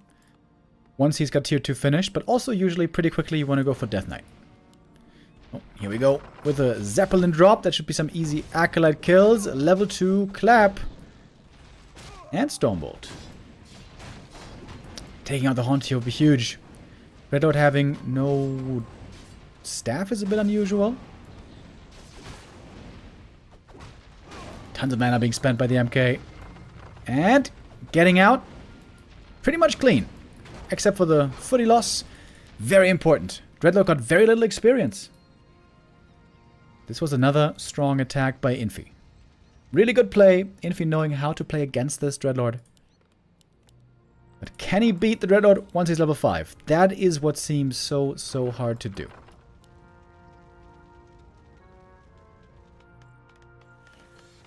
Infy not going gyros, he's going Griffin Aviary for Dragonhawks. This might trigger a Dark Ranger 3rd to go silence.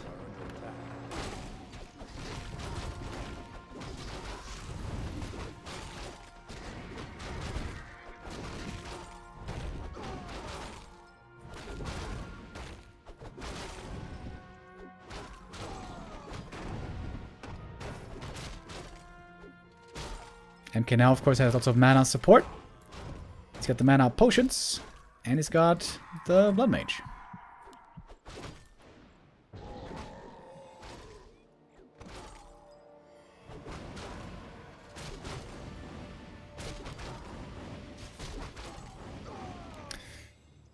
Dreadlord not level 5 still. Not for a while. Death Knight now shows up. Some much appreciated healing. And for 1-0 here, it's all about getting kills. All about getting kills to get the experience. Trabantine with the resub. Thank you very much. A player's forces are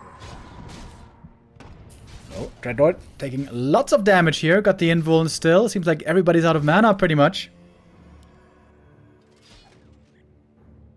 Time to back off and heal. Griffins. Griffins and gyros. Oh. Griffins and gyros, you say? Okay. Interesting. A player's forces are under attack.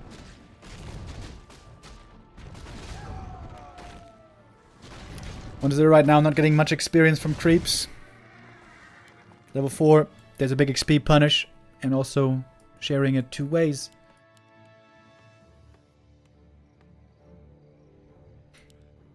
No upkeep still for Infy. Trying to make as much bank as he can. Going for a bunch of upgrades also.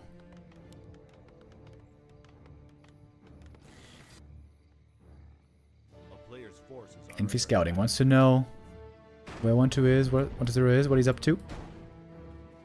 We're very close. Very close to level 5. We're about to unlock the big upgrade. There's the Dark Ranger 3rd. This is the only strat, pretty much, where Undead doesn't play Lich.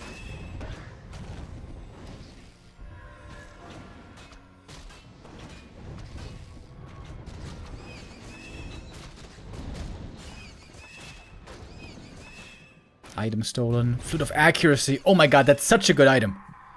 That's such a good item for the human here. Blood Mage not quite surrounded. Only one staff so far, by the way. Infy will certainly want numerous of these later. Gyro still being hidden for the time being.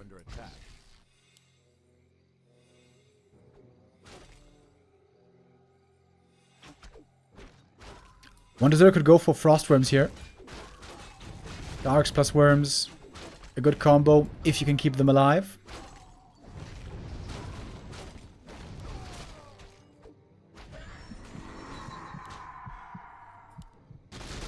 Ooh, good save. Staff is there just in time. It's not an easy army to fight at all for the human. Often, Undeads will have the harder army to micro. Not with this army. This army is way easier to micro for the Undead than it is for the human.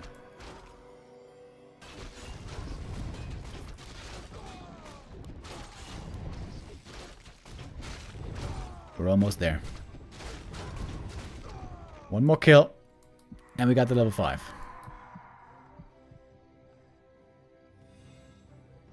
MK is not yet surrounded.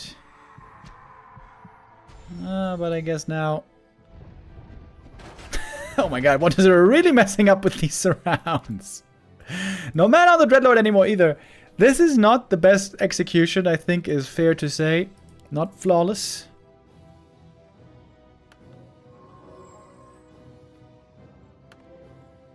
At least it's not 9-0 again yet. That's true. I would say One Deserter is clearly favored here. Because he is going to get level 5. Oh my god, he needs one more! Got a Mana Stone, by the way. That's a crazy good item. There we go. Level 5. Gargs taking a lot of damage here. Carrion Swarm, though, also doing huge amounts. Ghouls on the ground, doing decent damage at the same time. Blood Mage is taking a lot of heat. We still have a bunch of Gargs alive. And the Gyres are all gone. Mana Stone, more Carrion, Gargs, more damage, more danger, more death. Coils flying, kills being found. Infy has to micro this ground army and the Gyros at the same time. Always has to be kiting with the Gyros. Of course, look at the Carrion Swarm. Hadouken.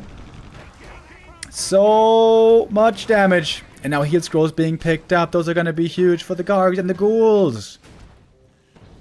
A player's forces are under attack. 1-0 looking to equalize. Infy thinking about an expansion, maybe. I don't think he has the time for that at all right now. Dark Ranger. Level 2 silence.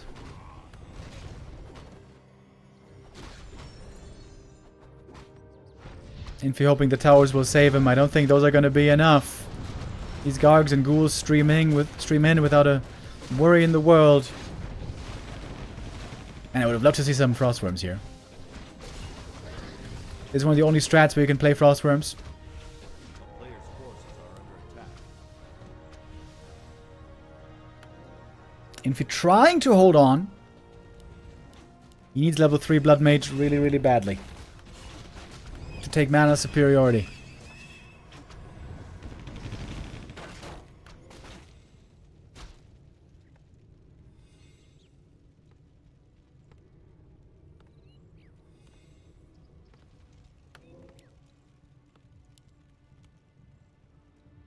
It's just so hard for Infy to heal. Player's forces are under He needs more levels. Carrion Swarm again. This Dreadnought didn't even buy many mana potions. Normally he chugs them endlessly. I feel like One Deserter could be playing this way better, to be honest. And could be looking way better. In a way better position, I mean. Human Hero's always in trouble here. Gyro's always in trouble. It is like juggling Hot potatoes.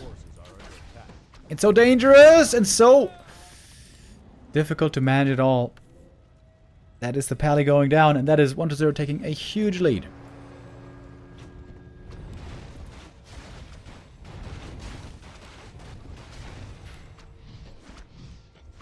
Expansion seems to be broken.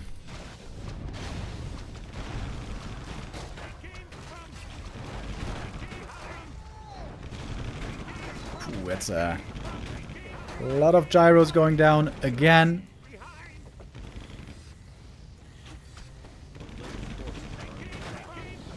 And it seems like the Gargs most of the time just aren't dying. Stone form could be really good here as well. Triple crypt, mass gargoyle production.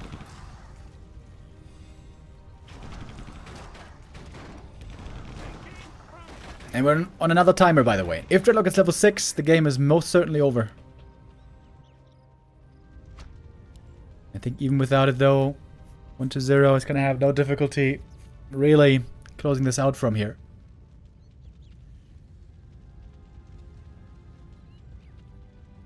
I feel like the Dark Ranger wasn't even necessary. Maybe it's better to play dual hero with this style until you face Dragonhawks.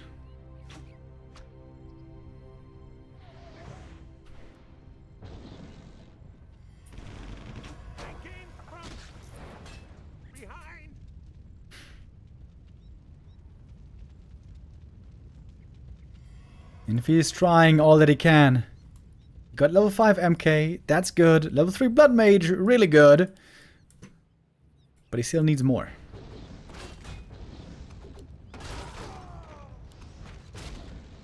Book of the Dead, not really a good late game item. Blood Mage, just dead. Carrion Swarm enough to finish him off. Level 3 hero falls. And that is Deathnote now. Very close to the ult. Ooh, so many gyros. Getting picked out of the air. 2-2 gargoyles looking strong here against 2-1 gyros. Finally got the stone form.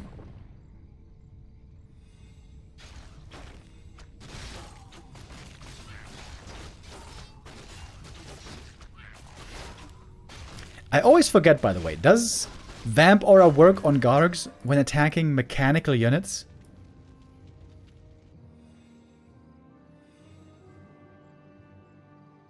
I'm not sure. If it did, it would be worth retraining. Then again, though, sleep at the perfect time is also super impactful.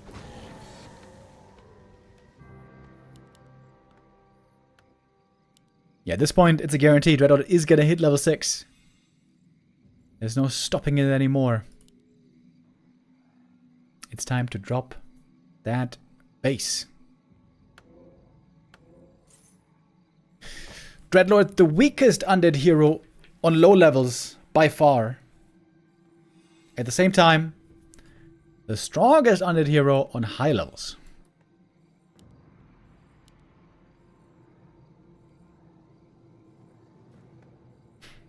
No Spellbreakers is a mistake.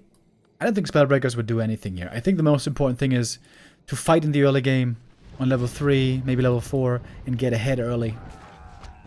I think Infy tried to do that, not enough. Expo cancel, I think, ended up backfiring on him.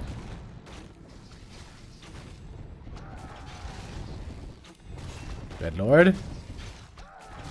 And there it is! Is Infy gonna do us the pleasure? Allow the Infernal to be dropped? Come on, baby! Boom! Drop that base! Sleep also very good against Siphon, by the way. We got a lot of gyros. Can they win the air fight here finally? There's no kiting anymore.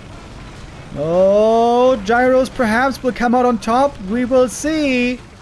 Gargoyles going down pretty fast. What's left? Half of the Gargs have vanished. Wait a minute. Wait a minute. Is there a chance here? Sleep now very good to slow down the MK. How the hell is Infy gonna kill this Infernal though? Doesn't have much damage against it.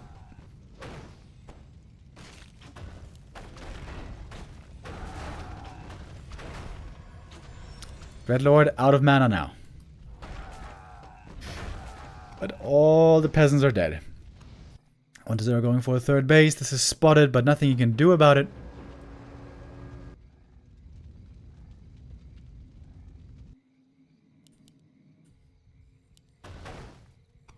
MK not super close to Cosmodan.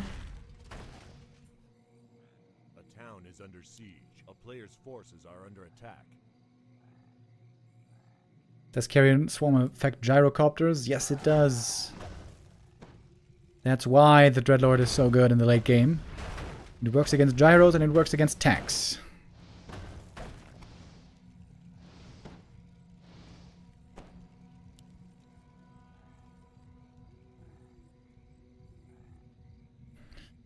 No bash to try to deal with the Infernal. You can coil the Infernal, by the way, which is 6 synergy. DK is now level 5. This Infernal should be completely unkillable. Wait, coil. Boom! Infernal, healthy again. The town is under siege. A little bit of Shredder harass over here. Gyros. Oh, now their numbers seem to be way lower. Oh, Death Knight. He's not looking. Next Stormbolt. Oh, he might be going down here. DK. Sleep! That sleep might have just saved his life.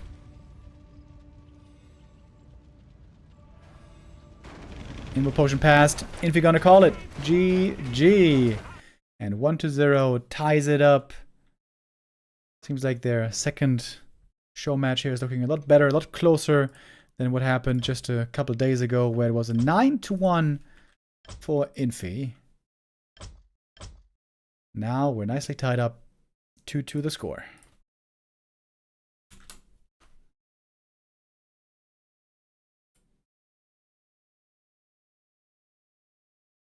And Tidehunters to be coming up next.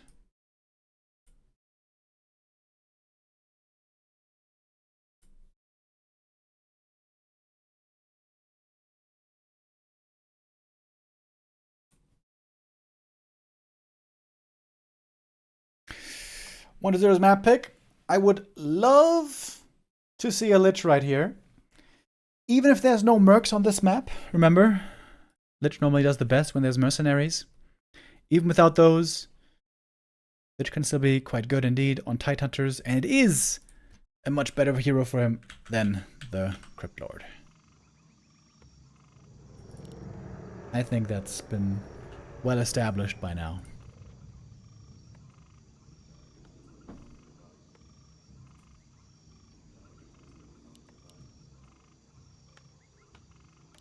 Oh, and Infy again with the Tavern Hero. Let's go. Firelord or Dark Ranger. I'm guessing Firelord. Dark Ranger has looked not so impressive as of late.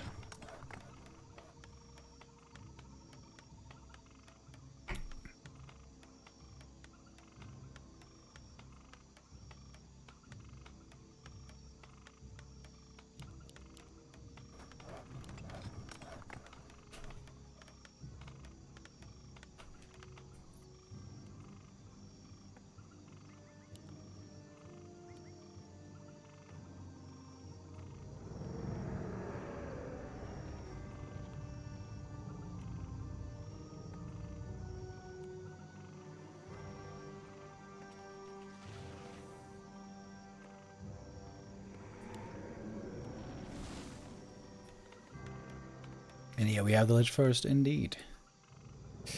Lich failed earlier on Autumn Leaves. There against the Firelord, Lich was brought to his knees. If the Lich even has knees, I'm not certain. Might be hidden behind the skirt.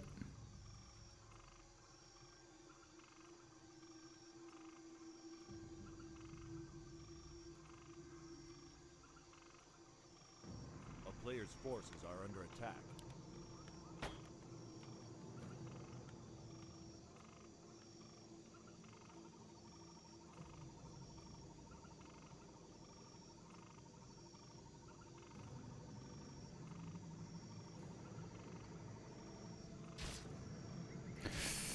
Hunter0 wants to find out. What is it he's facing here?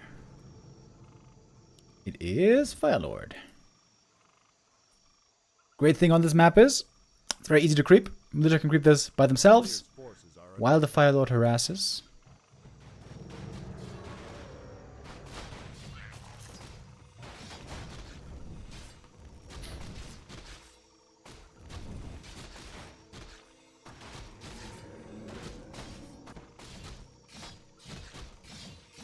Takes a while to creep though, I guess. Lava spawn. Oh, it might not be splitting. I guess it should be. Okay, Nova. Really good Nova. Onto 3 footies. Firelord used all of his mana already.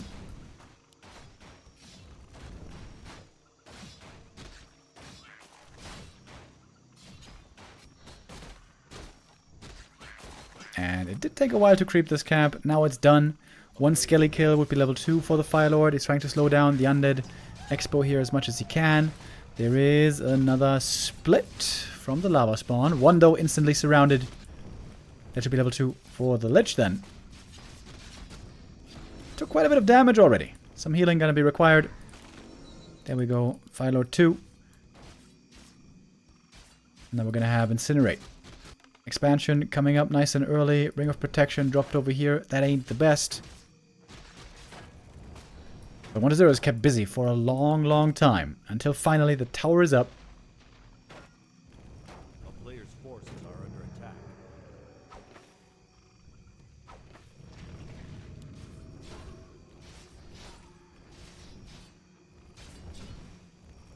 Oh, Lich could steal here with a Nova.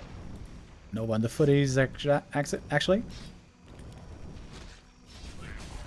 Ooh, Agitome for the Firelord, hell yeah. Firelord scales amazing with agility.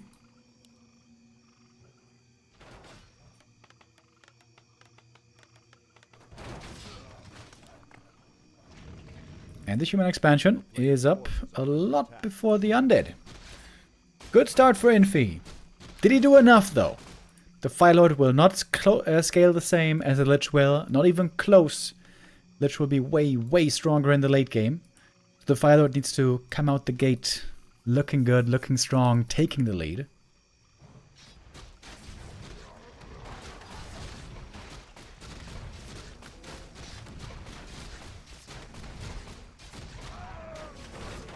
Scroll the beast on the ground. That's a pretty bad item. Might be getting sold. Looks like Boots of Speed should be coming up next. We don't have those for the Firelord, it's just a circlet. And Infy is teching already. This is a great timing on the expo. Great timing on the tech. A player's forces are under attack. Against Happy, by the way, the Firelord play didn't work out too well. Infy was able to win 1 game with Firelord, but the rest he lost with the hero. They also had a match, show match, a couple days ago. Sick items for the Lich, by the way. Oh my lord, this is the dream. Claws, gloves, mantle. Infy gonna have to get back to defend. Didn't buy boots? Okay, now he did. Little bit late. Losing acolytes here will be painful. It could slow down the tech. But now, Lich Frost Nova should be very good at dealing with these footies. There's the first one right there. Full mana on the Lich. Trying to extinguish the lava spawn. Oh, 1 split. 2 split. They're gonna expire soon, but they're not dead yet. Lich out of position at the expansion. Great attack again by Infy. He's behind in experience though. Even with getting some kills here, he's behind in XP. Warcraft really doesn't spam Dark Ritual enough. He should be spamming it way more. Bad Nova. Hit only 1 footy. This is just not very good play with the Lich, I gotta say. You want to be efficient with the Lich. I guess you want to be efficient with every hero. But it seems like with the Lich there's so much min-maxing you can do.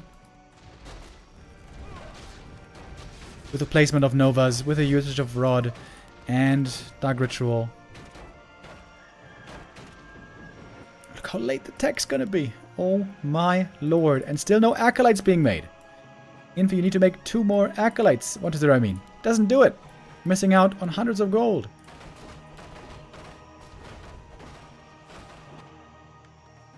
Infy playing a very, very good early game. This is super solid. He got ahead with the Fire Lord as he has to. But now the Lich is starting to become very strong. Look at those items. Double claws. Literally perfect items from the first couple of camps for the Lich. And now he's got the very strong level 2 Dark Ritual. Now he really has to spam Dark Ritual. Off cooldown. Right now. Spam those skellies. Spam the ritual.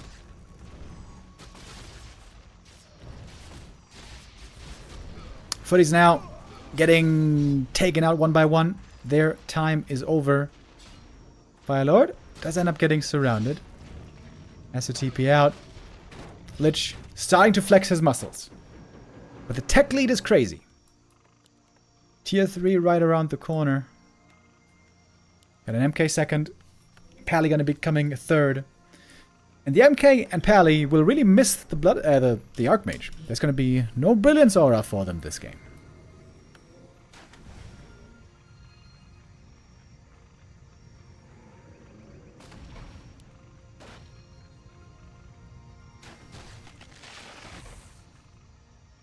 Death Knight gonna be so late.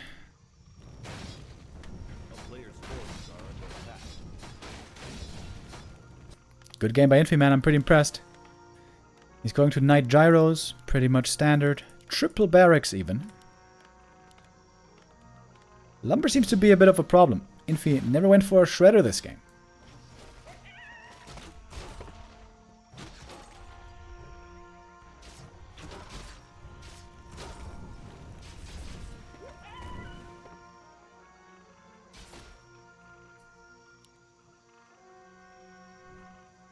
First Invo and Heal Scroll going to the MK also.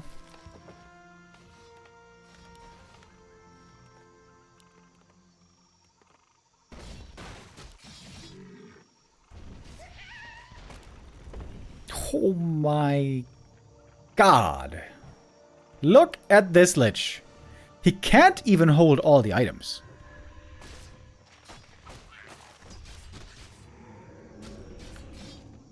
I think you should go for a Dark Ranger this game just because of the items. Normally I'm a huge fan of Crypt Lord third. Impale can be very good late game for the Knights. Crypt Lord is a great frontliner.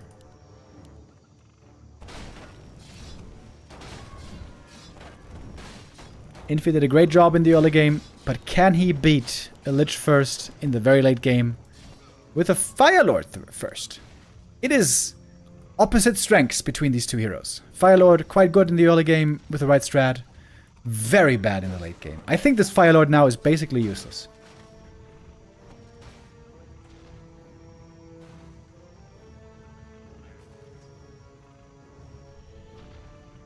He didn't go Incinerate, by the way. He went for Soul Burn.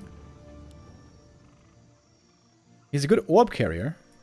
Indeed, Orb has been purchased here by the Pally.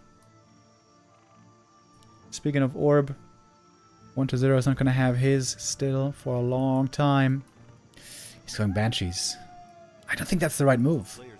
I think you just go mass Fiends, mass upgrades with A-bombs.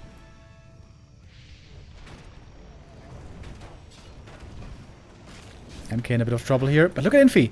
He's got the heal pot just when he needs it. He's got the Pally showing up just when he needs it. This is so cool.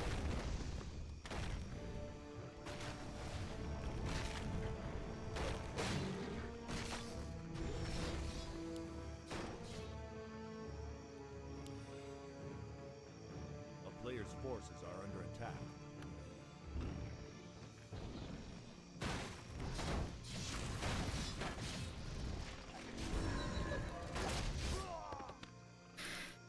MK level 3 cannot afford to go clap here. There's just not enough mana support to pull that off.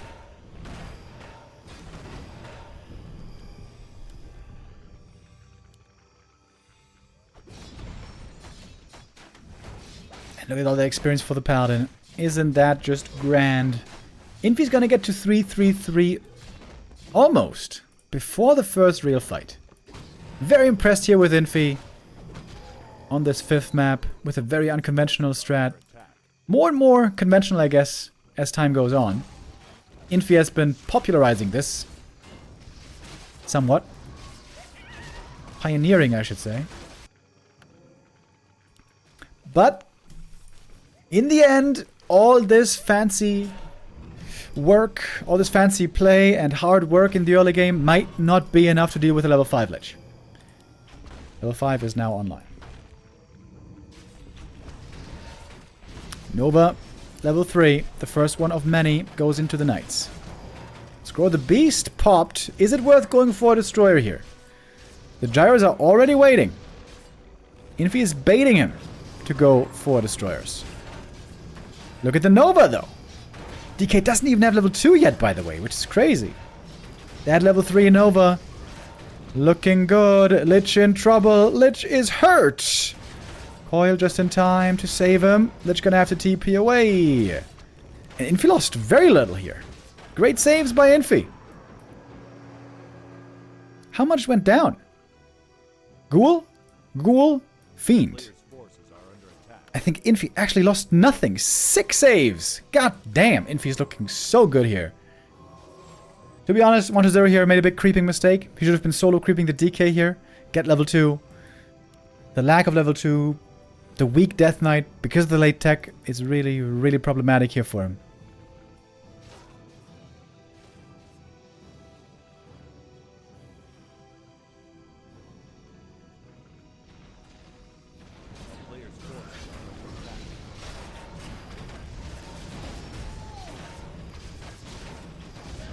Infy so confident, he's fighting into Blight, into the enemy expansion. Is this maybe too confident? Finally a Knight goes down. Death Knight is still not level 2. Look at this pathetic DK. Goes down to the Holy Light. I think this might be game. The level 5 Lich seemingly not able to win this game. As another Fiend almost drops. Double Staff now available. Infy with a new Firelord style, playing this game excellently. Excellently played by Infy. And a bit poorly played by 1-0, to be honest.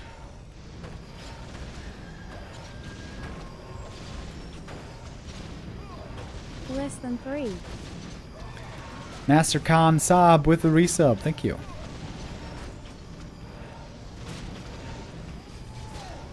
Death Knight did return quickly.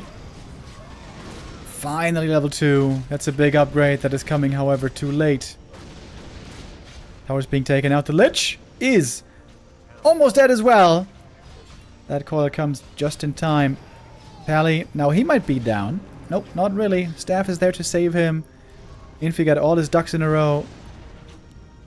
The gyro landmines even coming in for the perfect usage here. What a map by Infy. What a map. Gets the Dark Ranger kill here. MK4 still with the Mana Stone. Can kill the DK here maybe. Oh, aiming for the Lich. And the Lich is dead. GG is called. Infy takes the lead. What a map that was. Amazingly played. Very, very impressive. Very deserving winner in Infy here. And 1-0 just doesn't seem to have the class to deal with plays like these at the moment. We saw from Happy, whenever he was facing Firelord, almost always, he would easily destroy it.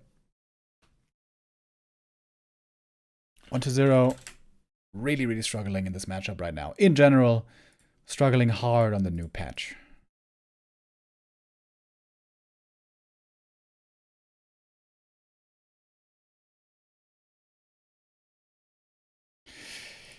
Infy now on match point.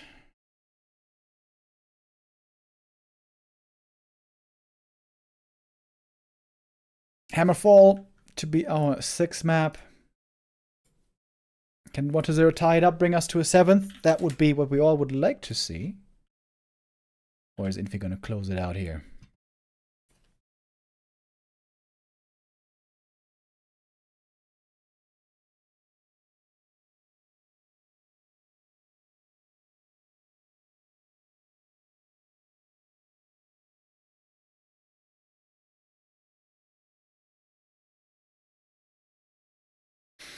Yeah, good point by the chat. 1-0 never threatened the economy once. It was hard to do in that game, to be honest. Infy was putting in so much pressure. He always had to defend, always had to stay on his side of the map. This is what Infy did really well, among many things. But yeah, if there had been economy harass, it would have been very painful for Infy. He didn't have a shredder. He was low on lumber all game long. But that was just very, very well executed by Infy. Very impressed.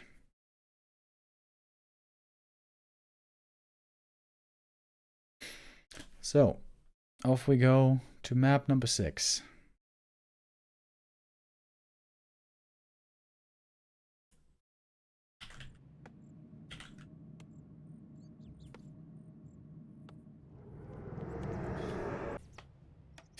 And Infy is again going for the Fire Lord. Wants to really figure out this strat. See what it's capable of.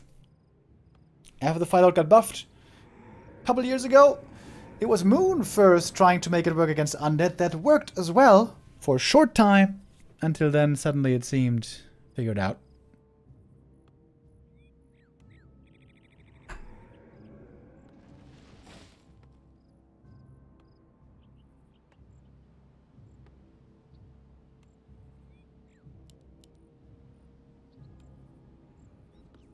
This map is a lot harder to play with Lich, because the natural is a lot harder to creep than on Tidehunters. I could see a Crypt Lord here again. But I think 1-0 has better chances with Lich. As I mentioned earlier, his Crypt Lord play simply isn't that good. It never was. He's going Lich first again.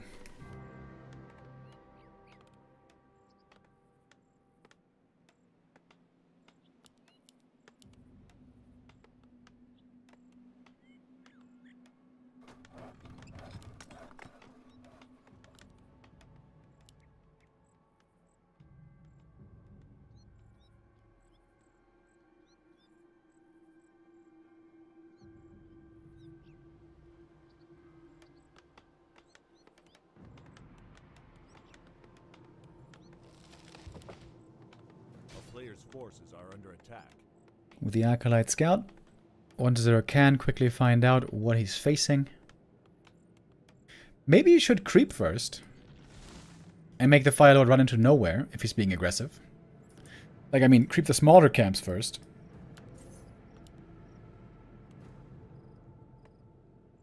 Oh, wait a minute. 1-0 is going to be the one being aggressive here.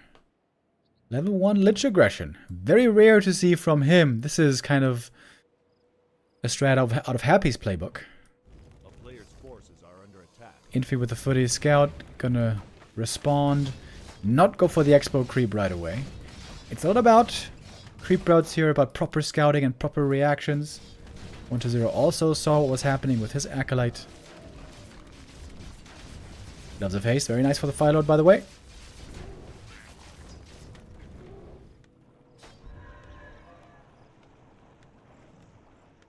By the way, chat, does anybody know? If you attack your own units, does that count towards the lava spawn splitting?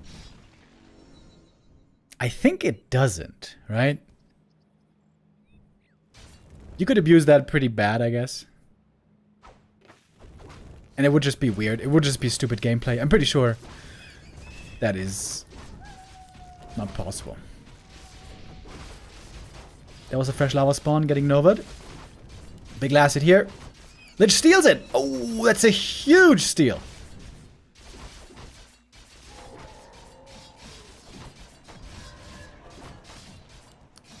Lava spawn are splitting. Pilot's taking a lot of damage here. He might need some boots to make sure he can stay alive. Oh, Lich getting ready for the next Nova. Ooh, Fire Lord. Not sure if you can go to the shop. It's a bit too hot right now, if you know what I mean.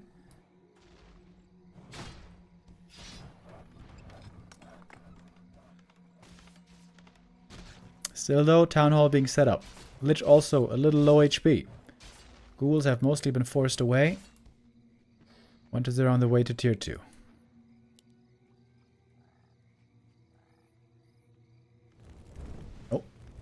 Little ghoul boys. Man, the Philo base damage just really isn't that high, is it? So it's Soul Burn again. A player's forces Infy are under doesn't go Incinerate, which most other players do. That means he's recovering mana here better. He's going to have Lava Spawn again ready. I still feel like Lava Spawn are too mana expensive. 150 mana for Lava Spawn. I feel like that's just too much. Here we go, though. Lich is back with more Nova, more kills, and more ghouls. Firelord has the boots now. And that's a lot of peasant kills this game.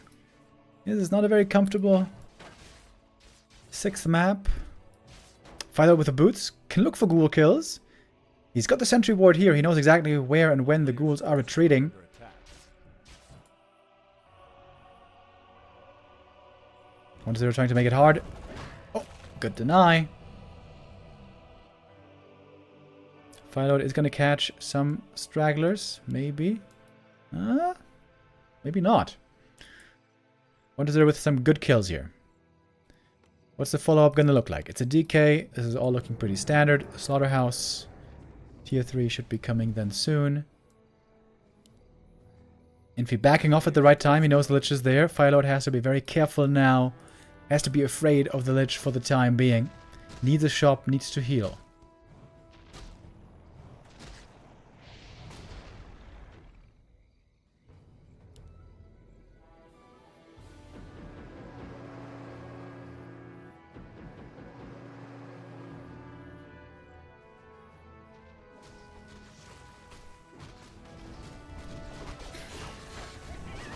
Time for a Shredder as well. Firelord should be getting level 3 here. Lich is going to reach it at the same time.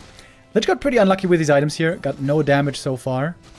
That is definitely not ideal. And we see a water negation picked up early. This is going to be very good against the lava spawn. I guess 2 or 3 wand usages. Probably like 3. Should be enough to kill a lava spawn. Big heal potion is really good for the Firelord in this situation. Has to make sure to use it at the right time, though. Oh, Infy is still only tier 1.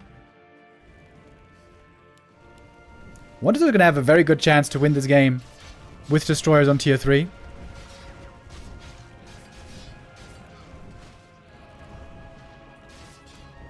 And now the lava spawn seem to be no real trouble. Easy kills on the footies. More experience for the undead.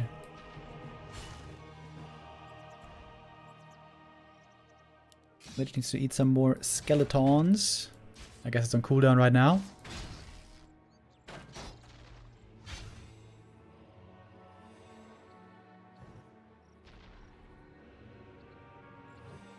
Zeppelin to save the 1 footy, really? Okay, bro.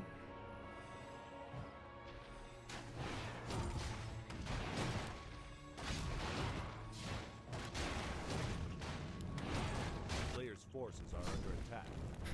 Oh. Healing cancelled partly. It's gonna be very hard to hold for Infy. I guess what he needs is a lot of towers. A whole lot of towers. Tapper. Oh. Oh. Is under siege. Not gonna connect, is it? Oh, he blows up the shop, actually. Oh, wait a minute. Wait a minute. That means no orb for the time being. No statues for a little while. But Destroyer form is already queued. Very, very important that this was queued already. Oh, footies. That was a bad Nova. Could have hit way more here. And if he's trying to buy time.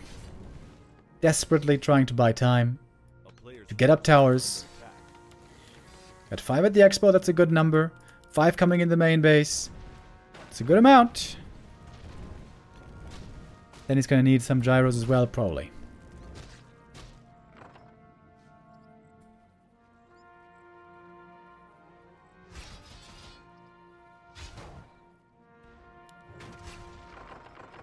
Now in hindsight, it seems like war3orcer0 should have gone for a gargoyle against the Zeppelin.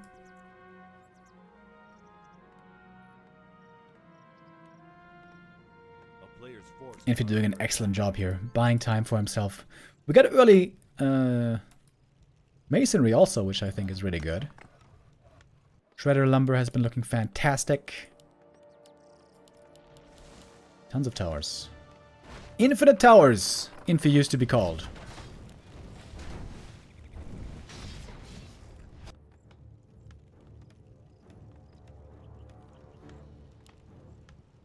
I like also that he's sending the shredder now to the main to make sure it doesn't die. Number is still low for Infy, so needs that shredder. Yoink. Zeppelin and Footy's now probably all getting taken out. But they did their job. They bought the time that they were supposed to.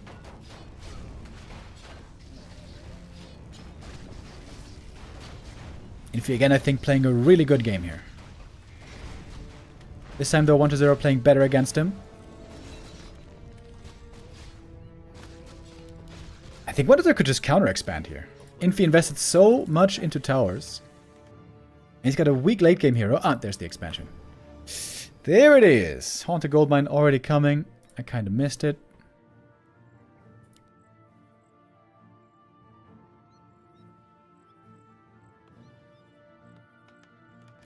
And all those towers are not going to be contributing at all, as it seems. It's a Dreadlord third.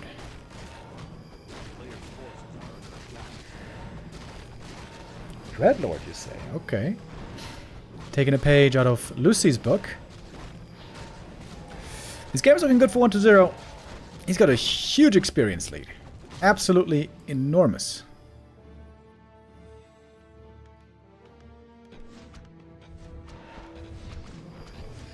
Attacking into these towers would probably not be the best idea. And now we got the expansion up. And the full Night Gyro army is still pretty far away.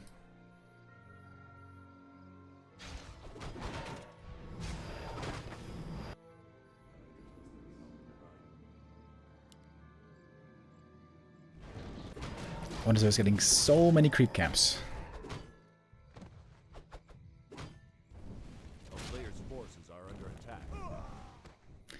Just a tiny bit of economic damage being done here by Infy. He knows he has to be still very careful for a while.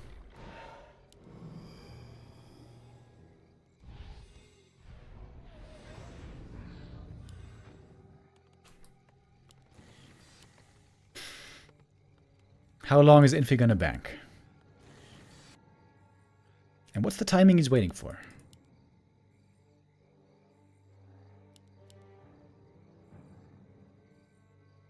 Oh, is he gonna go for a third base, maybe?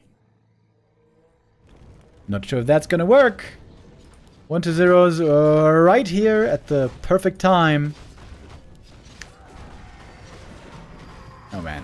Infy is so weak right now. He is pathetically weak. He is baby weak. Newborn infant weak. Camp stolen. Peasants killed. Pally taken out. war3orcer starting to take over. He already has taken over in this game. A player's forces are under attack.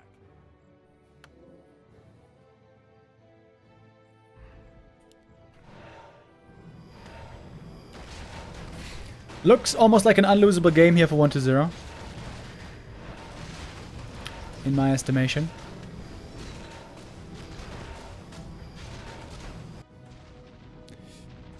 If you're trying to go tanks, if nothing else works, try tanks maybe. This would be a perfect game for Necros, actually. A player's forces are under attack.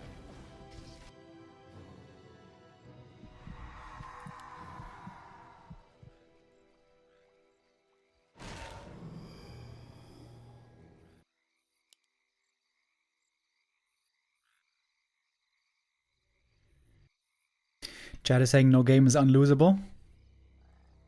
I guess that's true. But it's going to take a lot of effort to lose this one.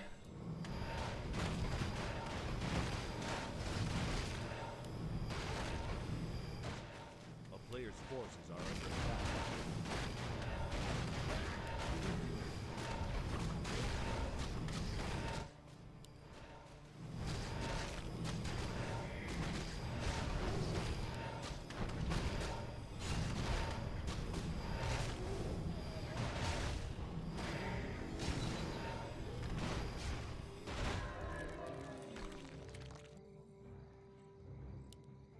It's Banshees though.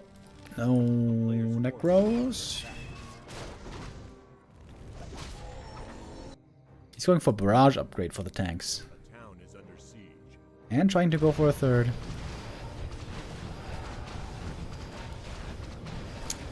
Towers are being broken pretty easy at the moment. Infy goes for the counterattack. Ideally here you would like to have griffins to take out these wagons. Okay. Very chaotic fight right here. Seems like Infy doesn't have many real units to be fighting with, though. MK almost going down right away. Staff gonna save him. There was a Holy Light involved, but we don't have many gyros. And we don't have many knights. And the undead heroes are looking mighty, mighty strong. Tanks are taking out the buildings, though. It is the rest of the army being sacrificed, while the tanks are completing the real objective. But they might all go down. That's a lot of experience. Look at the Dreadlord. Those tanks give 85 XP apiece. I guess split 3 ways. It's not even that much of a boost for the Dreadlord, but it's still lots of experience.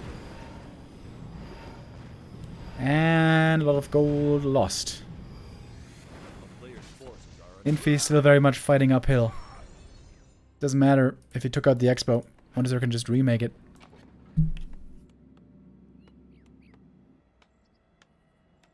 Third base. If Infy wants to win this game, this third base has to pay off. But how can it? With the Lich showing up, level 3 Nova, it's a bit of a bloodbath.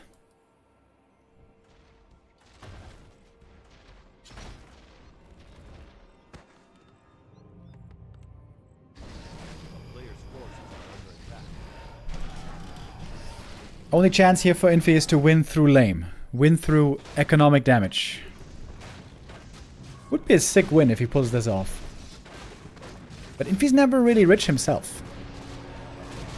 He got a bunch of kills and cancels and stuff, but he also lost a lot at all times himself. under siege.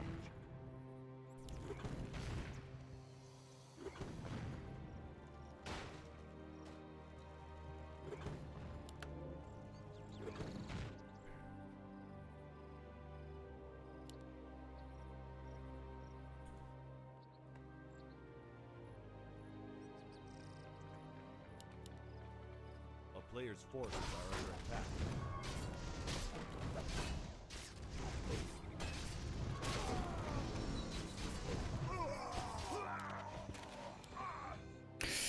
MK and Pally, still both very far away from the strong level ups. This third base is falling. Small map like this, it's not hard to prevent your opponent from going for a third. Wantizer actually did not yet go for the next haunted attempt. A player's forces are under attack.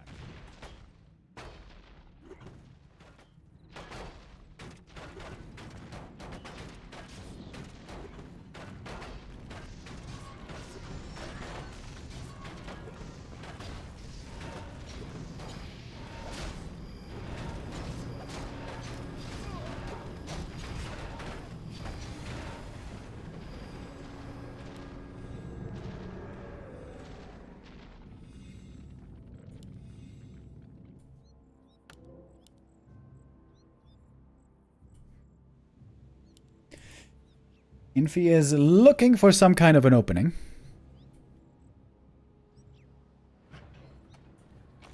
He's gonna be mining out pretty soon, by the way. We got 2 minutes in the main, 3.5 minutes at the expo.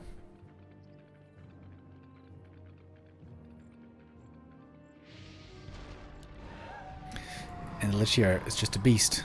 All the undead heroes are very strong. Rip Pally. Kolnova Carrion.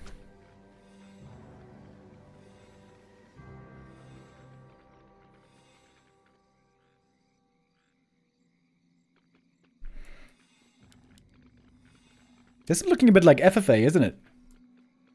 Lich, Dreadlord, DK. It's always the FFA triple hero combo. Rarely seen in normal Warcraft.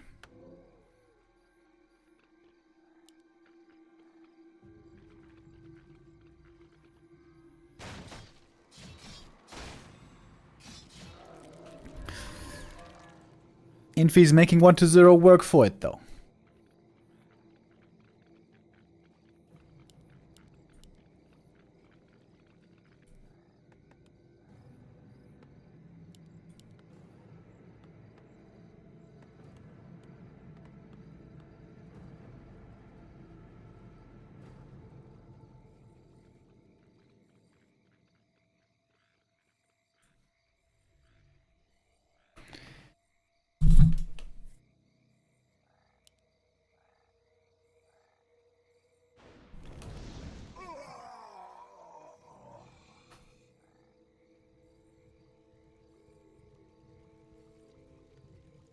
A player's forces are under attack. This green camp here is officially the last one on the map.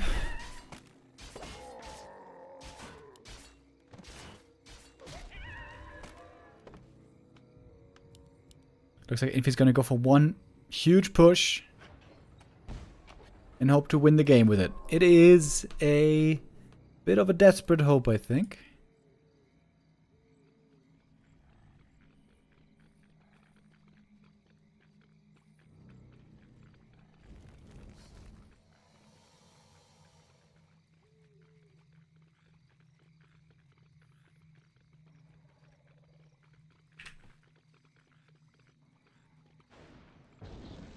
A player's forces are under attack. Alright, in we go. Militia in as well.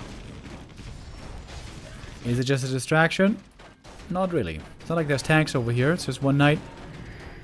And a lava spawn.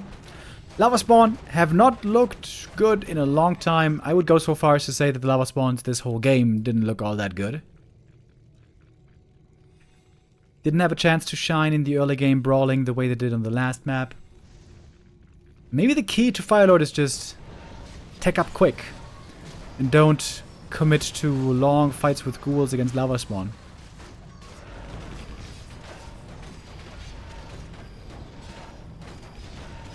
And if you're looking for a surround, but good counter surround by 1-0. At the Death Knight level 5. Destroyer's all dead, but still a very healthy looking undead army. Towers are helping as well. Lich out of mana. Has to start eating some units here. Wait a minute. Infy's got the supply lead. Hold up. No way. He's not gonna win, is he? What? No. TPOA. It almost looked like it was getting scary. Lich level 5 does not go for Frost Armor, as Mr. Remo Demo likes to recommend. He's going Dark Ritual, which I think is way worse.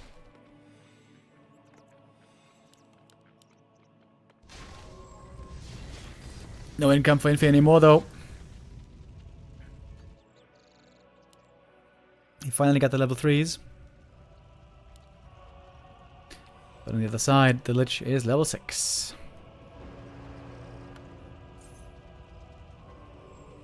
A player's forces are under attack.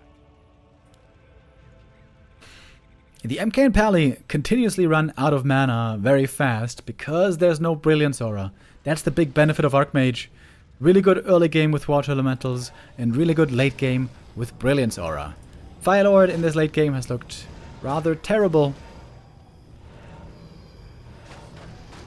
Couldn't deliver the way he wanted to in the early game. There simply was no way to do it without 1-0 going for a fast expo. Yeah, there are a lot of gyros here, by the way. And try to take out the towers, I guess. But actual damage against heroes looking rough. Lich is going to be getting healed a lot. Wouldn't it be nice right now to have Frost down more, huh? Wouldn't that be nice? Not like it's needed, of course. We're going to go to 7th map, boys. 7th map decider. Full best of 7. Hells yeah.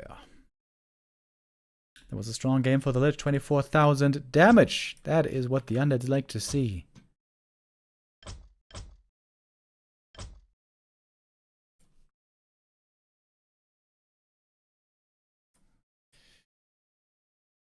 Hopefully I don't miss the lobby for the last map. Nope, looks like I'm good. It looks like we're in. Looks like we have one last map.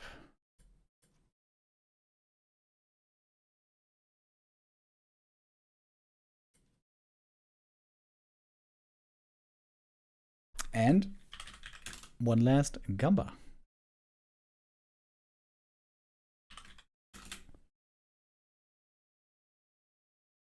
Twisted Meadows, baby. Hell yeah.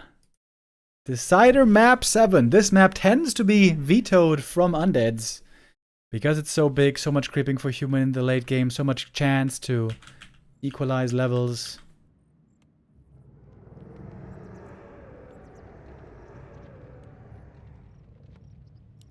Really cool series here between these two.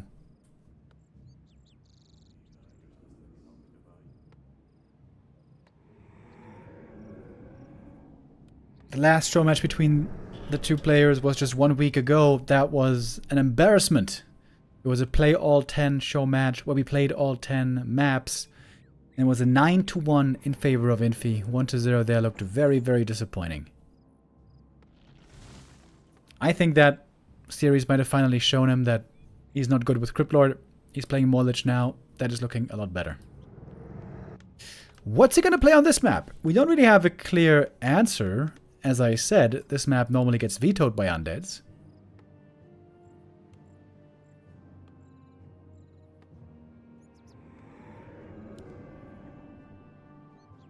I could see a Dreadlord with a Merc Camp creep, actually. Call me crazy. Dreadlord? Oh shit, if my call is on point here, I'm expecting applause.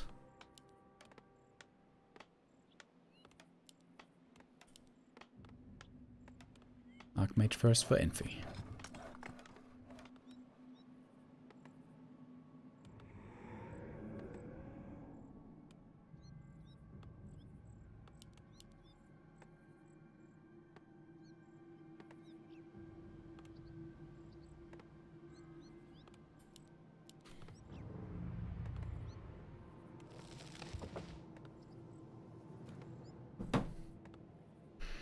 Players' forces are under attack. Okay, doesn't seem like 1-0 is actually going to go for the Merc Camp. Looks like he's going to go for a fast expansion. The big upside of Merc Camp is you get mercenaries for healing and dispel. But the annoying thing is you can't sleep the big boy, so can't creep it that easy.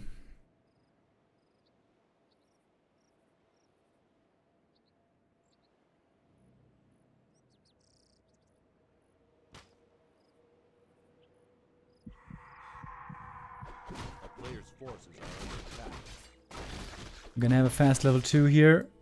This might be a very quick haunted gold mine.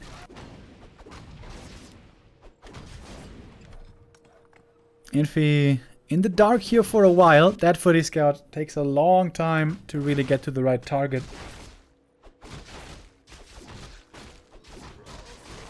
But getting to level 3 for the Dreadlord is going to be much harder here than it was on Terrana stand. Circlet. Very nice item though.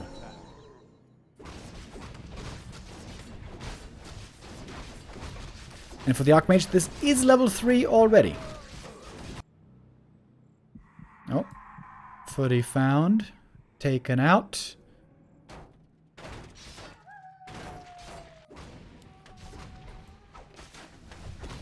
But the Archmage should have a big window here to look for a cancel.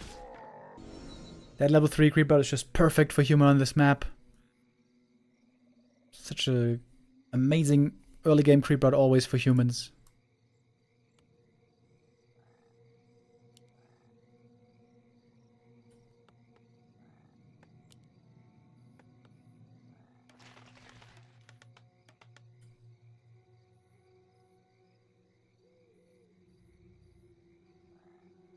I feel like 1-0 could have been scouting a little bit better here. Looking for the human approach. AM is going to make all... Oh, he could get surrounded here. If there's a sleep. Oh, there's the sleep. That's pretty sloppy by Infy. Oh, sleep on the water elemental. Oh, to delay the damage. That was nicely done. Quick reaction. That was very sloppy by Infy. You should have summoned a water elemental here. Send in the footies. Stay in the fog with the Archmage.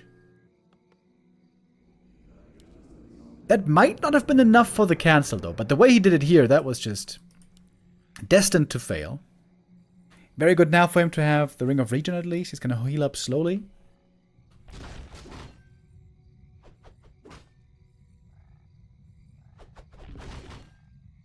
Infy's coming back for the next round. 1-0 going for the mercenaries now.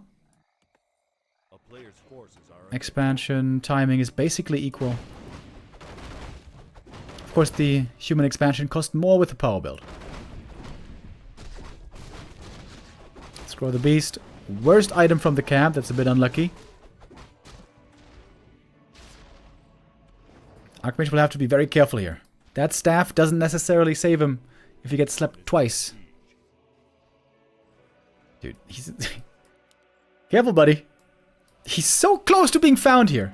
Infy. Gotta look out. Archmage could die right here. Oh. Be afraid. Be very afraid.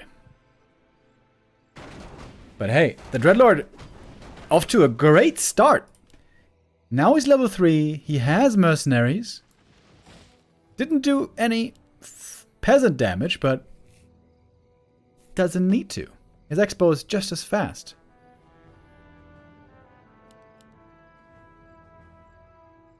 One to 0. I think he's in a really good position here.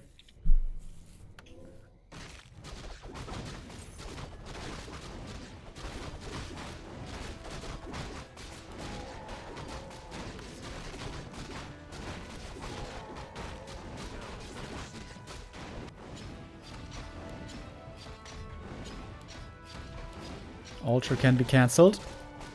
Great items for the Dreadlord, by the way. Everything that's int, everything that's mana is great for the Dreadlord. And also Circlet, you know, it's just good in general. And the Ring of the Archmagi. And on tier 2, he's going to get Wand of Negation very soon. Which is going to be crucial against these water elementals. That also means more experience then.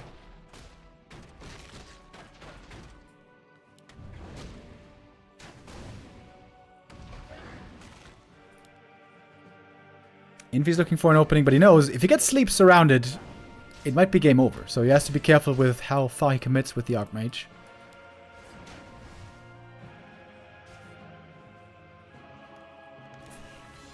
Infy does have the tech lead. Really not by much, though. I would love to see a shop here. Oh, it's a crypt. It's a double crypt. Gargs soon to come.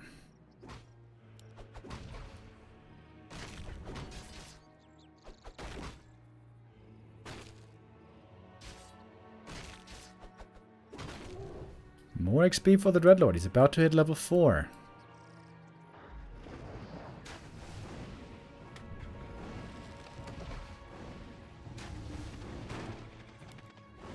Infy would love a heal scroll. One is available right now on each shop. It's daytime.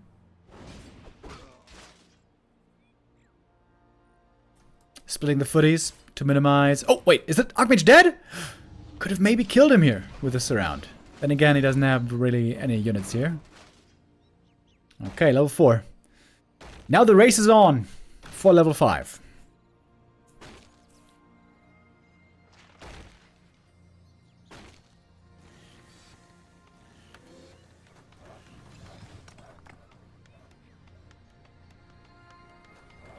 forces are under attack. Could you go Blizzard against Gargs, by the way?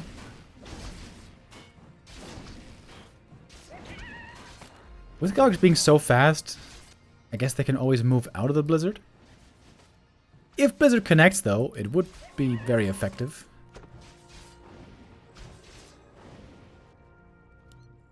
Man, 2 Dreadlords in one series. Very, very cool.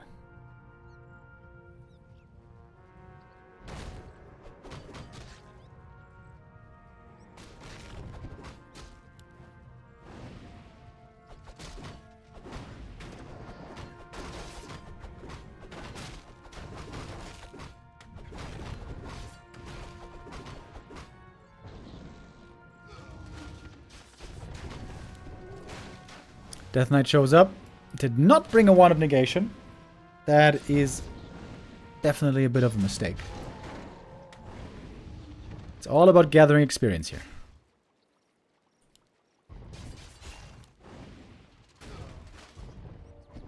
1-0's got the lead. There's no question about it. Even in the supply, he's got the lead already. And that's not even considering the strength of the Dreadlord. The strength he's gonna reach once he's level 5. 1-0 trying to get revenge today. For that previous show match. Item on the ground. Oh my god, what? MK gets gifted a circlet. The DK was right there. Why did he... What? If that's game deciding, that would be hilarious. If the MK survives later with 10 HP and then he wins because of it, imagine.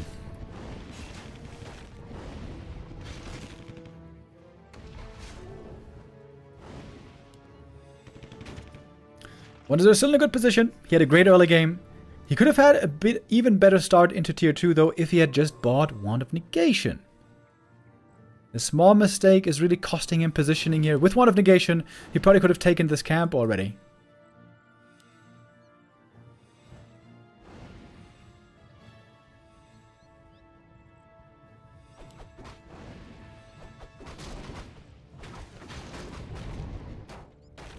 They're still fighting for the big item.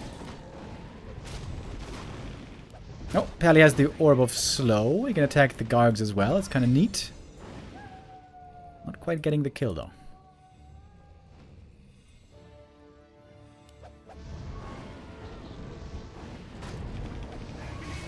Ooh, Carrion Swarm. That's a triple kill. These guys are proving hard to bring down. They're 1-1 upgraded already. Oh, and that heal scroll was huge. MK hurt as well. Mana seems to be running kind of low on the human side. Those Gargs, man, they're just getting wrecked. One by one. 1-0 doesn't even have to go dual hero this game, I think. I mean, triple hero. I think he can stay dual hero. Look for those high levels.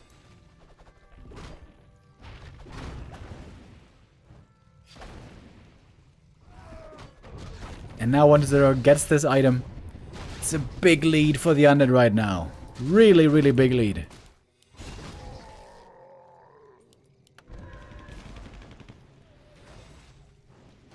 I would love to see a Boneyard here. Would be so pog.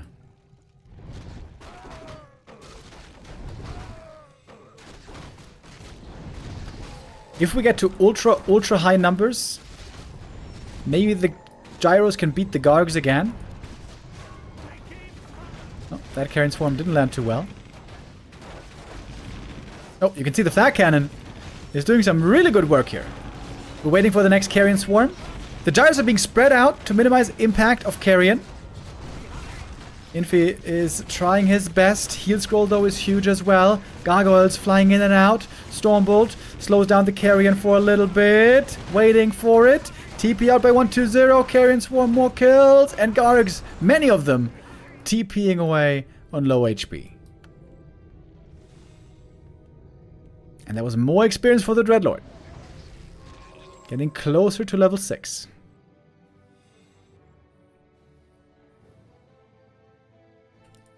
Levels are looking pathetic on Infy. He needs way more.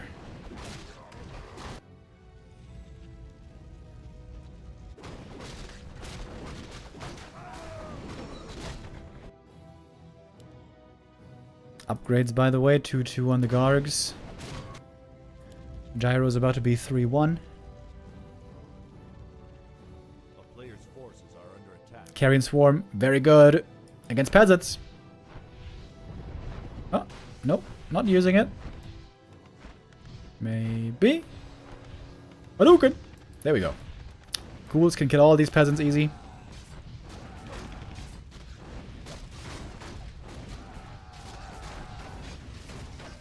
Peasants all dead. Gyro's very worried. Where do they go? Are they safe against the Carrion? No, they're not! Taking so much damage. Look at the Gyros, all hurt already. Infy has to split now. His forces has to micro on 2 sides. And not just the Gyros, but also the ground army. Dreadlord thirsting for the next Carrion Swarm. Boom! That's 6 Gyros dead. DK level 4. Not many Gargs left. Watchmen's are pretty good here now, I suppose. Got a mana potion still, though. Oh, and that's another big one. That is every single Gyro gone. Fresh ones have to come from the main base. Destroyers getting dispelled. Infy getting beaten by Dreadlord not once but twice this series. The ticket to victory, out of all things, seems to be the Dreadlord. And that's level 6. You got the mana potion still. Drop the base. Boom! What an end to this series. With the Infernal. With style. 1-0 making up for the big disappointment of the previous show match. Damn, for the Carrion Swarm is just nuts.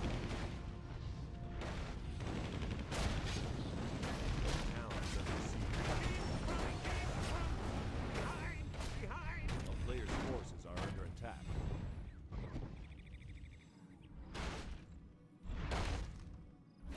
Expansion not mining anymore. There's no third for Infy. This just seems to be game. GG is called. And 1-0 will get the revenge. Takes this series on map 7 that he fought hard for. Twisted Meadows, always holding a special place in our heart. And now also for 1-0. I imagine, finally, a bigger win again for the Undead. Who had definitely been struggling on this patch. Maybe this can be a bit of wind under his sails to carry him to bigger heights once more where he seems to belong. 1-0, as you guys may have heard, is not even in the top 10 Elo ranks anymore. 1-0 has dropped to rank 13. Labby dropped to rank 9. It's been looking very rough for the Undeads. Also for Happy, who has been losing way more games lately than he ever was in the previous years.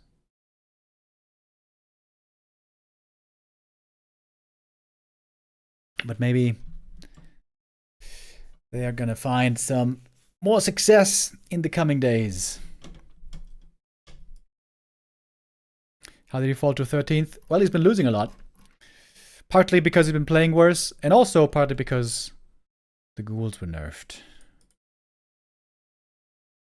But the Dreadlord, man. Imagine if the Dreadlord comes out as the solution for the Undeads. That would be amazing. Super fun hero. But of course, only playable on few maps. Alright, we had a lot of fun games today. 7 matches. My. We're going to be back with more ML Cup on Wednesday, by the way. ML Cup 3 is happening on Wednesday. As I mentioned, I'm going to get up nice and early Wednesday. 10 a.m. is when we're going to be starting with this. It's going to be... So yesterday? Today was ML Cup 2. This is like Tier 2, Tier 3 scene. Let's be honest, Tier 3 scene. Players playing. We're going to have Sonik, Cash, Sheik, and Lecky on Wednesday.